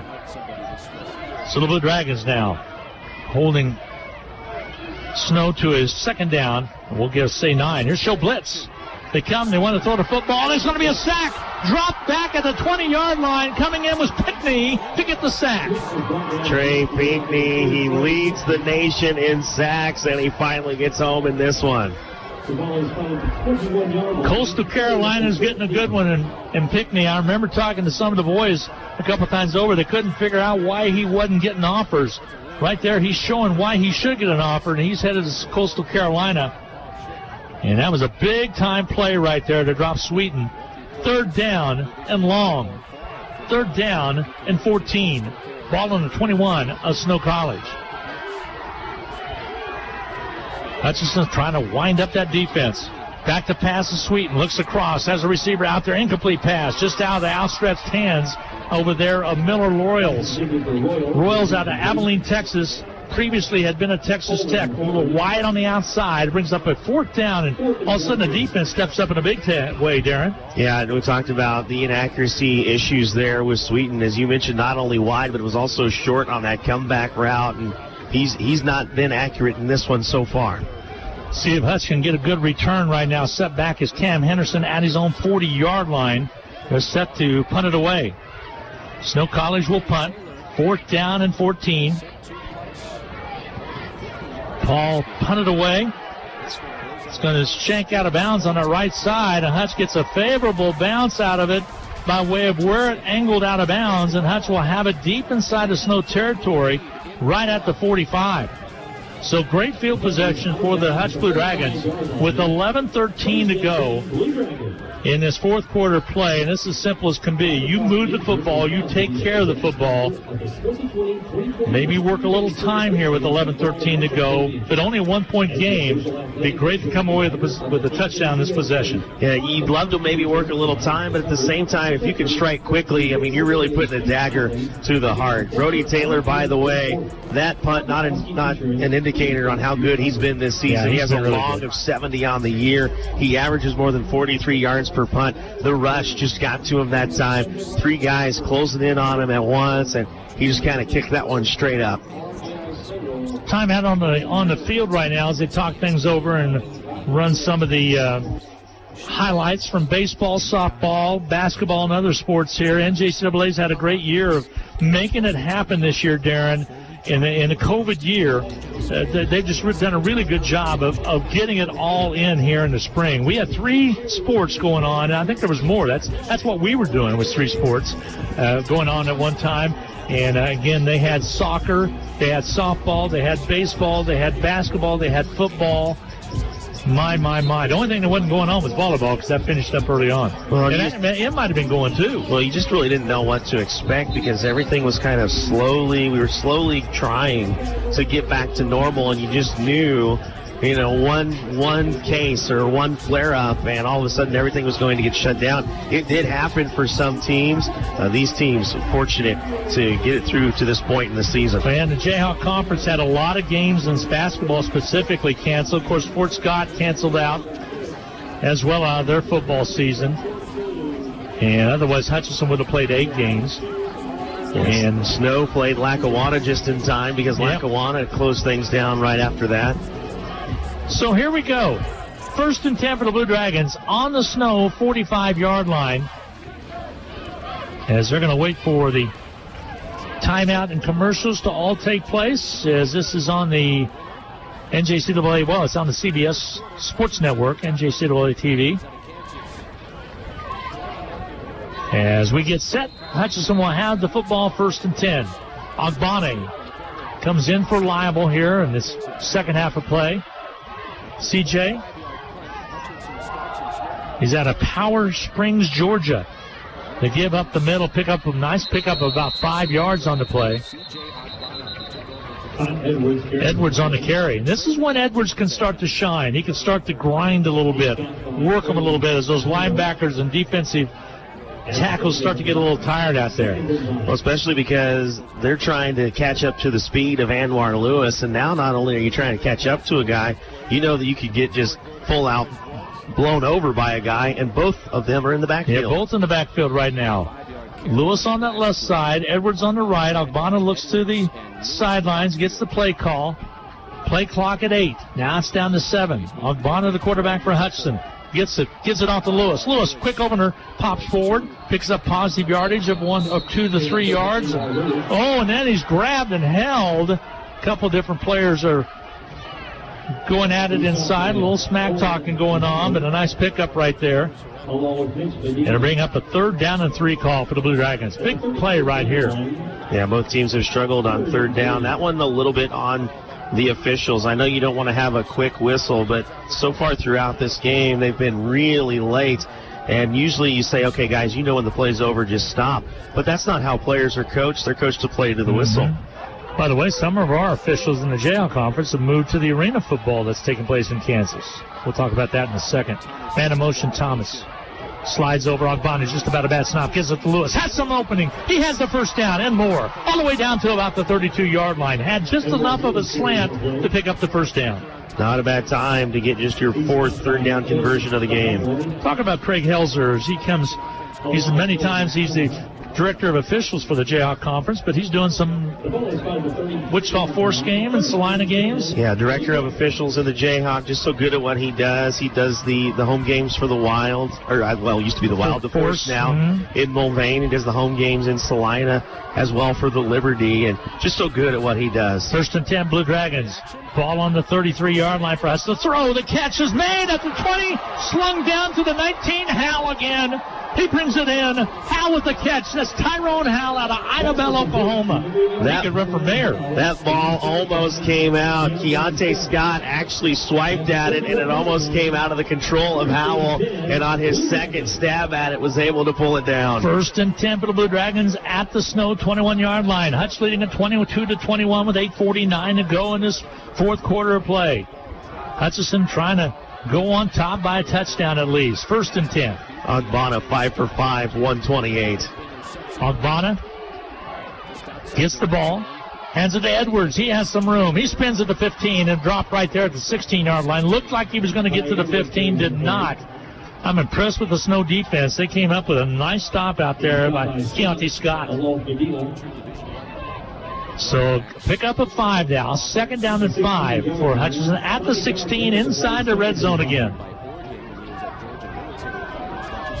22-21, Hutchinson with a 1-point lead with 8:07 to go. So the kind of two things happening here, folks. They're taking on some time off the clock and trying to also move down the football field to take a full touchdown lead. Hutchins went for a couple times to go for 2-point conversions. Here they give to Lewis. Quick opener to the 10, to the 5. Trying to work his way all the way down to the 4-yard line. They'll push that stack. It's all the way down to the 1. Really close. Flags on the play. Let's see what we have. And Anwar Lewis was working his way down there, and he had some friends pushing from behind. Let's see what they're going to call. Oh, how crazy would it be if you would get one of the rare penalties in this game, which is an assisting the runner. We'll see if that's what they threw, but two officials have it. Lewis's helmet is off. So's his rag on the top of his head, and that might have been what it is. They might have ripped that helmet off. Their flags came in quickly, but you're right, Darren. That was a little dangerous right there. Face mask, and that's why his helmet came off. It's going to be half the distance to the goal, and it's down there darn close anyway. They'll mark it at the 1. First and goal, Hutchinson with 7:45 to go in this fourth quarter play, leading it by 1, 22-21. First and goal from the 1. Well, we talked about early in the game, he needed to strap on that helmet a lot tighter because it was coming off too easily, and obviously he has it on tightly now because it had to be ripped off. Ogbonis came in. He has Edwards back there now. Lewis checks out of the contest. The turn to get to Edwards. He dances inside, trying to get it to the goal line. It's close, but no up there quite. It's going to be about a half-yard short. No, we have a touchdown signaled from the left side. Line judge came in to say, yes, he is into the end zone, and Hutchinson takes a 28-21 lead with 7:27 to go in this fourth quarter of play. What an effort by Edwards to just keep churning, got it down. The line judge looked like he was going to put it at the 1, but the side judge on the far side, Darren, came in running with arms extended up in the air. Second touchdown of the day. He's rushed for 123. Moya with a key point after here. Right now it's a 7-point lead. He can make it at 8. There's the kick up and on its way, and it is good. And Hutchinson has rallied back in the fourth quarter play with 7:27 to go in the fourth quarter to lead 29-21 over the Snow Badgers. We will take a quick timeout. Hutchinson will come back with the kickoff coming your way on the Blue Dragon Sports Network in 1 minute. Pools, spas, outdoor furniture, and grills. Who needs a vacation when you can create one right in your very own backyard? Pools Plus is here to help you build your backyard oasis. Come on down to Pools Plus May 20th for Third Thursday and take the polar plunge for the Special Olympics. Check out all that Pools Plus in downtown Hutchinson has to offer. Shop local, shop Pools Plus, 21 East 1st and downtown Hutchinson. Call us at Pools Plus. HutchCC Sports on Radio is brought to you by the Sportscaster Club members. Mega Fab of Hutchinson, Vernon Chiropractic Center, Barclay Plumbing, Lowen Corporation, Todd and Cindy Miller of Homestead of Hutchinson, Old Office Shares, Van Wyatt and Tanksley Injury Lawyers, Portfolio Recovery Associates, Dr. Robert F. of the Hutchinson Clinic, and the Green Vision Group of Hutchinson. These Sportscaster Club members help provide funds for Hutchinson Community College scholarships.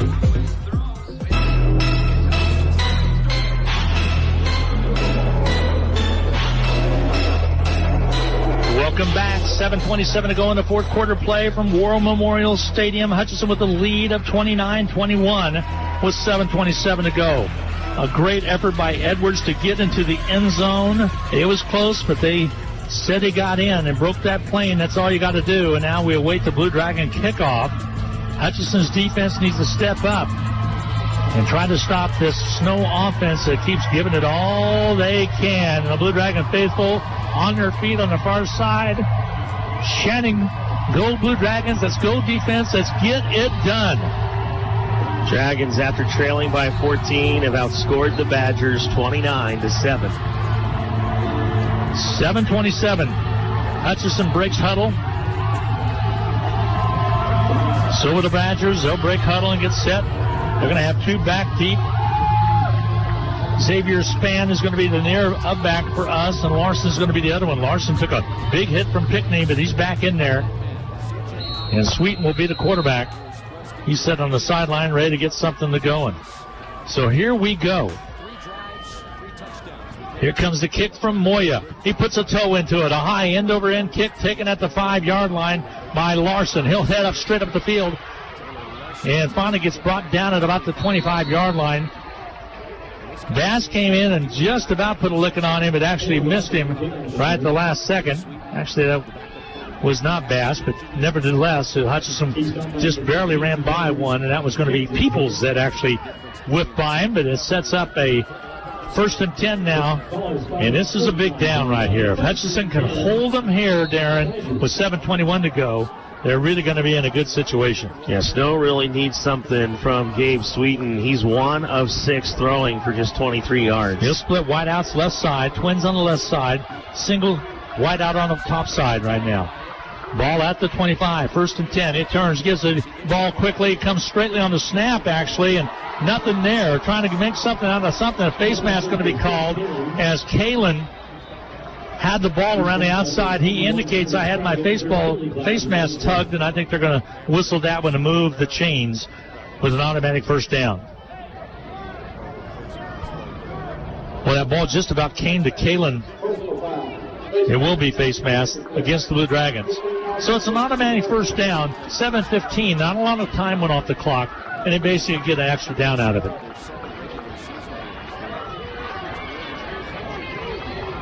So they'll move the football to the 40-yard line now. 1st and 10 for Snow. Now they can come down and have a chance to tie it with a 2-point conversion and a touchdown. This game a long way from over. Sweeten, the quarterback. Huss defensively is going to set up, trying to not give up the big play. Sweeten with running backs left and right. Turns, wants to throw the football, arches it downfield, has a receiver. That's Royal. He makes the catch flag on the play, and Royal catches at the 30 inside of Blue Dragon territory. Just trying to catch up with it. Daquan Wilson tripped into that defensive pass interference call. Not going to matter because Royals made the play anyway. So let's see where they mark it. They're going to mark it at the 30, and you're correct. Will they mark it off from there? And I believe they will. Well, no, they'll just take. They should take the play. They should just take the play, but the referee keeps acting like he's going to mark it off. The result of the play was a 1st down, so boy, he sure was acting like he was going to walk it off, but not the case. Ball's on the 30, so Hutchinson kind of back on their heels a little bit. Snow not ready to give up. Just the 2nd completion by Sweeten. Sweeten gets set. It was a big one. All the way to Royal. He's one of his main receivers all season long. Shows blitz. Here they go. The keeper by Sweeten cuts inside at the 20, down to the 20, down to the 15, and finally wrapped up there. Coming up to make the stop of the Blue Dragons, Daquan Wilson. It's that bend, not break mentality you've seen from the Blue Dragon defense all season long. They've been able to have the Badgers get down to the 1 and come away with nothing. They're going to need them to come away with nothing once more. 6:18 to go in the 4th quarter of play. Hutch leading at 29-21. Badgers aren't going away. Sweeten, the quarterback. Gets set. Turns, gives to the running back. He's going to have some room to run all the way inside the 10. Stumbles forward all the way down to the 5-yard line on the carry. That's Kimball.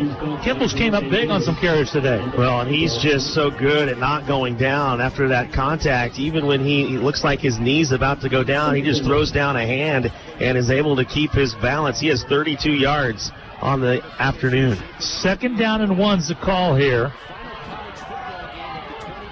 Got to get to the 4-yard line for Snow, Utah. The turn to give it on the running back. He's going to bounce off and finally be dropped for a loss on the play.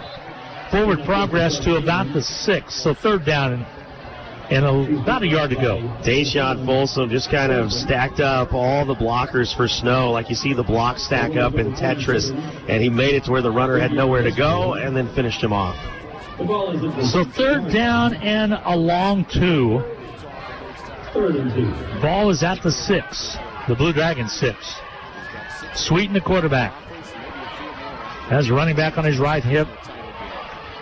Looks like it might be a power run to that right side. Here they go. They'll turn and give it off to Larson. Oh, he keeps it. Sweeten trying to get outside. He's going to walk it in the end zone. Nice play. Misdirection play by the Badgers. And they score it to make it 29-27, and more than likely will go for 2. 4:50 to go in the contest. Those little fakes in the backfield by the quarterback have been so problematic. That's what led to so many rushing yards for Beach, and at the same time kind of led to his exit when he came out with that injury. Sweeten has just kind of picked up where he left off. What got Sweeten going in the run game was that big completion earlier to Royals. So momentum has swung back to the Snow Badgers, and they scored to pull it within 2 with 4:50 to go. They'll go for 2 here. Sweeten, the quarterback. In his backfield, he has Kalen.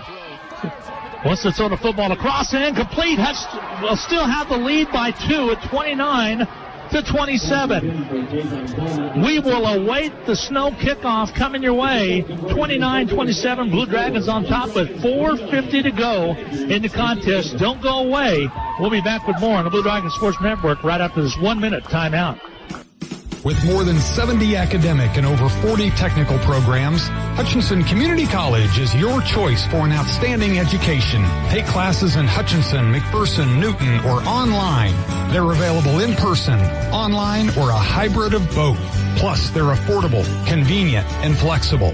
Call 888-GO-HUTCH or email admissions@hutchcc.edu today. Hutchinson Community College is your education destination. Just as the Hutchinson Blue Dragons athletics are a tradition, so is the Anchor Inn in downtown Hutchinson.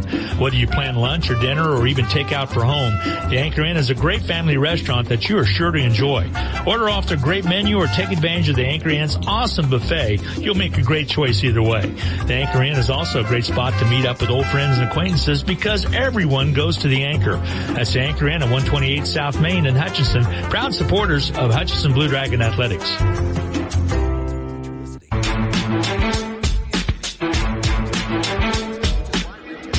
Glenn Grunwald, Darren Dunn with you. 29-27, Blue Dragons on top by 2 with 4:50 to go. We await the Snow kickoff, and what a game this has been, Darren, as we knew it was going to be a good one, but this one has been absolutely outstanding. And it's going to be a little bit more possibly. We'll see. Hutchinson really needs to get a couple first downs, take care of the football more than anything, and try to come away with a victory. Yeah, Snow still with 2 timeouts, and we asked that question going into that drive. How was Snow going to be able to respond? Hadn't played from behind all game long, trying to do it with a backup quarterback who comes into the game with 7 passing attempts all year, but we know he has strong legs. He showed it there. Sweeten did, capping off that drive with a 6-yard run to the end zone. And you're right, Glenn, Dragons just don't need to be in any hurry. You just got to be able to grind it out and get those first downs. Yeah, 4:50 to go. That's a lot of time left. Cam Henderson will be, they think it's going to be like trying an onside kick because Henderson's up at about the 19. So you got the good hands people up front for the Blue Dragons. They will kick this off from the 35, of course. Let's see what's going to happen here. With 4:50 to go in the contest, here comes the kickoff by Snow. And see if they're going to try to go for the onside, get the big hop, and have it travel more than 10 yards. Here comes the kick. It's going to be kicked away, and Henderson watches it go over and into the end zone. It'll be a touchback, and Hutchinson will have the football. Again, with 4:50 to go in the contest, leading it by 2, 29-27. Pretty fitting for a number 1 versus number 2, huh? This has been everything that you would hope for in a national championship game. It started out, it looked like things were kind of get away from the Blue Dragons, down 14 early, then go on that 29-7 run to get back in it and take not only a touchdown lead, but a touchdown and a 2-point conversion lead. And you see how important that is after the miscommunication on that 2-point conversion with Palmer when he cut that route in, and it looked like Sweeten was trying to throw it to him on the outside. We talk about, and we use the term, they got popped in the mouth, but they did. They just got smacked in the mouth. Snow was ready to play, came out and took a 14-0 lead before Hutchinson knew what happened to him. Hutch was able to roar back here in the fourth quarter. Now Ogmana in a quarterback. He was replaced by Liable back in the Independence game. Now it's Ogmana's turn to be the hero. They give it a straightaway running. That's going to be Edwards. He pounds it inside, picks up 4 hard-earned yards up to the 29-yard line. So good job there, securing the football. Clock's stopped with 4:40 to go. And when trying to see why they stopped the clock, now let's see if they wind it. Yes, they did. Helmet came off for Snow off of Max Christensen. Finally get it cranked. 2nd down and 6. Ball on the 29 of Hutchinson. Sun's starting to go down to the west. We're facing east here at War Memorial Stadium. What a pretty stadium. Been around for a long time. Has a lot of history. Arkansas plays one game a year here. Here to give the Edwards. Hard running all the way, slant all the way to the 33-yard line. It's going to be short of the first down, however. It will bring up a 3rd down and 2. The key here, though, is that it is a 3rd and very manageable. The Dragons have done a lot better job converting on 3rd downs on the last couple of drives. They're now at least back up to 36% on 3rd down efficiency. 3:48 to go in the contest. Game clock at 16. So you're going to get it right around the 3-minute mark when they snap this ball. More than likely going to be conservative again. There's Ogbonna, the quarterback. He's got Lewis in his backfield. Turns. Liz Lewis. He's trying to eke through the line. Gets some more. He's thrown forward and has positive yardage all the way to the 39-yard line. 1st and 10 Blue Dragons.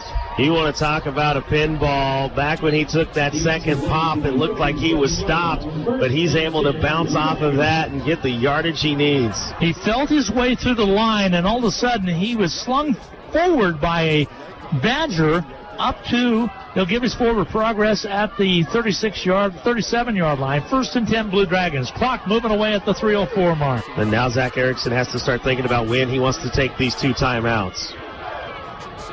Play clock at 9, inside the 3 minutes, 2:54, 2:53. Ogbonna, the quarterback, turns, gives it on the outside, straight ahead running by Lewis. He spins again, might have been a face mask, flags fly in, I think it was. Yeah. Gets up to the 40, he'll pick up 4 yards, but more than that with the face mask violation, it'll be an automatic 1st down for the Blue Dragons. Pulsifer, lucky he probably doesn't rip a finger off. He had it caught in the face mask of Anwar Lewis. Glenn Grunwald, Darren Dunn, so glad to have you along. First time the Blue Dragons have made their way to the national championship in football.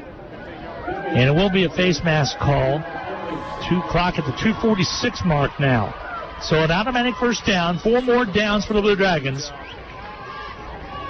You do not want to give Snow another opportunity. Move it down the field, take care of the football, make something happen here.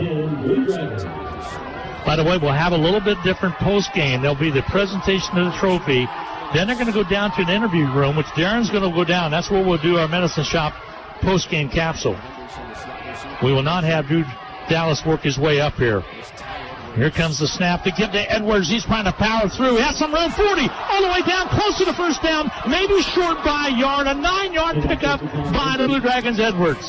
Noah Kemma just got enough of that shoelace to bring him to the ground. Otherwise, Edwards was going to be off to the races. It's 2nd down and 1 for the Blue Dragons with 2:03 to go. It's going to eclipse that 2-minute mark coming up right now. 1:59, 1:58. Will the Blue Dragons win their 1st national championship in football? Hang on to see. 2nd down and 1. A minute and 51 remaining. Hutchinson with the football on the Snow 36-yard line. In motion is Cam Henderson. Here's the turn to give to Edwards again, trying to work that 1 yard. He doesn't get it, I don't believe. He's short on the play. They'll bring up 3rd down and 1, but let's see if they're going to use the timeout or not with a minute and 35 to go. 1:35 to go in the contest. Hutchinson trying to win their 1st ever national championship. They trailed early 14-0. Came back with a field goal plus a touchdown to make it 29-27. And they're going to take a timeout. We'll get a 1-minute break in. 1:35 to go in the contest. Hutch 29, Snow 27. We'll be back with more on the Blue Dragon Sports Network in 1 minute. We all like to save money when and where we can, right? You can do that every day at Salt City Pawn and Jewelry. Hi, this is owner Paul Phillips inviting you to stop in and say hi to our friendly staff. And while you're here, check out over 3,000 square feet of great merchandise priced at outstanding values. We don't have to offer huge sale prices for one day only when we do that on a daily basis. Save big over retail prices on firearms, electronics, guitars and amps, name brand tools, video games, jewelry, and more. See us at 916 East 4th and Hutch, just east of 4th and Severance. We're proud to be alumni and supporters of all Blue Dragon athletics.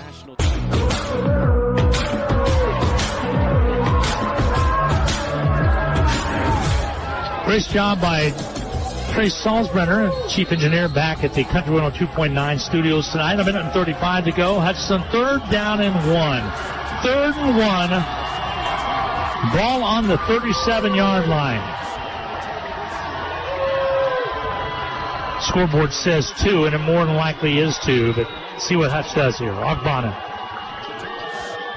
Turn the pitch on the outside. There's Lewis. He's trying to get forward. He's just dropped for after about a yard loss, maybe his knee hit back at the 38-yard line. So 4th down now. 4th and about 3. Snow College calls another timeout. Darren, we're going to keep it here with 1:30 remaining to go now in the contest.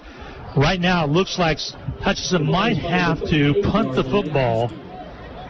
But a 2-point lead for the Blue Dragons, 29-27 over the Snow College Badgers with 1:30 to go. Keontae Scott just really kind of took that edge away. You know, what do you want to do as the Blue Dragons with Anwar Lewis, and that's get him to the edge. And once he started there, Scott had already taken that away, and it forced things to a place where Lewis didn't want to have to go, and just nothing there for him. The Dragons, you would think, would try to pin the Badgers deep and make them go the length of the field. Already this season, Brickhouse has pinned opponents inside the 20 8 times. He's already done it once in this game. The Dragons are 0 for 1 on 4th down anyway. Didn't hurt earlier in the game. Tends to make a little bit of a bigger difference, especially when you're talking about potentially giving the ball up near midfield. Might be worth to come out and line up like you're going to go for it and try to draw them off sides, because that would seal it if that happened. Not sure if that's what's in the bag of tricks for the Blue Dragons or not. Right now, a 2-point ball game, 29-27. Hutchinson with the lead with 1:30 remaining. Hutchinson has the football on the Snow 38-yard line. They have to get to the 35 for the first down. They're going to come in and punt it away. It'll be Brickhouse back there getting set to punt. He's been so good all year long. And now we get set. One lone back at the 10 for Snow to receive. Hutch gets set. Long snapper. There's movement. Here it comes. It's a fake. It's a fake, and it's going to be carried forward for the first down, I believe. Hutch got it. It came to the up back. It's going to be right at the 35. How gutsy is that to give it directly to Dylan Kenzior? And it seemed like, you know, with the flag, it really looked like someone had jumped for the Badgers and ended up in the neutral zone, but they're getting together and talking with Zach Erickson. So, Brickhouse acted like it went over his head, and for a second I thought it did. But Kenzor took it forward. He got it to the 35, and that's where they need to get for the first down. This could seal it right here. Let's see what the call's going to be. They come out and will tell us, and it's not favorable illegal formation against the Blue Dragons. So that's going to back it up. There was 5 players in the backfield, so it'll replay 4th down with 1:26 to go. Boy, that just about was a gutsy call that would have sealed this one, but still on the edge of our seats, Darren, as it is a 4th down, and now it's a 4th down and 8-6 from the 43. Well, that just tells you how far Drew Dallas is willing to go to try and secure a national championship. What a gutsy call. So now we'll get set. 4th down and 8. Here comes the punt. It's back to Brickhouse. He gets it away. He'll pop it up in the air. They come down and try to make a play on it. There's a quick tackle at the 10. And Larson caught it. He says, I called the fair catch. How come I was hit? It'll be 1st and 10 for Snow College. Let's see what they're going to mark it with 1:19 to go. Blue Dragons feel like they might have done enough. I don't know. This is a gutsy Snow College team. This defense is going to be called on for one more time for the Blue Dragons to get things done. No timeouts for Snow. Yeah, that's the problem. No timeouts. You've really been moving the ball with the backup quarterback via the run. He did hit on one long pass, but you really get the feeling, especially with the clock working against, even though you get that first down, the clock is going to stop momentarily, that Snow is going to have to put this ball in the air. So here we go. Sweeten, the quarterback. He has a lone setback back there. Sweeten more than likely is going to have to throw the football. He goes to the right side. Incomplete pass. Stops the clock with 1:16 to go. 2nd down and 10. 2 of 8 for Gabe Sweeten. And by the way, this ball is on the 11. So now we get set. 2nd down and 10. Snow College sends Larson out to the right side. He has trips to the right, single right out to the left side. Sweeten back in shotgun formation as he has been since he came in for the injured Beach. He gets the snap. He wants to throw it. He goes to the right side. Pick is made. The interception. Blue Dragons are going to lock it up. Who else? Pickney jumped the route, got the interception at the 15. It'll be Blue Dragons football with 1:11 to go at the 15 of Snow. And Hutchinson has just locked this baby up. They will be the spring 2021 champions with 1:11 to go. Darren, he jumped that route perfectly and made the pick to they'll mark it officially at the 17. Why not add an interception to his long list of statistics on the season?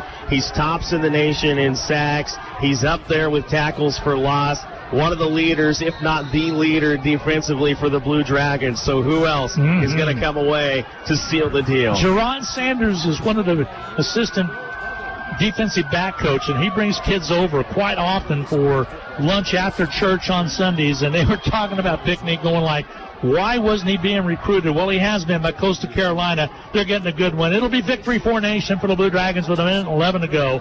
They're just going to get around Ogbonna. He's going to take a knee and back it up a little bit to about the 19. Clock's moving away. Snow can do nothing to stop that clock. Hutchinson's going to win their first national championship with a 29-27 win over Snow College as we're inside of a minute now. A little bit different on the postgame. They're going to have the ceremony down on the field, and then they will go to a press conference about 10 minutes after the completion of this game. Darren will be down there with a wireless mic, and we will try to pick up as best as we can that postgame. I will be giving you the stats for the Medicine Shop postgame capsule. But what a great time as the Blue Dragons, with 27 seconds left on the clock, they storm the field. They're going to win their first national championship. Hutchinson goes 8-0, flips all over the place on the field, and Hutchinson comes away. Big-time winners here in Little Rock. Ogbonna gets a hug from Drew Dallas, and Hutchinson wins it with 8 seconds and the clock moving. Snow can't stop it. 29-27 is your final. Blue Dragons with the big win, their national championship. They trailed 14-10 at halftime, came back and got it done. Gave up a touchdown late, but took the lead 22-21, took the lead at 29-27, and win it 29-27. What a ball game. Hats off to Snow, Utah, Snow College as well. And hats off to Blue Dragons. They win their first ever national championship under head coach Drew Dallas, 29-27. We're going to take a quick 2-minute timeout. Darren and I will come back with some final thoughts. Your final from Little Rock, Arkansas, War Memorial Stadium. The Blue Dragons 29 against Snow College 27. We'll be back in 2 minutes. Midwest Superstore announces a limited-time vehicle buyback program. Bring them your used vehicle or let them buy you out of your current lease, regardless of make or model. You'll get $3,000 equity cash on the spot and avoid lease end penalties like excess mileage fees and wear and tear. Midwest Superstore makes getting out of your used vehicle or lease fast and easy. Schedule your appraisal today. Visit MidwestSuperstore.com. Based on current month's book fair trade market value, less excess miles, damage, wear, and tear. Cannot be combined with any other offer. Offer to buy lease contingent on current equity and lease vehicle. Subject to dealer final appraisal. See dealer for detail. Offer expires month end. Hello, this is Tom Elliott of Elliott Mortuary, and again this year we are pleased to help sponsor HCC Blue Dragon Sports. We encourage you to support all the Blue Dragon games, both home and away, with your attendance, but if not, we hope you enjoy listening to the game here on KWBW and Country 102.9. Elliott Mortuary and Crematory, a proud sponsor of Hutchinson Community College, and honored to have served the families of Hutchinson and Reno County since 1935. Need to send someone money? Pay a babysitter? Split the bill? Use FirstPay. It is the person-to-person payment option located right inside your online banking app. There is no need to download an additional application. It is simple, safe, and secure. We're first for you. Visit fnbhutch.bank to learn more, or click on your First National Bank app to get started. You can also stop into a location nearest you, and we're happy to help. First National Bank of Hutchinson, member FDIC, equal housing lender. HCC Sports on Radio is brought to you by the Sportscaster Club members, Mega Fab of Hutchinson, Vernon Chiropractic Center, Barclay Plumbing, Lowen Corporation, Todd and Cindy Miller of Home Instead of Hutchinson, Old Office Shares, Van Wyatt and Tanksley Injury Lawyers, Portfolio Recovery Associates, Dr. Robert F. of the Hutchinson Clinic, and the Green Vision Group of Hutchinson. These Sportscaster Club members help provide funds for Hutchinson Community College scholarships.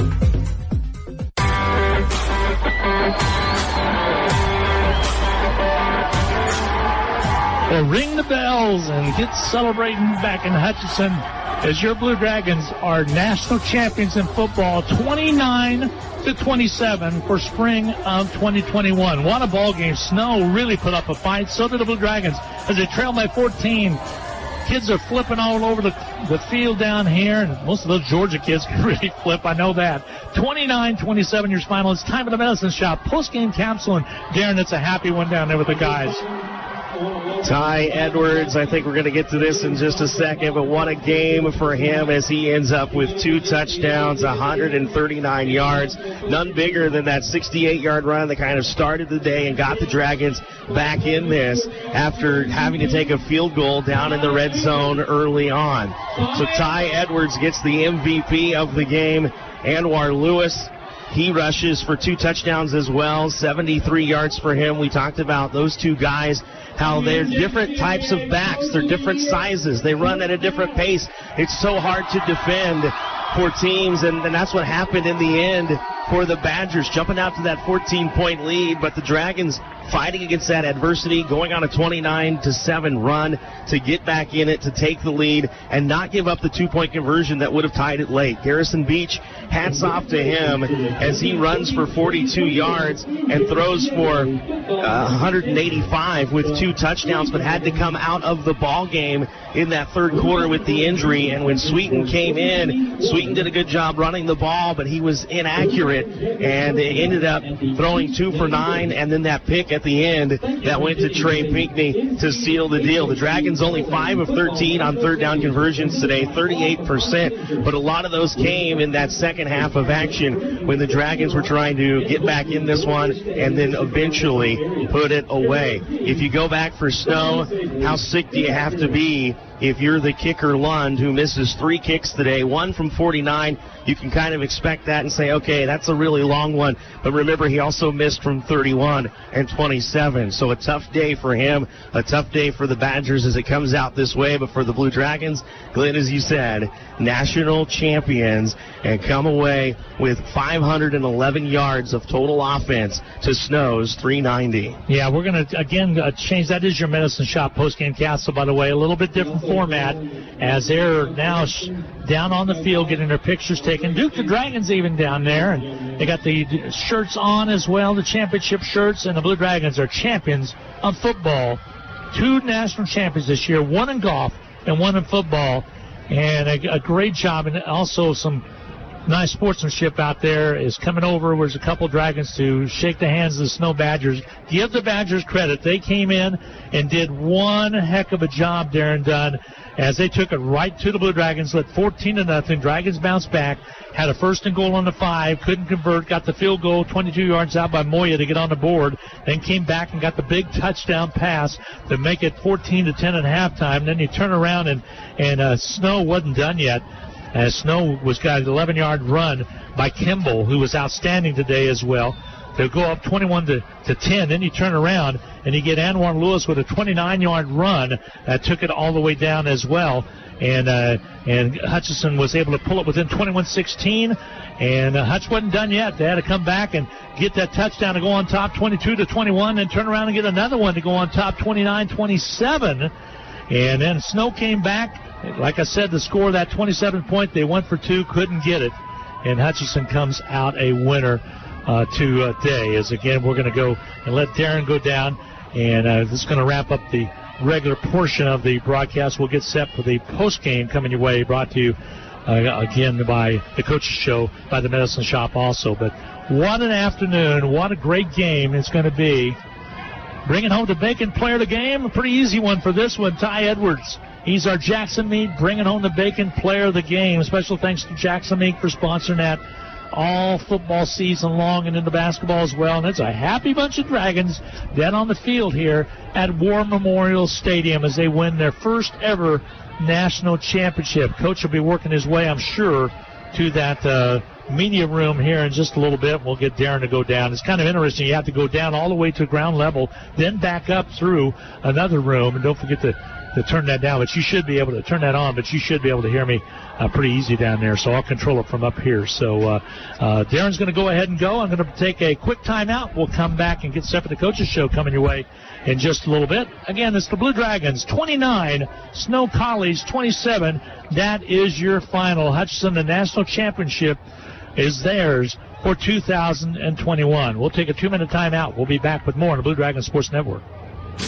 Hi, this is Rob, and I want to tell you about one of my favorite places in Kansas to get a melt-in-your-mouth cheeseburger. It's RV Drive-In, where they've been serving up fresh food, not fast food, since 1948. They're famous for their burgers, but you can also try their homemade pork tenderloin sandwich, patty melts, BLTs, and so much more. Tuesday, Thursday evenings, Friday, and Saturday, they make their homemade onion rings that are the best I've ever eaten. RV Drive-In, Kansas' oldest drive-in at 201 East Avenue A and online at rvdrivein.com. Go Blue Dragons! The Hutch Medicine Shop and the Hutch Blue Dragons have a lot in common. In addition to our logos both being blue, all 3 pharmacists at the Medicine Shop graduated from HCC. Rick Stone in 1984, Brent Bauman in 2001, and Lacey Stone in 2007. In fact, the Medicine Shop has employed over a dozen HCC students over the past 15 years who are now Kansas pharmacists. The Medicine Shop and the Blue Dragons working together as one team. At H&R Block, tax time is our favorite time of year. It's when our tax pros get to do what they love the most, help people. By getting to know you, they make sure your return gets done right. It's not just numbers, boxes, and forms. It's personal care, so you get every credit and deduction you deserve. With an average of 10 years experience, our tax pros get your taxes done right. Just one of the many ways Block has your back. Visit H&R Block at 29 West 2nd and 1429 North Lorraine in Hutchinson. Also in Lyons and Ellsworth. Pools, spas, outdoor furniture, and grills. Who needs a vacation when you can create one right in your very own backyard? Pools Plus is here to help you build your backyard oasis. Come on down to Pools Plus May 20th for 3rd Thursday and take the polar plunge for the Special Olympics. Check out all that Pools Plus in downtown Hutchinson has to offer. Shop local, shop Pools Plus, 21 East 1st and downtown Hutchinson. Call us at Pools Plus. Hutch CC Sports on Radio is brought to you by the Sportscaster Club members, Mega Fab of Hutchinson, Burning Chiropractic Center, Barclay Plumbing, Lowen Corporation, Todd and Cindy Miller of Homestead of Hutchinson, Old Office Shares, Van Wyatt and Tanksley Injury Lawyers, Portfolio Recovery Associates, Dr. Robert F. of the Hutchinson Clinic, and the Green Vision Group of Hutchinson. These Sportscaster Club members help provide funds for Hutchinson Community College scholarships. With more than 70 academic and over 40 technical programs, Hutchinson Community College is your choice for an outstanding education. Take classes in Hutchinson, McPherson, Newton, or online. They're available in person, online, or a hybrid of both. Plus, they're affordable, convenient, and flexible. Call 888-GO-HUTCH or email admissions@hutchcc.edu today. Hutchinson Community College is your education destination. It's time for the Coaches Show as we take a look back at today's game from the viewpoint of the Blue Dragons head coach. The Coaches Show on Eagle Radio is brought to you by Cooper Tire. Our chat comes up after this timeout. Well, Ty Pickney really tied it up in a big way with that pick with about 1:35 to go as he sealed the deal. And again, we're doing the post game a little bit different. Darren Dunn is on his way down to the locker room and to catch up with Drew Dallas. He is to, after the presentation that took place down on the field, he is to work his way to a special room down here at War Memorial Stadium. Well, we'll catch up with Drew Dallas down there. He will not be making his way up there. I just got a call from Josh Goose to talk about that. But what a day. This is how it all happened. But you look at it, it all started back in Coffeyville back on the 26th of March. Coffeyville comes in. We don't know what kind of team this has. And the Blue Dragons come away with a 33-10 win. Ogbonna scored the first touchdown of the year on a 30-yard scamper in that one. Then we turn around, we go to Butler, and we beat Butler 41-10. And you go, hey, you know what? Pretty good job job there. Jalik Thomas had a 100-yard kickoff return in that one.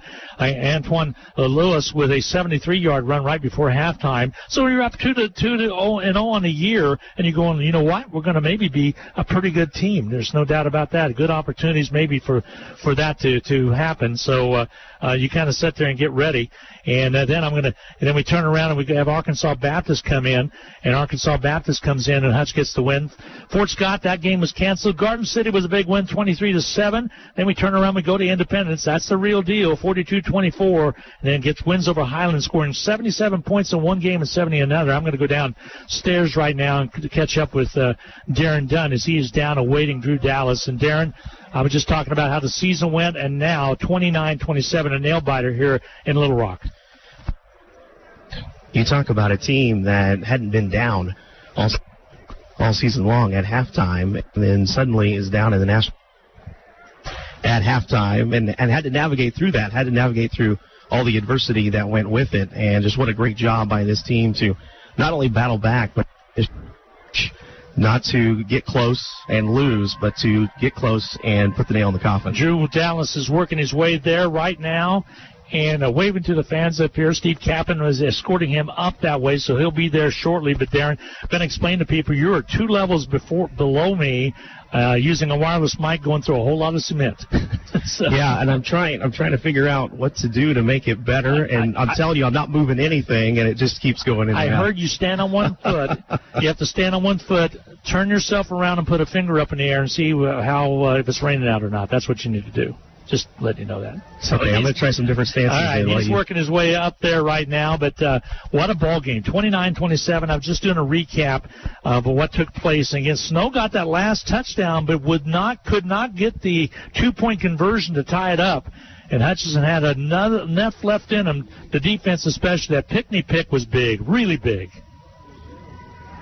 Yeah, and who better to be able to bring that to your team but a guy like we mentioned who has all the stats on the year, adds an interception to that list, leads the nation in sacks, and is like second in the nation in tackles for loss. And he was able to finally get home in that second half with a sack and then seal it with the pick. What you're not seeing right now, and you'll tell me when Drew gets there so you can try to get some questions up there as well. You might just stay back there so we can get it off the speaker or what have you. But there are a whole slew of dejected Snow players, and of course everything kind of turned when their quarterback went down with the injury. But Sweeten came in and did a really good job. But the Beach kid went down, hurt his knee, did not return to play. But the Sweeten kid was able to come back and get him on the board a couple times. And we're waiting for Coach Drew Dallas to make his way into the press conference area. And Darren will let me know when he gets down there. Yeah. A couple of players will going to move over to the speaker, see if we can get it. Yeah, do that, please. Rather than move around. And Drew's probably made his way there right now. We'll try to catch up with Darren down there. Again, we're going through a ton of cement trying to bring this to you. But first ever national championship for Hutchinson in football. Ryan Rhodes was the architect, kind of. Was 13th season, brought Drew Dallas in last year. Which was 2019, did a great job, moved on to Arkansas, and he brought a lot of these kids in. Drew just kind of drew it up and did a great job, 29-27 the final today. And I think we're about to get some questions down in the press conference. Yeah, they're getting set up, just kind of giving everybody a chance to catch their breath. It's a long way. It is a long way down. And as you mentioned, you have to climb back up. Once you get all the way down, you have to climb back up to get in here. Young lady was kind enough to take us down there and show us how you get up there because she couldn't explain it to us. So that was kind of funny. But the Blue Dragons came in here, fell behind, fought back in true Blue Dragon way that Blue Dragons have done all season long. But they haven't been behind that much. Just that Arkansas Baptist safety early on. But this was one that they had to say, you know what, we're going to have to get this done. It's going to take both the offense and defense. So again, waiting for the press conference to begin. And Darren Dunn is down below, and he'll catch up here in just a second.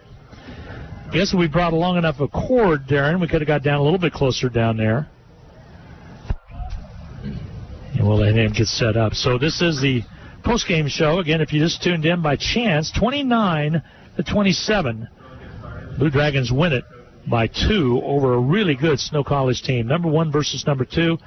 I don't think Snow's going to fall too much. D-R-E-W-D-A-L. And we'll pick up some of that down there now.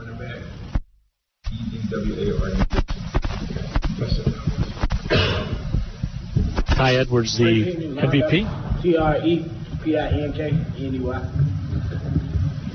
C.J. Albana, quarterback. C.J. So Ogbonna and Pickney are down in the down in the conference with Drew Dallas. All right. So how's it feel right now? National champions. How do you describe this moment? Wonderful. Still trying to suck it in. Yeah. All the hard work, the long practices, stay out and workouts. Hutch, we get it in. So this means a lot to us. Kind of paying off. It means a lot. It's a pretty special feeling. I mean, I think for us right now, we just back a really good football team. And, I couldn't tell you what happened throughout the course of the game. I just know we came out ahead at the end. And I know a lot of it was just fighting back and these guys not giving up and having a little come to Jesus meeting at halftime about just, playing Hutch football and doing the things that we know how to do and that they've done all year long. So, our team couldn't be more proud of how they responded to adversity, and that's really been the theme of this football season, especially with COVID and all that stuff going on. Is we've had a lot of adversity and we fought back and we made the most out of the opportunity. And there's no doubt in my mind that tonight mirrored that for these guys. And extremely proud of every single one of them. Obviously, the three guys that are up here were a big time part of that win. But I mean, there's 68 other guys out on that field celebrating right now that were just as important to coming away in victory. Coach, you mentioned, Hutchinson football, not being something that, it's your first year leading this charge, but to have as much success as you've had and to know that this is kind of continue that groundwork going forward, it has to be kind of exciting to know that you just did what you just did. Yeah, I mean, shoot, anytime you come out of national championship, it's exciting as can be, and this is a pretty special moment. And just like I've said before, I mean, we're in this situation right now because of the guys that came before us, coaches and players, and set the table for us. And this group of guys came in, bought into that. Buying into doing things the right way, and it paid off in a big time for him. Ty, you and Anwar were the 1-2 punch. It was almost unfair at points. Just what is it about, not only the way you all both run the ball, but it seems like every time you touch the ball, you're out for blood, you want to get as many yards as possible. What's the mindset that you get every time you touch the ball? We go by a certain motto. Our coach told us every time you get the ball, run the score. So, man, Anwar, that we try to do. In the run back group, there's no jealousy, no anything like that. We all brotherhood. One person out there making plays, we cheer them on. I told him, I said, it'll be me and you. At the beginning of the game, I told him, it'll be me and you. And that we did. And we got to get the job done. And shout out to the O-line, too. Every touchdown, every big carry, I make sure I shake all day here. Trey, that defense really needed a spark going into halftime and coming out. As a linebacker leader of that unit, just what did you tell your guys, and what did you make of how they responded towards the way they won the game? We pretty much was all on the same page. I just told them, keep our heads up, keep playing how we playing all year. Should have no problem. Throughout this year, defense played really good. Really good. We gave up 2 touchdowns early, but we ain't try to let that take us down or nothing like that. We just kept our head going, kept pushing. You kind of called to come in later in the game, but you seemed like you didn't miss a beat there. What was it like, kind of having to stay ready so you didn't have to get ready when you got your chance to kind of help lead this team to where you wanted to go? When I came in, I already knew I was going to have to just push the team. And I just gave everybody a chance, gave the receivers a chance, and we just found a spark. And for all three of you guys, there will be football after Hutch, but to know that you kind of left the mark. But not done what you all have done. Just what does that mean to know that you kind of left your legacy here as a national champion? Like I said, it feels great. I'm really lost for words right now. It's just great. It's wonderful. It means a lot. There's a bunch of great players in the NFL right now that came through here and get a chance to win a natty and showed that we did it. I mean, we had a pretty good team. It feels good because last year we feel like we should have been in the national championship and we did. So just winning it means more for the guys who were in last year and this year. Take us through that last defensive stand. Almost a pick on the other side of the field, and you come up with it on the other side of the field. What was it that you saw in that play that the ball ended up in your hands? One receiver, and we are in our nickel package. So, like, my position is just to help the cornerback get under number one. And I hear behind me the safety, Marquise Gilbert, telling me, watch the comeback, watch the comeback. I told him, I got you. They do the comeback. How that went. Man, I don't remember that play. Good play. I was trying to figure out who made that pick. Proud of you, man. CJ, kind of described the moment after, getting hurt in the game and not seeing a whole lot of playing time between now and then having the opportunity to come back on really the biggest stage of the year. It was kind of hard, like when I first got hurt, like just thinking it was over, but all my teammates just kept pushing me into rehab. I just kept working, kept going to rehab every day and just trying to get ready. And I was just trying to stay ready for the game, just stay locked in just in case my number was called. Was there ever any doubt? I mean, and you guys, what did you guys all say to each other? I mean, obviously, it's easy for guys to start pointing fingers, but you guys didn't do any of that. You guys kind of shouldered up and did what you did. Just what were you guys saying to each other, even when we got 14-0? Just stay up. Just keep playing how we've been playing. I mean, we've been down before 7-0 to Indy, and we didn't give up. We didn't stop doing what we were doing. We just had to stick to the game plan, make it work. Honestly, coming to this game, our coaches already told us we're going to be facing adversity. So that's the word of the day, adversity. We just kept fighting. So at halftime, we're like, this is adversity. We overcome this. We kind of see separate boys from men. See, it really made us. So we came out and got the win with adversity. Coach, you obviously preached that a lot, going through adversity and dealing with it.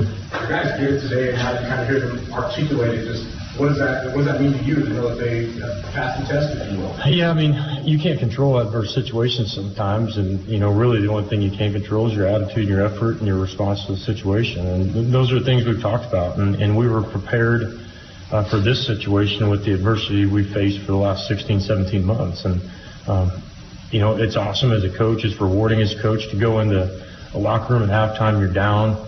You're trying to find the right words to say, and you don't have to say it because you got leadership inside your football team that says it for you.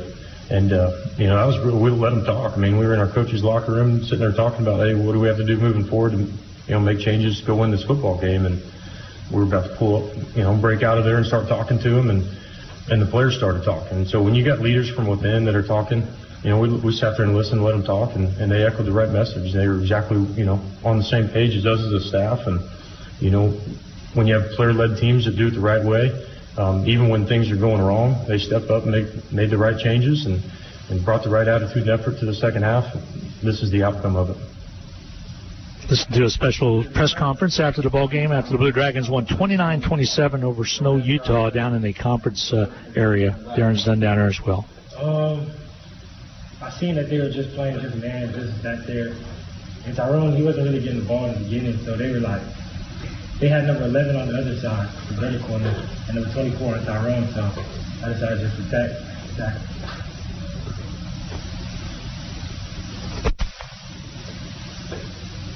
Super proud of CJ. I mean, coming in that situation, and Dylan played pretty darn well too early on, but we needed a little bit of momentum on offense, and for CJ stepping in and coming through, and those were things we had talked about at halftime between CJ and Dylan and I, and just, hey, if we need a little bit of momentum, we're going to make this change, and really not for anything more than just our offense needed a spark. And we've got two really, really good quarterbacks, so two starters in my opinion, and I couldn't be more proud of that group and that room to step in there and handle it the way both those young men have handled it leading up to this game, and they're in the second half, and it's pretty rewarding for them.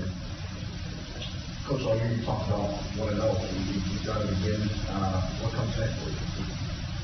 Not being 1-0, we're going to relax and enjoy this one for a while. So about 30 days, and we're going to go back at it and try to be 1-0 again. So a short turnaround playing the spring season back into the fall, but they took that and ran with it, and that was really the only way to get here was to be 1-0 every week, and our guys knew that, and we talked to it early in the season, and that here's our ultimate goal. The path to get there is win one game at a time. You can't.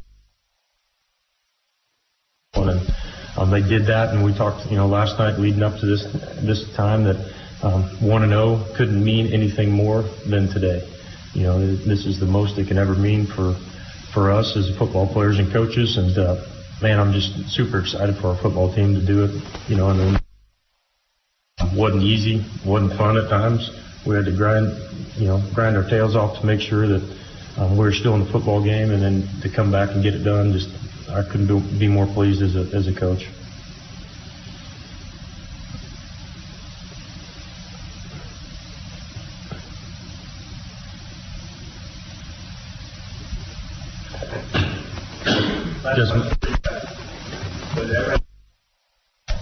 They just got to see witness on national TV, people here in Little Rock. Got the championship game coming in December. You guys will be back. What everybody just witnessed now, and what do you guys want people to know about junior college football moving forward? You guys got anything to say on that? Junior college is everybody's second chance. Everybody deserves a second chance. Junior college is a chance for you to get exposure again, because you make mistakes in high school. Junior college really make you a man. It's not what people think it is. It make you a man. It really separate man from boy. It's really what you make it out of, to be honest. Right. Like good team like this, like you form a brotherhood, and feel like JUCO, because like you around your brothers every day, having fun, practicing, winning. You don't make it no better than that. I mean, these guys go to work just like any program at the 4-year level. They come to work every day. They need an opportunity to get exposure, to get re-recruited, and some things are tougher for them. And they work their tails off, and they've got a great situation, especially where we're at there at Hutch, and they take advantage of it. And they know that football and academics is an avenue for their success moving on from here, and they work their tails off to do it and to be rewarded on the national stage and on television with the national championship. I'm just proud as heck to be your guys' coach, and congratulations. You guys worked hard for it.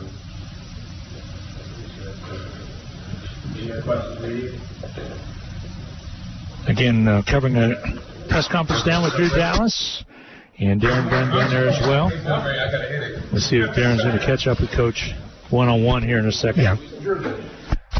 We are getting ready for Glenn, and I'm going to try to sneak in a question or two, and then I'm going to probably send us to a 1-minute commercial break. We'll get things changed over to him so you can ask him some questions. All right, sounds good. Hopefully we're standing in the right place where we can pick this up. So anyway, Drew Dallas chatting with the media in his press conference down below, down in the press area.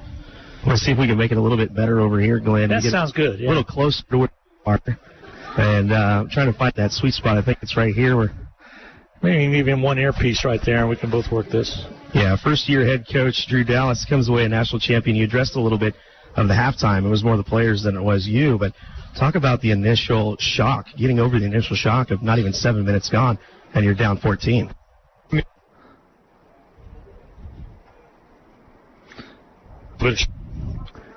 Missing some of Drew's comments there, so... That's part of it, and kudos to Snow. I mean, they're a very talented football team, well coached, and they came out and they did some things early to hurt us, and we didn't take advantage of it. Had some freak things happen, I guess, and gave up some points, but they responded the right way. We settled back in, and once we really settled back in and just relaxed, and a sense of relief, and that good things were going to happen. It was just going to take a little bit more time than what we wanted it to.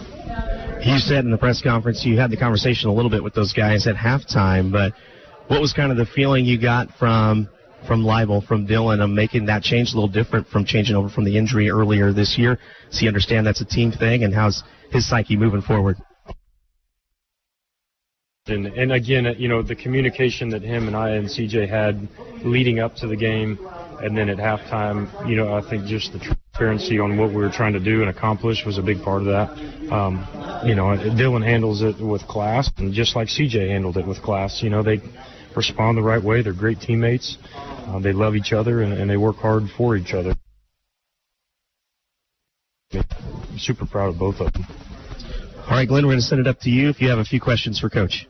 Yeah, just congratulations, Drew. What a great way to come back. You got the 3 touchdowns, didn't get the extra points, trying to go for 2-point conversions, but you just got enough to win it and hung on to get a good win. And, of course, the Pickney Pick kind of tied things up, and that's kind of the year used enough to get some things done. And congratulations on a national championship. I appreciate it. Yeah, there was some, late in the third quarter, early in the fourth. I mean, there were some calls that we had to really kind of think through, and went with it in the third quarter to chase some points, and then when you go up by 8 after you kick a PAT, you're kicking yourself in the butt that, hey, had we not been chasing, we'd be up by 2 possessions right now. And then for our defense to hold them on a 2-point conversion, offensively get the chance to go back out there and run some clock out. I thought our offensive line did a great job of moving some bodies there at the end and got a couple first downs. Our backs ran extremely hard in some tight situations, and were able to nail it away with a big pick at the end by Trey Pinckney floating underneath the comeback. So, just happy for those guys, how they responded to those situations. And, it really hadn't sunk in yet. It will here soon, but we're going to enjoy this one for a while. Yep, no doubt about that. Trey Edwards, what a great job he did with his MVP, but he just bowled his way in on a couple of those touchdowns, and good job by Ogbonna as well. There's probably several MVPs out there today, and he was just one of them. Yeah, and that's been a theme of our football team, offensively and defensively. There's not one guy that you can pinpoint and is the difference in a football game. I mean, there were some guys out there all over the field, at receiver, at tight end, at running back, offensive line, quarterback play, that really just stepped up. Same thing on defense. I mean, we gave a couple big plays, but our DB settled back in, made some big ones. We got some pressure with the backers and the D-line. They eliminated the run game for the most part. And, it was a great team football win, and that's really been the MO all year. It really has. You have great coaches. Gary Salgado is your assistant head coach. Tate Omley, Andrew Krause, Greg Cross, Cody Cook, Pete Shirkia, and also Maurice Gray, Jerron Sanders, and Drew Burnham, just part of the staff that helped you get this done today. Yeah, those are a special group of men, and there is no doubt that we couldn't have done it without every single one of them. This is a football team. This is a coaching staff, and I cannot echo those things more. It took every single one of them, and we're all on the same page, moving in the same direction and trying to accomplish the same goal.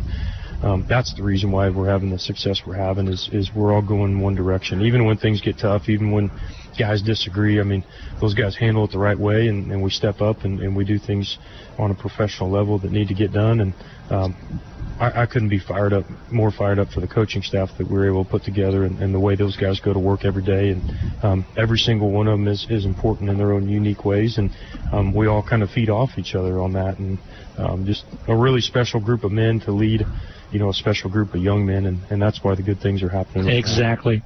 Coach, thank you very much. Congratulations on the first national championship for Hutchinson Community College football in football, and you did it the right way. And get a deep breath, take a little bit of a break, and get set to do it again. Appreciate it very much. I appreciate it. Thanks, Glenn. You bet you. We'll see you. Drew Dallas talking about the big win, and we'll let Darren. I'm going to go ahead and take that 1-minute break. See if you can work your way back up here, Darren. Again, the final 29-27 from Little Rock, Arkansas. Hutchinson is the national champion in junior college football. We'll take a 1-minute break. Last comments coming your way right after this. Welcome to the Hutchinson Medicine Shop. With the emergence of big business, not only in pharmacy, but all industries, the Medicine Shop is proud to be a thriving local business in Hutchinson. We're so thankful to our customers in Hutchinson, Reno County, and Central Kansas for your support. In turn, we're proud to be a major sponsor of the Hutch High Salthawks, as well as other area high schools, the Blue Dragons, Chiefs, Royals, Jayhawks, and Wildcats. You support us, and the Hutchinson Medicine Shop supports local sports. With more than 70 academic and over 40 technical programs, Hutchinson Community College is your choice for an outstanding education. Take classes in Hutchinson, McPherson, Newton, or online. They're available in person, online, or a hybrid of both. Plus, they're affordable, convenient, and flexible. Call 888-GO-HUTCH or email admissions@hutchcc.edu today. Hutchinson Community College is your education destination. Well, some things kind of make it worthwhile. I just watched Drew Dallas walk out of the tunnel down, and his little girl comes and picks her up and gives him a big hug, and it kind of makes it worthwhile, Darren, and a good job by you down there in the conference room down there as well. But first ever national championship feels pretty good, doesn't it, Bud? Yeah, really does. You know, you got to experience that in basketball a few years ago, got to the national championship game 2 years in a row, came away with one, and coming away with a football national championship is pretty big. Going into this season, Glenn, we asked, how real is it? How real is that number one ranking? And this just shows you right away the voters knew exactly what they were talking about to have Hutchinson at number one. Yeah, the marquee kind of was, and then there were two, and now there's just one, and that's the Blue Dragons of Hutchinson. 8-0 on the season. Snow 8-1, came down right down to the wire to the last minute and 30 seconds until that pick by Pickney, which is a perfect last name for a defensive back. And Hudson comes out a winner today, 29-27. Darren, I want to thank you for all your hard work you do all year long. Our countdown to kickoffs are successful because you do them. You put them together, you produce them, and it makes it a lot easier on Steve Carpenter, myself, and Drew Dallas to get that. We hope people enjoyed that a little longer one today. You do a great job with that. You're a great PA announcer and a great color person as well. We loved also Rob Dreher, with special thanks to him as he did all the home games, and they're starting to turn the lights on us down here, so we're going to get out of here. But I appreciate your friendship and your loyalty to Eagle Radio and for helping out as you do always, so we appreciate it. We got a long drive ahead tomorrow. Yeah, we do. Well, thank you, Glenn. All those things back at you, because what you do is so important as well. And as the voice of the Blue Dragons now, what is this? You've got a couple of national championships that you got to call. Yeah, got to get that ring fixed up again. So this will be a special one in football, no doubt about that. On behalf of Darren Dunn, special thanks to Drew Dallas. On behalf of also Trey Salzbrenner back at the station doing all the hard work. All our sales staff that put this together this year, we appreciate it so much. Again, your final score. Say it one more time. The Blue Dragons are national champions.